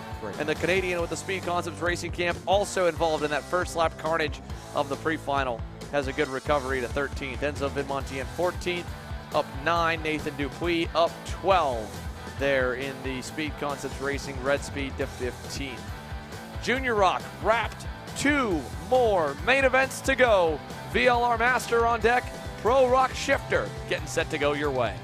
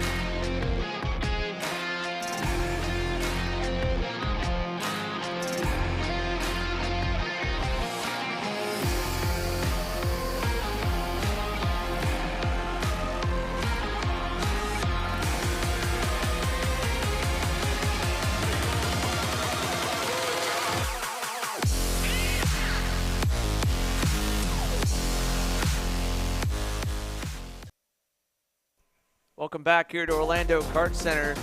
Those watch decks around the racetrack are going to fill up here for the final main event of the weekend of Pro Shifter Rock. Before then, we've got a last prelim in VLR Master.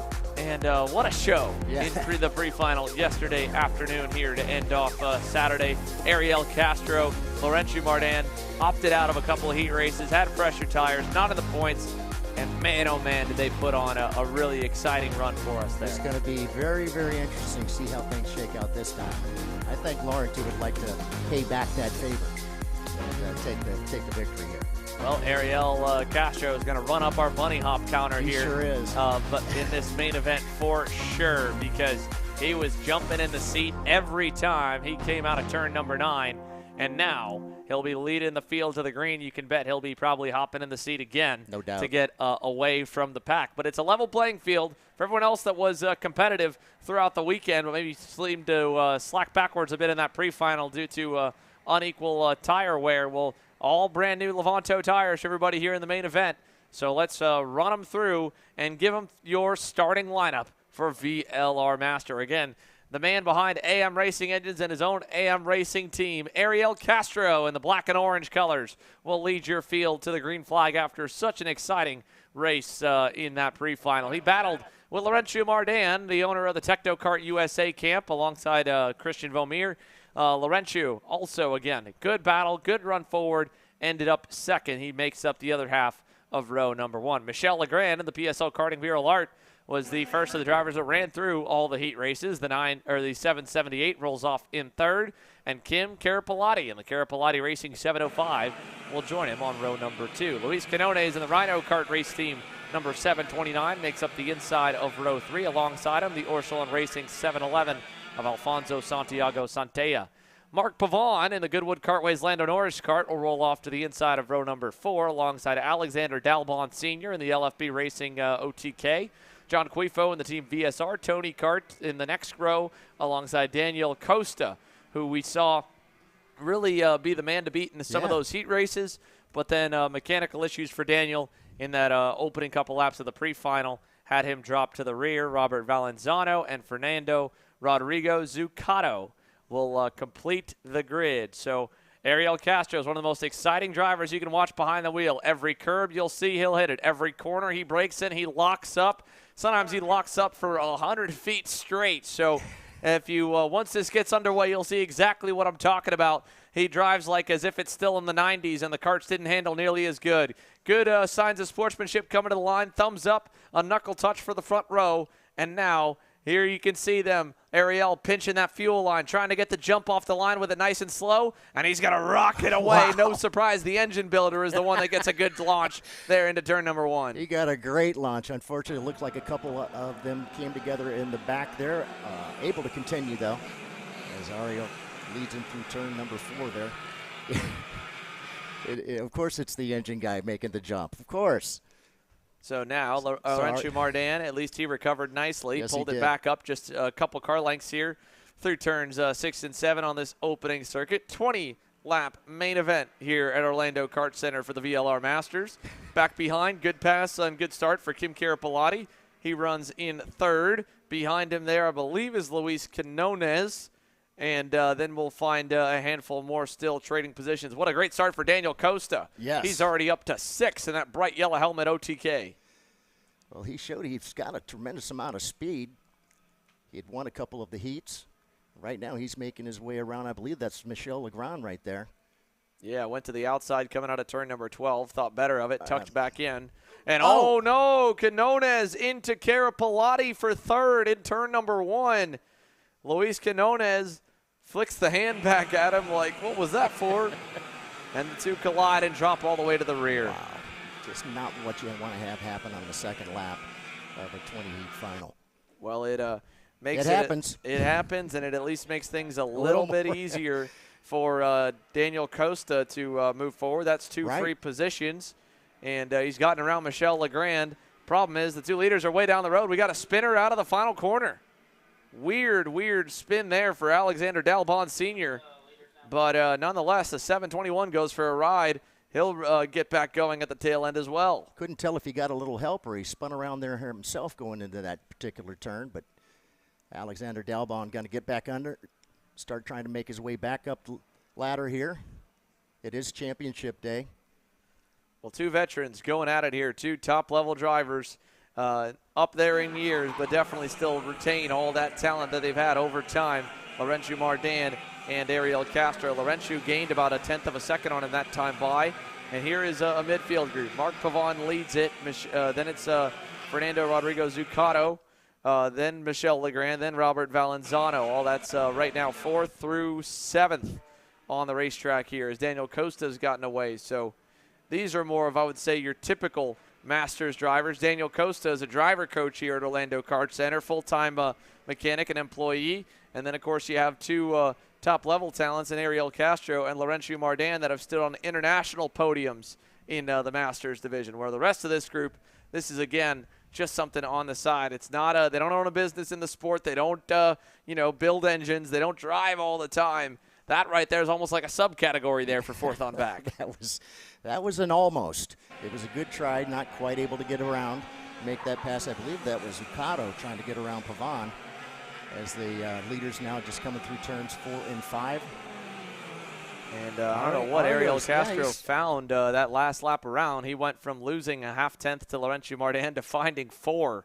He opened that gap up to 8.5, so the battle's further back from him as they exit turn number 8 and head down the long back straightaway. And I don't know if the bunny hops count if he does it on his own or if we're just counting our own, but there's the bunny hop counter for Ariel Castro. He brings that number to 22 with a big leap coming out of turn number 8. And what's so interesting, and it seems like it's the same spot every single time when he comes off that corner. Just as he comes off the corner, he must be just bouncing down on there, hoping that it squirts a little extra fuel in there to get him, rocketed, launched off down the backstretch. Oh, just lost a chain guard off one of the cars in that pack there. 4th through 7th had it come off. We'll see if we can figure out who that is. Unfortunately, that does normally either give you a penalty or disqualify you when you get to post-race tech inspection for losing bodywork on the racetrack. So let's see if we can ID which driver that was. I think it might be Michel Legrand. Kind of hard to tell as they came through 5 and 6. Let's see if we can get a look. Let's see here, coming on through into turn 7. Oh, a little bumper to Mark Pavon. And indeed, Michel Legrand, no chain guard there on the back of the 778 Beryl Art for PSL Karting. So Michel Legrand loses that chain guard over in turn number 12. Meanwhile, Mark Pavon hanging on over Michel for the moment for that 6th position. He lost out 2 spots to Fernando Rodrigo Zuccato and Robert Valenzano in this lap so far. He's dropped from 4th back to 6th, and because of the little love tap through the final section or the pit section, he's given up probably an extra second and a half. So that 4-car train is now turned down into just pairs of 2 here with Legrand working still on trying to get around Pavon. I actually thought that Laurentiu was going to give Ariel a whole lot more, but still got plenty of laps, 15 still to go. Perhaps just taking his time, figuring out where he can make up some ground and try and get up there and battle Ariel for the win today.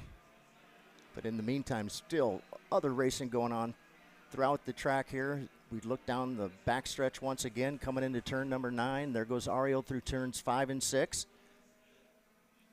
Well, there he goes across the front stretch here. 6 laps down, 14 laps to go, and the grid starts to fill up here for a Pro Shifter ROK. At the same time, we get the aftermath wrapped from that Junior ROK main event. Don't forget, for those tuning in the live stream, put your votes in of who you've got winning this Pro Shifter ROK main event. Right now, Marian Kremers leads the poll by 74% of the total votes so far. Everybody thinking that MK1 is going to get out there and drive away. He'll have a new set of sticker tires, unlike yesterday afternoon. He lines up alongside the rookie Karel Pashowicz. So more to come on that. More to come for our drivers as they work their way to the grid. And the aftermath of Junior ROK down with Alexander Searle here on pit lane. Alex? Thanks, Xander, here with your winner and champion in ROK Jr. Ernesto. That's a redemption race for you, right? VLR Jr. didn't go your way. Couldn't walk away with the championship. This time you do, and you did it in dominant style. The start of the race didn't really go your way, right? You started from pole, fell back to P8, worked your way back to the lead, and ended up winning the race. Walk me through your race. Yeah, the start wasn't very good. We fell back a little bit because we were on the outside, and then we started to, tires came through, and we went to the lead. Yeah, and I mean, obviously, like I said, VLR Jr didn't go away with the championship. Unfortunately, ROK Jr, pretty dominant to this whole championship. Who would you like to thank? I would like to thank everybody on the team, Joni, Mike, Alex, Kevin, Jadson, and Cedric, everybody on the team. Thank you. Congrats, Ernesto. Ernesto Rivera, very happy and a kid after getting that race win, that championship. Like Alex said, a redemption run for him, and for the first time today, he's probably got a big smile on his face. He's got to be very happy with that. And, you know, he worked his tail end off in order to get to that championship. It all started all the way back in January in St. Petersburg. From there, in February, we were in Loxahatchee, Florida, and here we are in Orlando on Championship Sunday for the Florida Winter Tour. So here we go. Let's here's some of the other sides we've got lined up in the pit lane here as this race continues. Daniel Costa losing a little bit of time to Fernando Rodriguez Zuccato, who picked up the pace last time by and is closing in for third and fourth, while Ariel Castro's lead continues. 1.6 seconds now, 8 laps complete, 12 laps to go. Let's go back down to pit lane. Thanks, Xander, here with your P2 finisher in ROK Jr, Sebastian Garzon. Sebastian, your words to me after the scales was finally a podium. What a relief. I mean, just talk me through your emotions right now. I'm too happy because here in the United States in junior is my second podium. We work a lot to get this, and we do it. Yeah, and I mean, you got to the lead for a few laps there on Ernesto. Ernesto got you back. Those last 5 laps, you were running faster times than Ernesto Rivera. Looks like you needed about 2 more laps, so maybe you got a chance for the win. Walk me through your race really quickly. Yeah, we were catching him in the last laps, but I am very happy with this P2 because it's too difficult to get a podium in this race. Thanks, Sebastian. All right, Sebastian Garzon, you heard it from how tough the level is here in the U.S. right now for the Colombian kid. He gets some hardware to walk away from the Florida Winter Tour. Always good to end a championship on a high there, to walk away from the weekend feeling really good with it. And, yeah, big-time performance improvement for him over the course of this weekend, too. Seems like a very humble young man as well. Well, add that to the bunny hop counter. Ariel Castro, once again, getting after it there, coming out of turn number 8. So he'll jump that count to 24 and counting on the AM Racing Engines X-Prix. Here still with half of the race to go, pushing for more. He set his personal best that time by 1.7 seconds and growing here in VLR Master at the halfway mark. 10 down, 10 to go. Let's go back down to pit lane. Thanks, Xander. I'm here with your hard charger, Anthony Martella. Anthony, you started the final P last, worked through at the P12. You know, with penalties, probably the top 10. Walk me through that crazy race for you. Yeah, it was really, really crazy. The start, we went around the outside of like 3 people, and we just, like, the whole lap at the start, everyone was checking up on the inside. We just try to make up as much positions as we can, and throughout the race, we just kept on picking them off one by one, trying to get going and try to catch them. We came home with a P12 or top 10, whatever it was. We're really, really happy from where we started.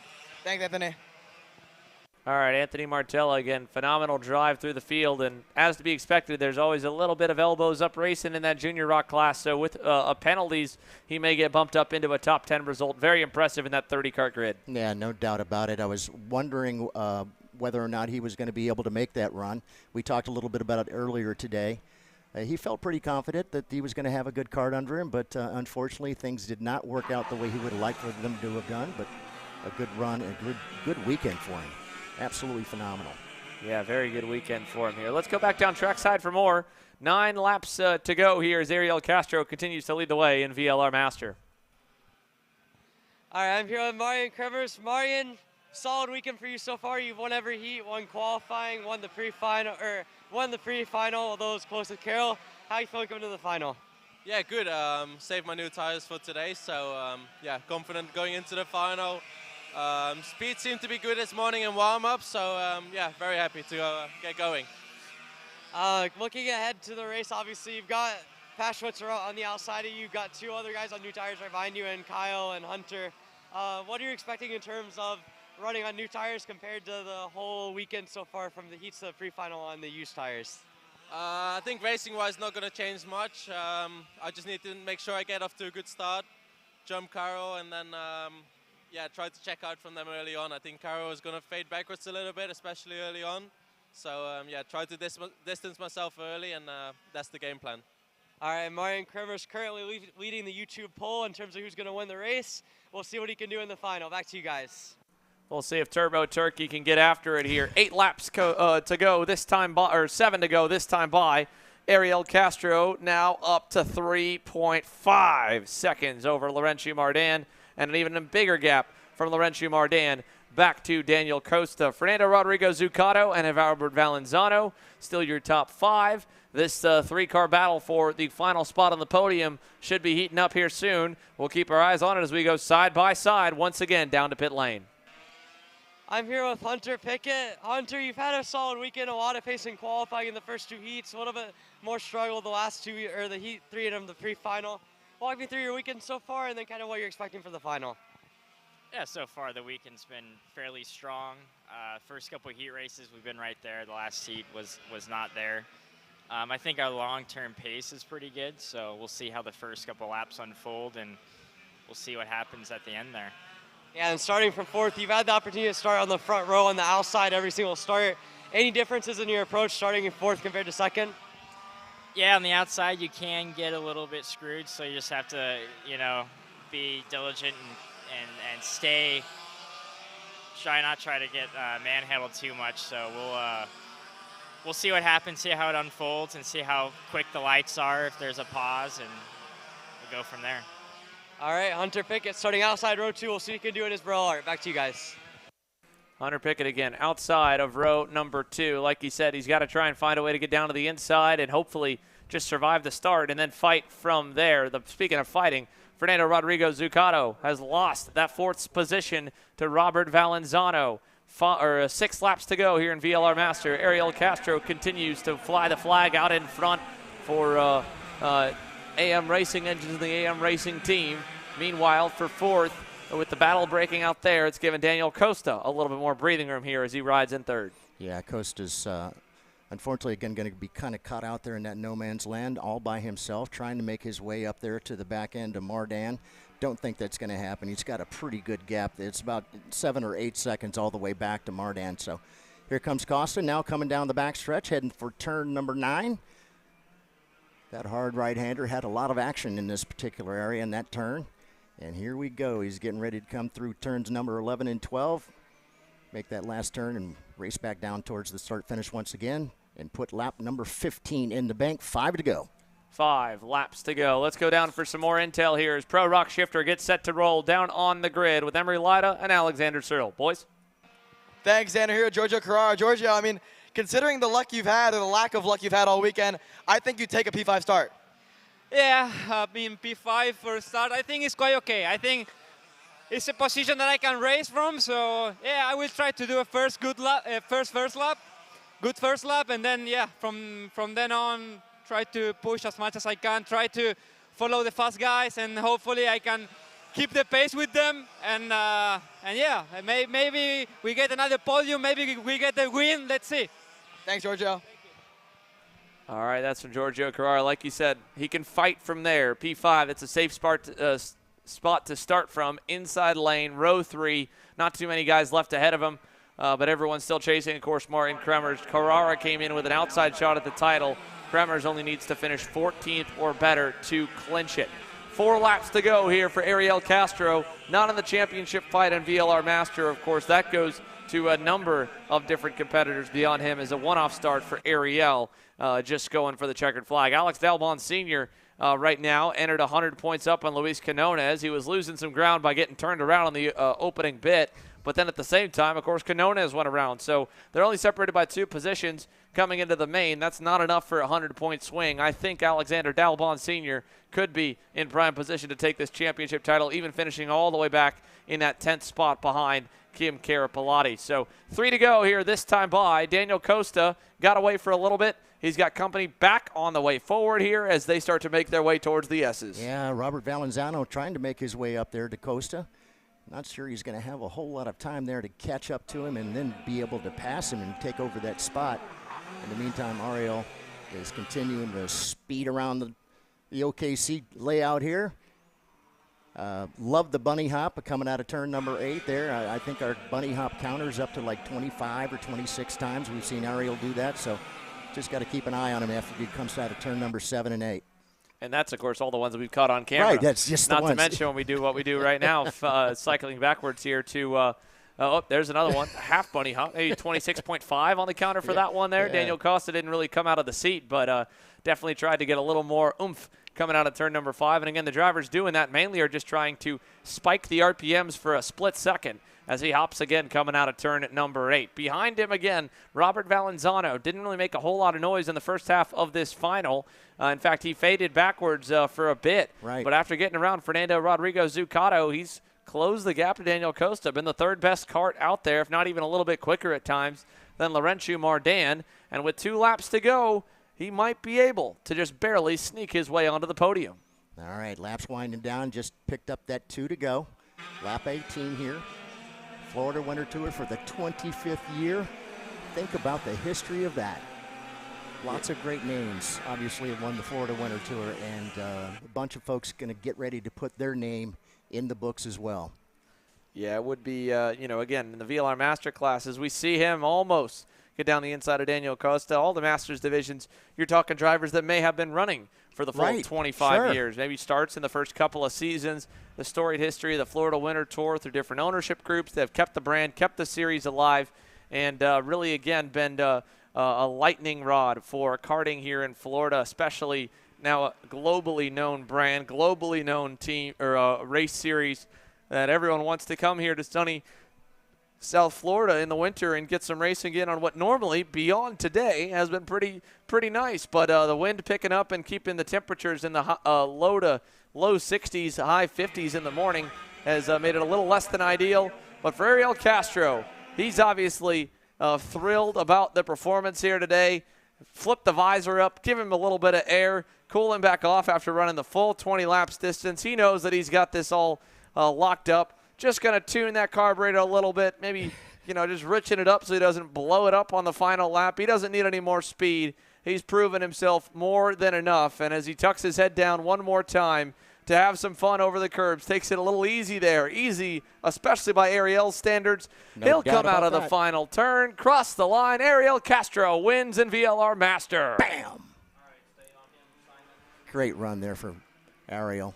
And a lot of family here for him as we see, final lap. Look at that. Daniel Costa lost third. Robert Valenzano to the podium as they cross the line in VLR Master. Costa pointing at him, was not happy about it. Must have been some contact or something. But for Ariel Castro, he's got his twin boys here. His wife is here. Family nearby. And, of course, a long list of happy customers of his, probably stoked to see their man, their engine builder, their race team owner get after it and get himself a checkered flag. Laurentiu Mardan, still a very solid run there. The bunny hop counter ends at 30. We'll see. I don't think you'll see much of it in Pro ROK Shifter, but there's the AM Racing Engines cavalry making their way on over to probably congratulate Ariel and then also find a place on the line to watch. As you can see, there is ROK Pro Senior Champion Mateus Morgado, Alessandro DiTullio, Diego Ramos trying to find a good place to watch this Pro ROK Shifter main event. So, again, Ryan Kermer's on the pole. Karol Paszewicz made the gamble yesterday, just like his International Motorsport Lenzo Kart teammate Zach Clayman de Mello, to go fresh rubber for the pre-final, but they have to go now on that same set of scuffs for the main event. Hunter Pickett in the 436 Factory Beer Alert for PSL Karting said he felt really good about that long run pace in the 436. He gets new tires, and behind him, Colin Daly, for what seems to be the second year in a row, having to come through from the back of the grid, has done it, and now he rolls off on the outside of row 3 alongside championship contender Giorgio Carrara. Further down the order here for Pro ROK Shifter as they begin to make their way onto the racetrack, and really up ahead of them as well. Can't forget about Kyle Wick in that GFC Karting Factory number 409, rolling third. He was right there on the bumper of Paszewicz and Kremers at the end of that pre-final, and he also has that brand new set of Levantos he's saved here for the main event. Ethan Boer in the GFC 481 rolls off in 7th alongside Justin White in that Kartworks USA Magic Kart.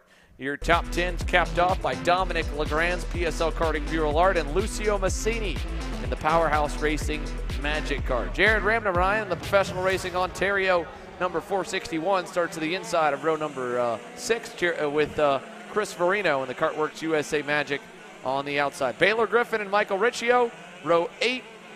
Row number 7, Jacob Gulick, Vincenzo Saraceno on row 8, and Ricardo Escoda Lechuga rolls 17th. Shotgun on the field. Keep your eye on Vincenzo Saraceno especially. He's been a driver that's been able to get as high as 3rd here this weekend. And the VTM Racing Engines Privateer TB kart suffered an issue in that pre-final. He'll be having a chip on his shoulder to drive through the grid here in the main event from 16th. So we get set for one more main event in the Florida Winter Tour, and joining us once again, one final time here on the Kart Chaser broadcast in the booth, is Josh Conker, the Carblos Racing Team Maranello driver. Josh, great to have you back in the booth once again with us. First of all, how has your day been, and what has been your thoughts on the weather so far today? Probably reminds you a little more of home, eh? Yeah, thank you, Xander. It's been a chilly one today, especially, yesterday we were in, high 70s, low 80s, and to come out this morning and, be 52 degrees, it was rather chilly. So for sure, going to throw a wrench here, some setups. We've seen some really good racing today, some really strong and aggressive racing, so hopefully we can see some more here in the shifter. Well, hopefully, again, that's what we'll see, some aggressive racing, someone to take the fight to MK. Marian Kremers on the inside of row 1. Pashowicz on that factory Lenzo kart to the outside of him. GFC's Kyle Wick on the inside of row 2. Hunter Pickett still looking for a big-time breakthrough pro shifter win.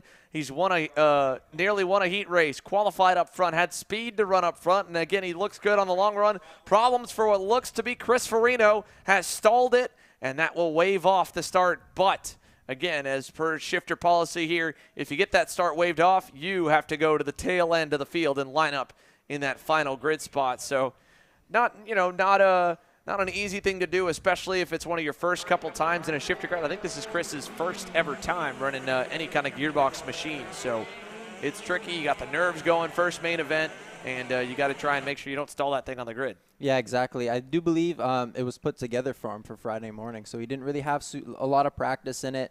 So yeah, for a first-time shifter driver, it's never easy, and especially coming to your first main event with, the caliber of drivers we're seeing here this weekend. For sure, the nerves getting to you, and it's not easy. Like, we had Justin Dittrich under the tent with us last weekend for US PKS, and he made a mistake. And, he's driven a shifter once or twice, but he just kind of put it into first and forgot to grab the clutch.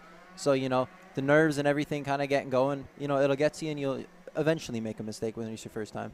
Yeah, until you build up the instinct for a completely different handling go-kart than anything else out there. Again, the thrill that the launch is, that throws you back in the seat, throws your head back off the starts, is one of the coolest spectacles in all of karting. And we're ready to do it one more time for the 25th edition of the Florida Winter Tour, our final race of this championship here. The ROK Shifter motors then get parked for the majority of these drivers until we hit the streets of Vegas in October this year. So there's, of course, Pro Shifter Racing coming up in 2 weeks. That SCUSA Pro Tour back to Orlando Kart Center. Stars Championship Series with the ROK Shifter, as well as the Pro Stars classes. Get some more gearbox action. The U.S. Pro Kart Series with the KZ class. So they're getting more seat time, more opportunities, and hopefully that'll continue to grow the grid sizes for gearbox racing across the country. It always helps to have top contenders come and join us, like Giorgio Carrara, like Karol Pashowicz, like Kyle Wick in the GFC camp, all the way from the West Coast in Northern California.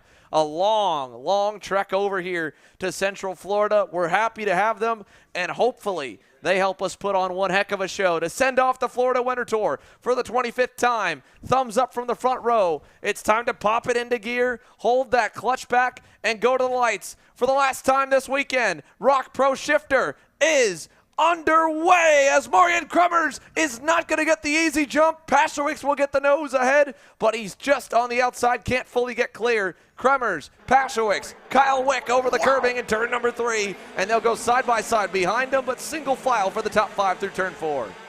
Yeah, slow initial start there from Marian Kremers. He got through the first phase of the start rather slow, but as we got into the second phase, the wheel spin kind of stopped, and he was able to hook up and go. Luckily for him, because you'd expect Karol to have a little bit of an advantage right now as he's got the scrub tires. But for sure, the extra pace lap helped clean up those brand new Levanto tires for these drivers. What a great shot down low there through turn number 8. Shows you how crazy it is here in this Pro ROK Shifter main event. Kyle Wick under heavy fire from Hunter Pickett for 3rd. Giorgio Carrara trying to get around him for 4th as well. Pickett all over Wick. Wick taps the helmet there. It's the first time we've seen a guy actually be able to reach back and then get back to the gearbox without losing time. But look already at the gap for Marian Kremers on the opening circuit as Kyle Wick takes the middle of that group down to turns 1 and 2, Ron John. Yeah, Kyle right now has been really, really fast. Looks like he made a mistake a couple of last lap there as he was coming around through turn number 8. Able to recover there and maintained himself there in that 3rd position. But, boy, he was showing some serious speed on that start. Well, now we should see that tire difference for Karel Paschewicz start to really make things difficult for him. Kremers gets away early. Paschewicz blocking the low side. Wick gets a little bit of a curb. Hit there, gets a launch. Onto Paschewicz's rear bumper. Looks back to where Pickett is. Goes high. Is he going to try the outside? He is. Paschewicz is going to give him the space. And around the outside, Kyle Wick to second. Giorgio Carrara took advantage of that low block there from Karel Paschewicz. There he goes down the inside of his Lenzo Kart teammate. That's two spots for Giorgio in 2 corners. Very impressive stuff from Carrara. Look at Colin Daly. He's going to go by Paschewicz. Here comes Hunter Pickett trying to go as well. Can't quite follow, and Pickett just out-muscled a little bit on the opening lap here. Opening couple laps, really, as we complete lap 2 and work lap 3. Look who's getting on the end of that group as well. Justin White is there, and so is Lucio Massini, who goes with a big dive on the inside of Hunter Pickett, overshoots it just a touch, and Pickett gets that spot back.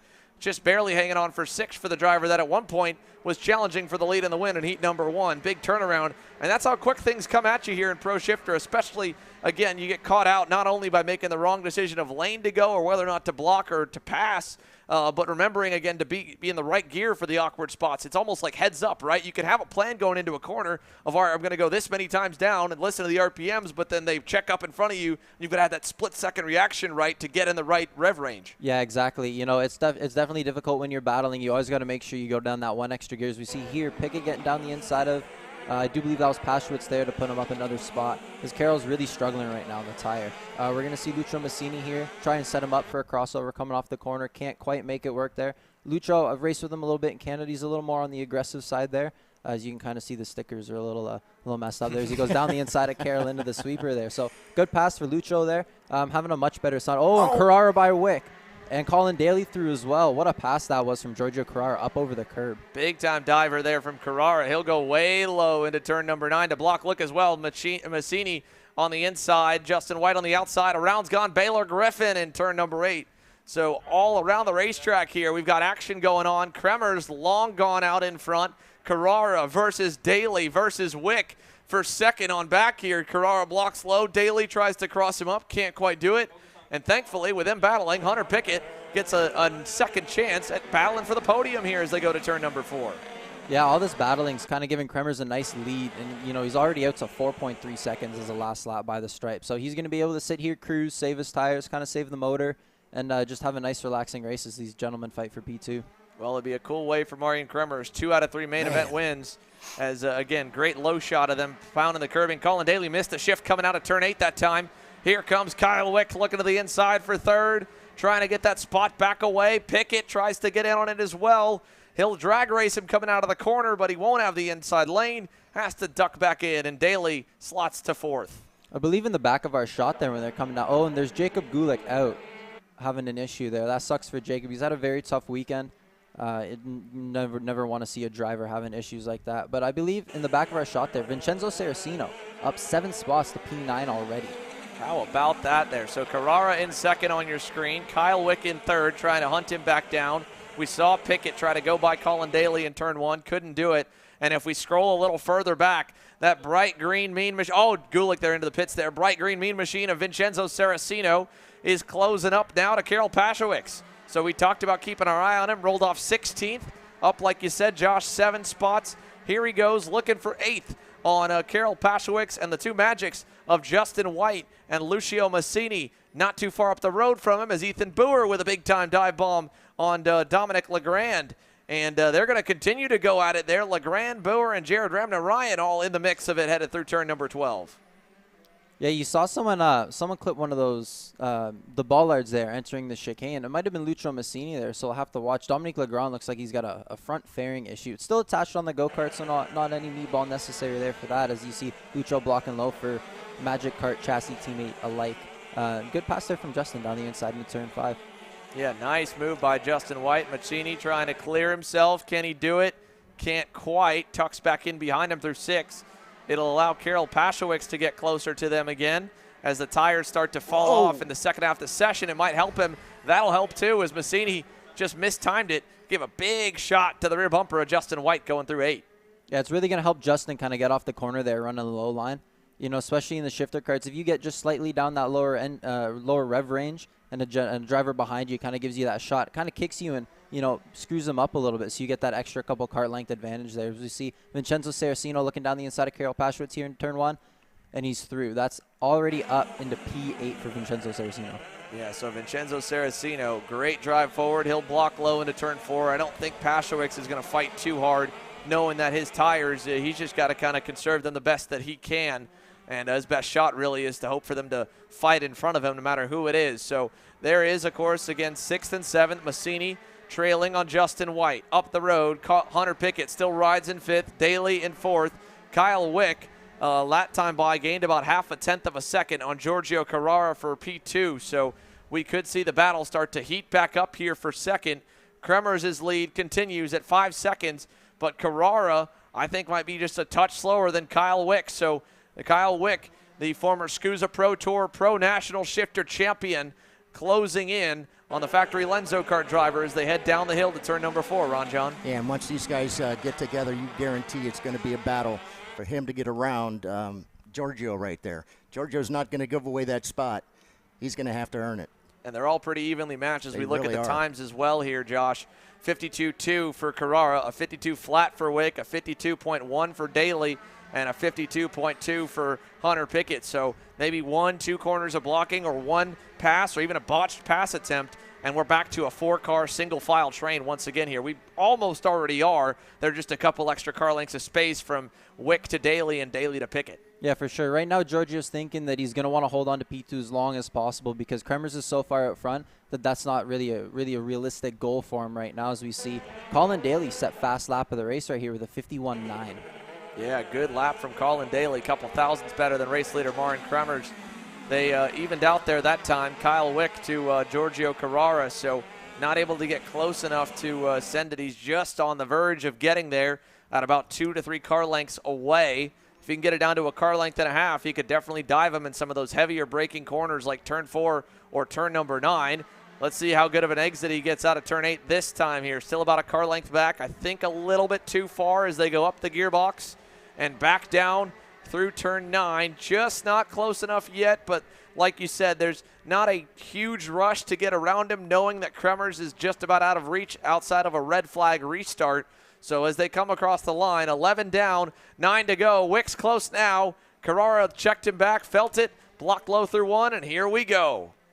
Yeah, we're going to see Kyle Wick get a little more aggressive here. As he knows Colin Daly's kind of breathing down on his neck as Giorgio blocks here into turn 4. We're going to kind of see Giorgio try and run like Karol did over those first few laps, try and back the drivers up into each other. And hopefully Colin can make a pass on Kyle, which is going to give Giorgio, you know, a little bit of breathing room and a little bit of breathing space, so that way he doesn't have to defend in all the corners. Yeah, that would help him here. And for Colin Daly, it'd be another podium. Two races back in the Winter Tour, 2 podiums for him after a weekend where he has just done nothing but kind of faded backwards, or had to come from the back, sorry. Here's Saraceno working on Mancini, so battles all around, but we're going to keep our eye as much as we can on the ones further and further up the grid here. So Saraceno to Mancini. There's Marin Kremers across the line. 11 laps complete now, 9 to go. Wick all over Carrara down to turn number 1. Yeah, Giorgio's putting on not quite a master class of defense here like we saw from Kremers yesterday, but for sure textbook defending right here as he goes low into turn 4 again, trying to, you know, check up the drivers behind him and make sure that he's, you know, not leaving any doors open. Yeah, and he's got to be careful, right? They all do. You can see even a little bit of a 4-wheel slide coming out of turn 4 when Carrara got onto the power. How good is their tire wear over the course of a 20-lap run, longest session they've run all weekend, including any kind of testing. Carrara just trying to hang on for dear life as he blocks all the way down to the low side of the racetrack. He'll get into the marbles. Wick goes in the middle. Daly goes way high. Big exit that'll bottleneck them again. Up and over the curbing. 11 and 12. Carrara still stacking them deep here as they come onto the front straightaway. Wick's close, really close. Carrara knows it. feels him, blocks low. Wick going to give him a little bumper and move him out of the way in turn number 1. That right there was a little more than a little bumper down there into turn 1. That was a pretty good shot there. You know, when we were at driver's meeting, the race directors, as you see, and he turns him. Oh, man, Giorgio Carrara just ran into turn 4 and pile drive the right rear of Kyle Wick. Well, that was an interesting turn of events right there. We It go from a certainly shot was. in turn 1 to a shot in turn 4 back the other way. Well, I think that right there was a difference of culture in racing. In America, when you block probably before the final couple laps, you expect that you might start to get moved out of the way if you're doing it lap after lap. And Kyle Wick was done with following Carrara, whereas over in Europe, where Giorgio Carrara is the majority of his pedigree is from, blocking for the entire race until eventually they fight behind you, that's commonplace over there, especially because in their gearbox classes, they do run the pushback bumpers, so you can't even really move them out of the way. But, you know, again, Kyle Wick, one of the all-star Americans that we've had over the last half decade, said, you know what, we don't race like that over here. We're not just going to block lap after lap. If you want to do that, I might just give the bumper to you. And Carrara did not like that, and that was very reminiscent of that Sebring 12-hour GTP crash last night, I would say. Yeah, unfortunately, I didn't get to see that one. But, yeah, you know, over here especially, you got to make sure that if you're out front and you're driving, not too much blocking, especially when you're only halfway through the race. You're going to get the bumper regardless whether you got to push back or not attached to the front of your go-kart. Just so happens in our case that Kyle was able to move him just far enough offline where he was able to get by, and I think Colin squeezed through. And then Giorgio, it looked like he just kind of overcooked the braking zone when he was trying to pass Colin there, and unfortunately got into the rear bumper, I guess the rear tire of Kyle Wick there. Yeah, so now Carrara back to second. The crazy part about it, Kyle Wick is still only 3 seconds away. Right. He was spun around. He was wrecked, and he kept his foot in it, held the clutch, and look at that, Ethan Boer saying, yeah, keep going. Get after it, man. Go back and go get him again. Kyle Wick might have a spin and a podium if Carrara starts low-lining again with Daly's trying to apply some pressure. And Hunter Pickett, again, just happy to kind of be there right now and not be involved with all the young guys getting after it. Yeah, exactly. And this right now, if I'm Kyle Wick, this is where that red mist kind of kicks in. You know, Yeah. I've been stuck behind a driver for a few laps. I give him, you know, the customary North American, excuse me, I'm coming through. And then I got spun around, do a donut right in the middle of the track mid-race. So, yeah, this is where my red mist kicks in. I'm pretty upset. I'm pretty peed, and I'm driving the wheels off this thing. But if Giorgio's going to continue to block here, he's going to block Colin because Colin has looks like he has the pace advantage right now over Giorgio. I don't know if his tires have fallen off or what's happened here, but for sure Colin's quicker, and he's going to back Colin up into Hunter here if Colin can't get around him. And then if those three start battling, we're going to see Kyle come back into the mix. And again, if you're calling Daly right, you just saw what Giorgio did battling with Hunter. Now you're going to have to force his way through, and he does. What a move by Colin Daly. He gets through on Carrara. Now he'll start to block a little bit low. Here comes Hunter Pickett for third as well. And like you said, Kyle Wick, he sees them up the road. It still is mind-boggling that he was spun around backwards, and he's been able to catch back up a little bit. So 4 to go this time by. He might get there. He might not. How bad does Giorgio Carrara want to give the Lenzo Kart boys a second-place result? That'd be their best one thus far here stateside as they go towards the line. Here comes Pickett to the bumper. Carrara blocking low again, and it's going to give Colin Daly a little more separation as he continues to try and set the mark for his second straight Winter Tour podium. Yeah, it was a great pass by Colin Daly there into the sweeper. You saw it was aggressive, and it was clean. It was just that slate. He got his tire up there inside a side pod. They both ran a little wide onto the marbles, so that was Hunter's kind of go get him. Right. You know, they got the marbles on the tires. It's going to take a couple corners to clean off. Unfortunately, Hunter couldn't take advantage of it right then and there, but through the battling, he's closer. We see Kyle Wick close up even more here. Yeah, but he still needs probably 1 or 2 more fights in it to get him back to it, whether that's Carrara sending it on Daly or Pickett on Carrara to get back to Carrara. He's closing up for sure. He's been running blistering lap times. Kyle Wick almost as fast as Marian Kremers even just last time by. But we're down to the final 3 circuits of the season. 3 to go here as Daly, Carrara, Pickett, and Kyle Wick battle second, third, fourth, and fifth, all while Marian Kremers is about 8 seconds up the road en route to his second straight Florida Winter Tour main event win and the championship in Pro Rock Shifter. Boy, what a run by Colin Daly. Josh, all the way up now into that second position. Colin has been really, really fast. Unfortunately, kind of got caught up there with Giorgio. kind of held him back, and in the meantime, the rest of them kind of chucked out, and certainly Marian has done just that. He's gone. Yeah, you know, it's unfortunate for Colin because he had that penalty in qualifying for that, you know, the rear tire width being a little too wide. And he wasn't the only one. We'd seen, I think, 3 or 4 drivers that have qualified up front this week in, you know, various classes have penalties for rear bumper or, I guess, the tires being too wide. So if Colin didn't have that penalty, we might have seen a little more out of him as we get the 2 to go signal here coming down into turn 1. Well, for somebody that's been away from racing for a little while, he is showing he's really got some great talent, very, very fast. Just unfortunately, he got cut back behind and held up a bit. Yeah, so now here, final lap and a half. Hunter Pickett has lost a little ground to Carrara. Kyle Wick in a desperation heave on the final few laps with probably the rears burned off it with the burnout donut he had to do after getting spun from second. Spun from second, getting around Carrara, closing back up. Pickett, little mistake there as the rears lock up for him going into turn number 9. Everybody skating around here on the final few laps of used up rubber in this shifter main event. He goes a little deep there to 12 to hang on to it. White flag in the air, 1 to go. Hunter Pickett in 4th, Kyle Wick in 5th, Giorgio Carrara in 3rd. The fight for the final spot on the podium. Colin Daly loving it. He's got himself enough of a gap he shouldn't have to worry. Pickett goes low to block from Wick, follows Carrara low.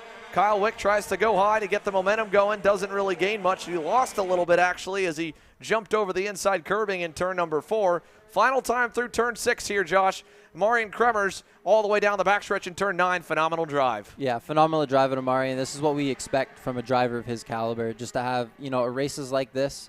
He's a professional. This is, you know, this is what he does week in and week out. So congrats to Marian on the win, on the championship. And, you know, phenomenal drive this all weekend and all series. So there he is. Time this year. Marian Kremers. Bam! Wins the main event and the championship in Pro Shifter Rock. Daly second. Carrara third. Across the line, Pickett hangs on over Kyle Wick for 4th. And, oh, yeah, let's see there as Carrara waves him on by. He said, you know what, go ahead. I'm not going to wait on you on this cool-down lap. I'm going to let you go. So Kyle Wick there giving a congrats to Marian Kremers. Lots of thumbs up. And for the final time here at the Florida Winter Tour, Marian Kremers wanting to hear the crowd. Do they want some donuts? It looks like we're going to get them for the 401 champion again here in the United States. Marian Kremers burning them down in the outside of turn number 4. And the celebration can begin as PSL Karting becomes the first team in the ROK Cup-owned Florida Winter Tour era on the 25th edition of the Florida Winter Tour to win both the main headline divisions championships with Mateus Morgado in Pro ROK Sr and Marian Kremers in Pro ROK Shifter. Some awesome smoke and donuts there as he just barely, he doesn't have much rear tires left on that thing, struggling to just kind of hang on to her. We'll bring it on into the scale line. As always, Josh Conker, happy to have you joining us in the booth there from that one. Thanks. Lots to take away from your final closing thoughts here on that main.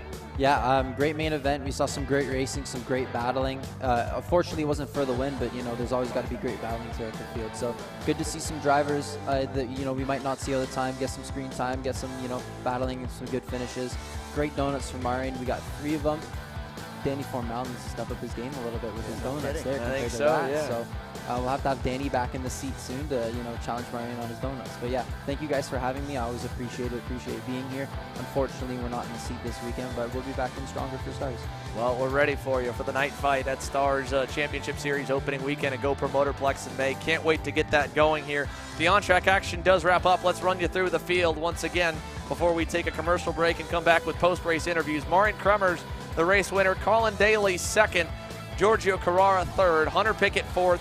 Kyle Wick rounds off the top 5 with a great recovery to almost get himself back onto the box. Justin White, 6th there, and only his 2nd ever shifter start. Vincenzo Saracino, 9 spots gained on the Privateer TB kart to 7th. Lucio Massini ends in 8th. Jared Ramnarayan, 9th. Karol Paszewicz survives the onslaught, falls down to 10th, but stays inside the top 10 for the International Motorsport Lenzo Kart Group. Michael Riccio, 11th. Ricardo Escoda Lechuga, 12th. Baylor Griffin, 13th. Chris Marino, 14th. Ethan Boer, Dominic Legrand, and Jacob Gulick, unfortunately, DNFs in the final race. of the weekend. But once again here, thanks as always to Josh Conker joining us in the booth. For myself and Ranjan Ebersol, the post-race festivities can begin and the post-race interviews will be getting underway. We'll hear from both sides, Kyle Wick, Giorgio Carrara, our champion Martin Kremers, and of course, a podium for Colin Daly in the DRT Racing North America Factory DR car. All after this. Stick with us. We'll be right back from Orlando.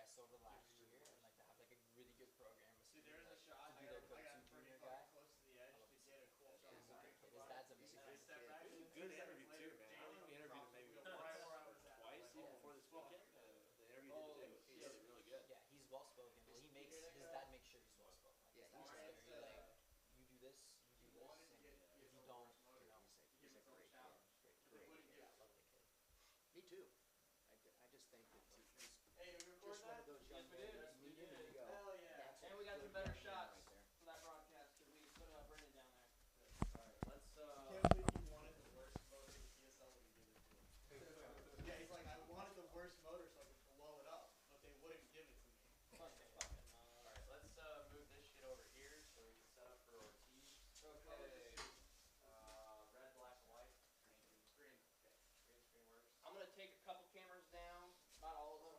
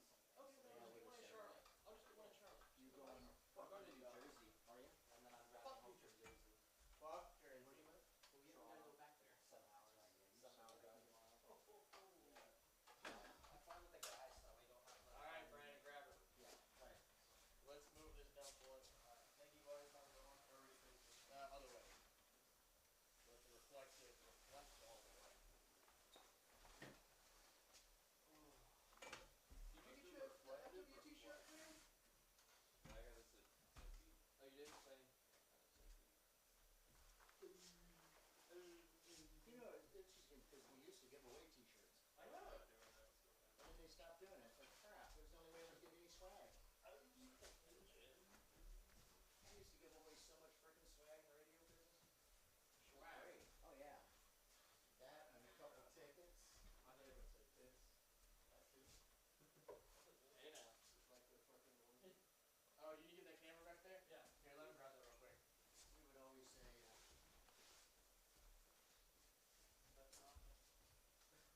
yeah, Robbie, y'all's camera placement and hanging is phenomenal. What? There's a whole freaking window. Andre, I swear to God, it wasn't me. It was Robbie. I know we were up here for 2 weeks. That was me. Start to hit the lights, front lights. You going home? I'm leaving as soon as he clears me. Can we eat over at Speed Concepts? What are you driving? Equinox. So you're driving? I am driving. That's a long haul. Oh, it is. Yep. God help me. That's a long haul. Supposed to be in Houston in 2.5 days? Yeah.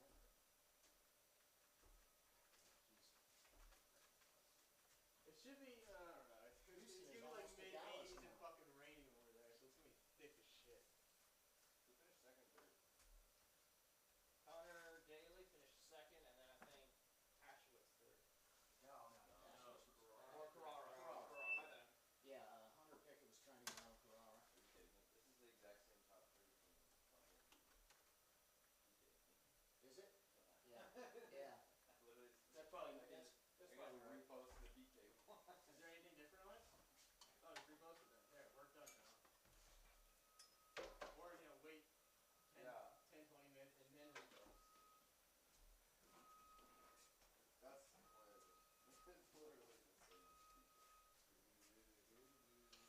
Yeah, that's not going in. No? Because I got some cool shots. I usually use some of the shots. Yeah, I know, but you know what's helpful about that?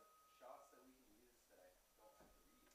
Yeah, that's true. That's just good. I just have an arsenal of footage now that I haven't used yet, so that's kind of what we need. Keep reusing footage that I have much to put. You guys aren't looking at it yet. I'll see you guys. Okay, man. You want to find out what we're going to do? You took your stuff with you, right? Are we doing our podiums? We're going to do a podiums right there in the grid area on the tank. I have no idea. I think, well, that's what we did last year, Robbie? So I'm going to assume we're going to do it at the same spot. Jordan? Huh? Do you know where podiums are at? Nah, Rob's not even know where podiums are. We don't know where podiums are.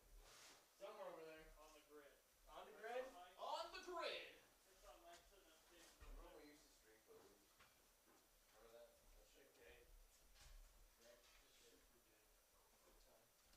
Can we just leave this not strapped and flip the top one? Yeah, this one's lockable like this. Where is the top with the tube? Lock on the curve, yeah. That's not it. That's not it. That's not what we're talking about. There it is. There's the top. That's where it starts, yeah. Where that hoe. NASCAR, baby. NASCAR. It just legit started. Lap 3, baby. Let's fucking go. We're back. What? Let's bring it. All right.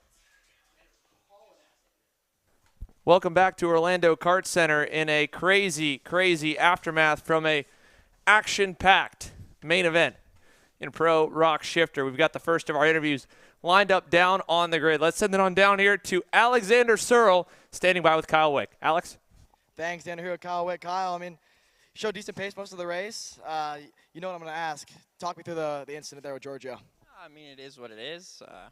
It kind of sucks what the officials see, but next weekend is what matters for us, so we'll be back. Yeah, talk to me. The first time at this racetrack, first time in the kart in quite a bit. What do you expect for Pro Tour? I hope Danny and AJ will be back, so it'll be a little tougher, and hopefully there's some separation between us and them. Thanks, Kyle. All right, Kyle Wick again. He's referencing, of course, right now there's penalties handed out right there all around through that main, so he's obviously not happy with it. He'll be headed to the steward's office, I'm sure, here in a moment. Let's hear from some more from the aftermath of that main. Here's the other half of that incident, Giorgio Carrara, down here with Alexander Searle. Thanks, Xander. Yeah, Giorgio. Solid pace, right at P5. The first time all weekend that nothing's fallen off your go-kart at least. Running in P2 for a bit. Provisionally your P3. had a bit of contact there in turn 4 with Kyle. Walk me through it. Yeah, I mean, it was a good result. After starting from P5, I was P2. I knew that was difficult to keep the P2. I didn't have the pace. But then, yeah, they were catching, and yeah, he pushed me in one corner, and then, you know, I went to P4, and then I recovered, and yeah, I finished P3. Thanks, Giorgio. All right, there's the other half of the story with Giorgio Carrara. Hunter Pickett had a bird's eye view of a lot of the action going on. Colin Daly as well in the middle of that fight. We'll hear from them here in just a moment also. And, of course, Marian Kremers with an amazing performance in that main event is starting to just finally make his way on over down to the interview post area, having to go through the scale line after waiting to do his burnouts. Let's hear from Hunter Pickett, who had really just kind of a nose and the closest viewpoint to all the action going on. Emery? Thanks, Xander. Here with Hunter. Hunter, you were kind of off the line a little bit slowly and sort of had a rough start, but once you got kind of going, you were able to keep up with Giorgio as well as Kyle and obviously Colin, and ended up in P4. Just talk to me about your race and what you saw from that incident. Yeah, definitely some bumping and shoving and blocking, things like that, but it seems like we got a penalty, so we're going to go and see what that's about. And kart was okay. So we'll see. We're going to do SCUSA and try to work on some things. Any idea what the penalty was for? We'll see. No idea. All right, Hunter Pickett, a 4th place finish provisionally. You'll see where it ends up after all the dust is cleared. Back to you guys. Thank you there. So Hunter Pickett, surprisingly enough, from our eyes here, looked like he had a pretty, just kind of all-around run. Didn't look like there was as much as from what we saw there. Another driver who had a very, very impressive weekend. A rough qualifying put him to the back for the 3 heats. He drove forward in the pre-final, and for the 2nd Florida Winter Tour in a row, Colin Daly is standing on the podium, and he's standing down now with Emery Latta. Emery? Thanks, Xander. Colin, what a race. Ended up on the podium in 2nd. Did you think it was possible after Friday? Definitely it was possible. I knew we had to work very hard. We didn't have the pace yesterday, and early on today I was a little bit worried, but we had to make some setup changes, and in the end it all paid off.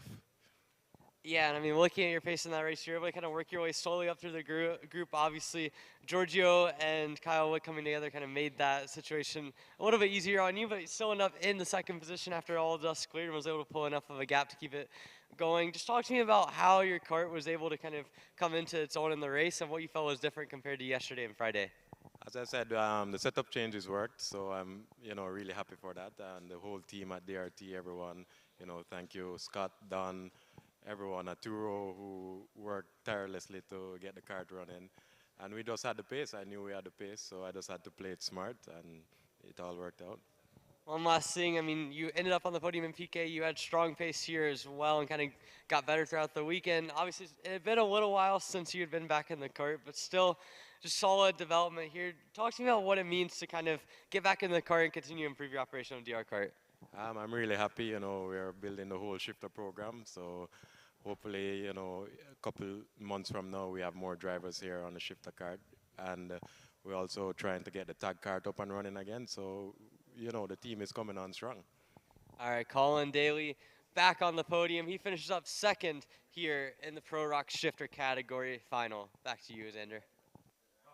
So Colin Daly, again, like he said, trying to get a little bit of a rebuild going on. He's been with the DRT racing team for a long time, and now as they begin to make a bigger push once again here in North America, they've got their leading man, and they've got some more hardware to fit in the trailer on the ride home. Speaking of hardware, Marian Kremers is now 2 times a winner in the 3 rounds so far here for the Florida Winter Tour. This was probably the least eventful race from his eyes while the carnage went on all around him, and he's down with Emery, standing as a Florida Winter Tour champion.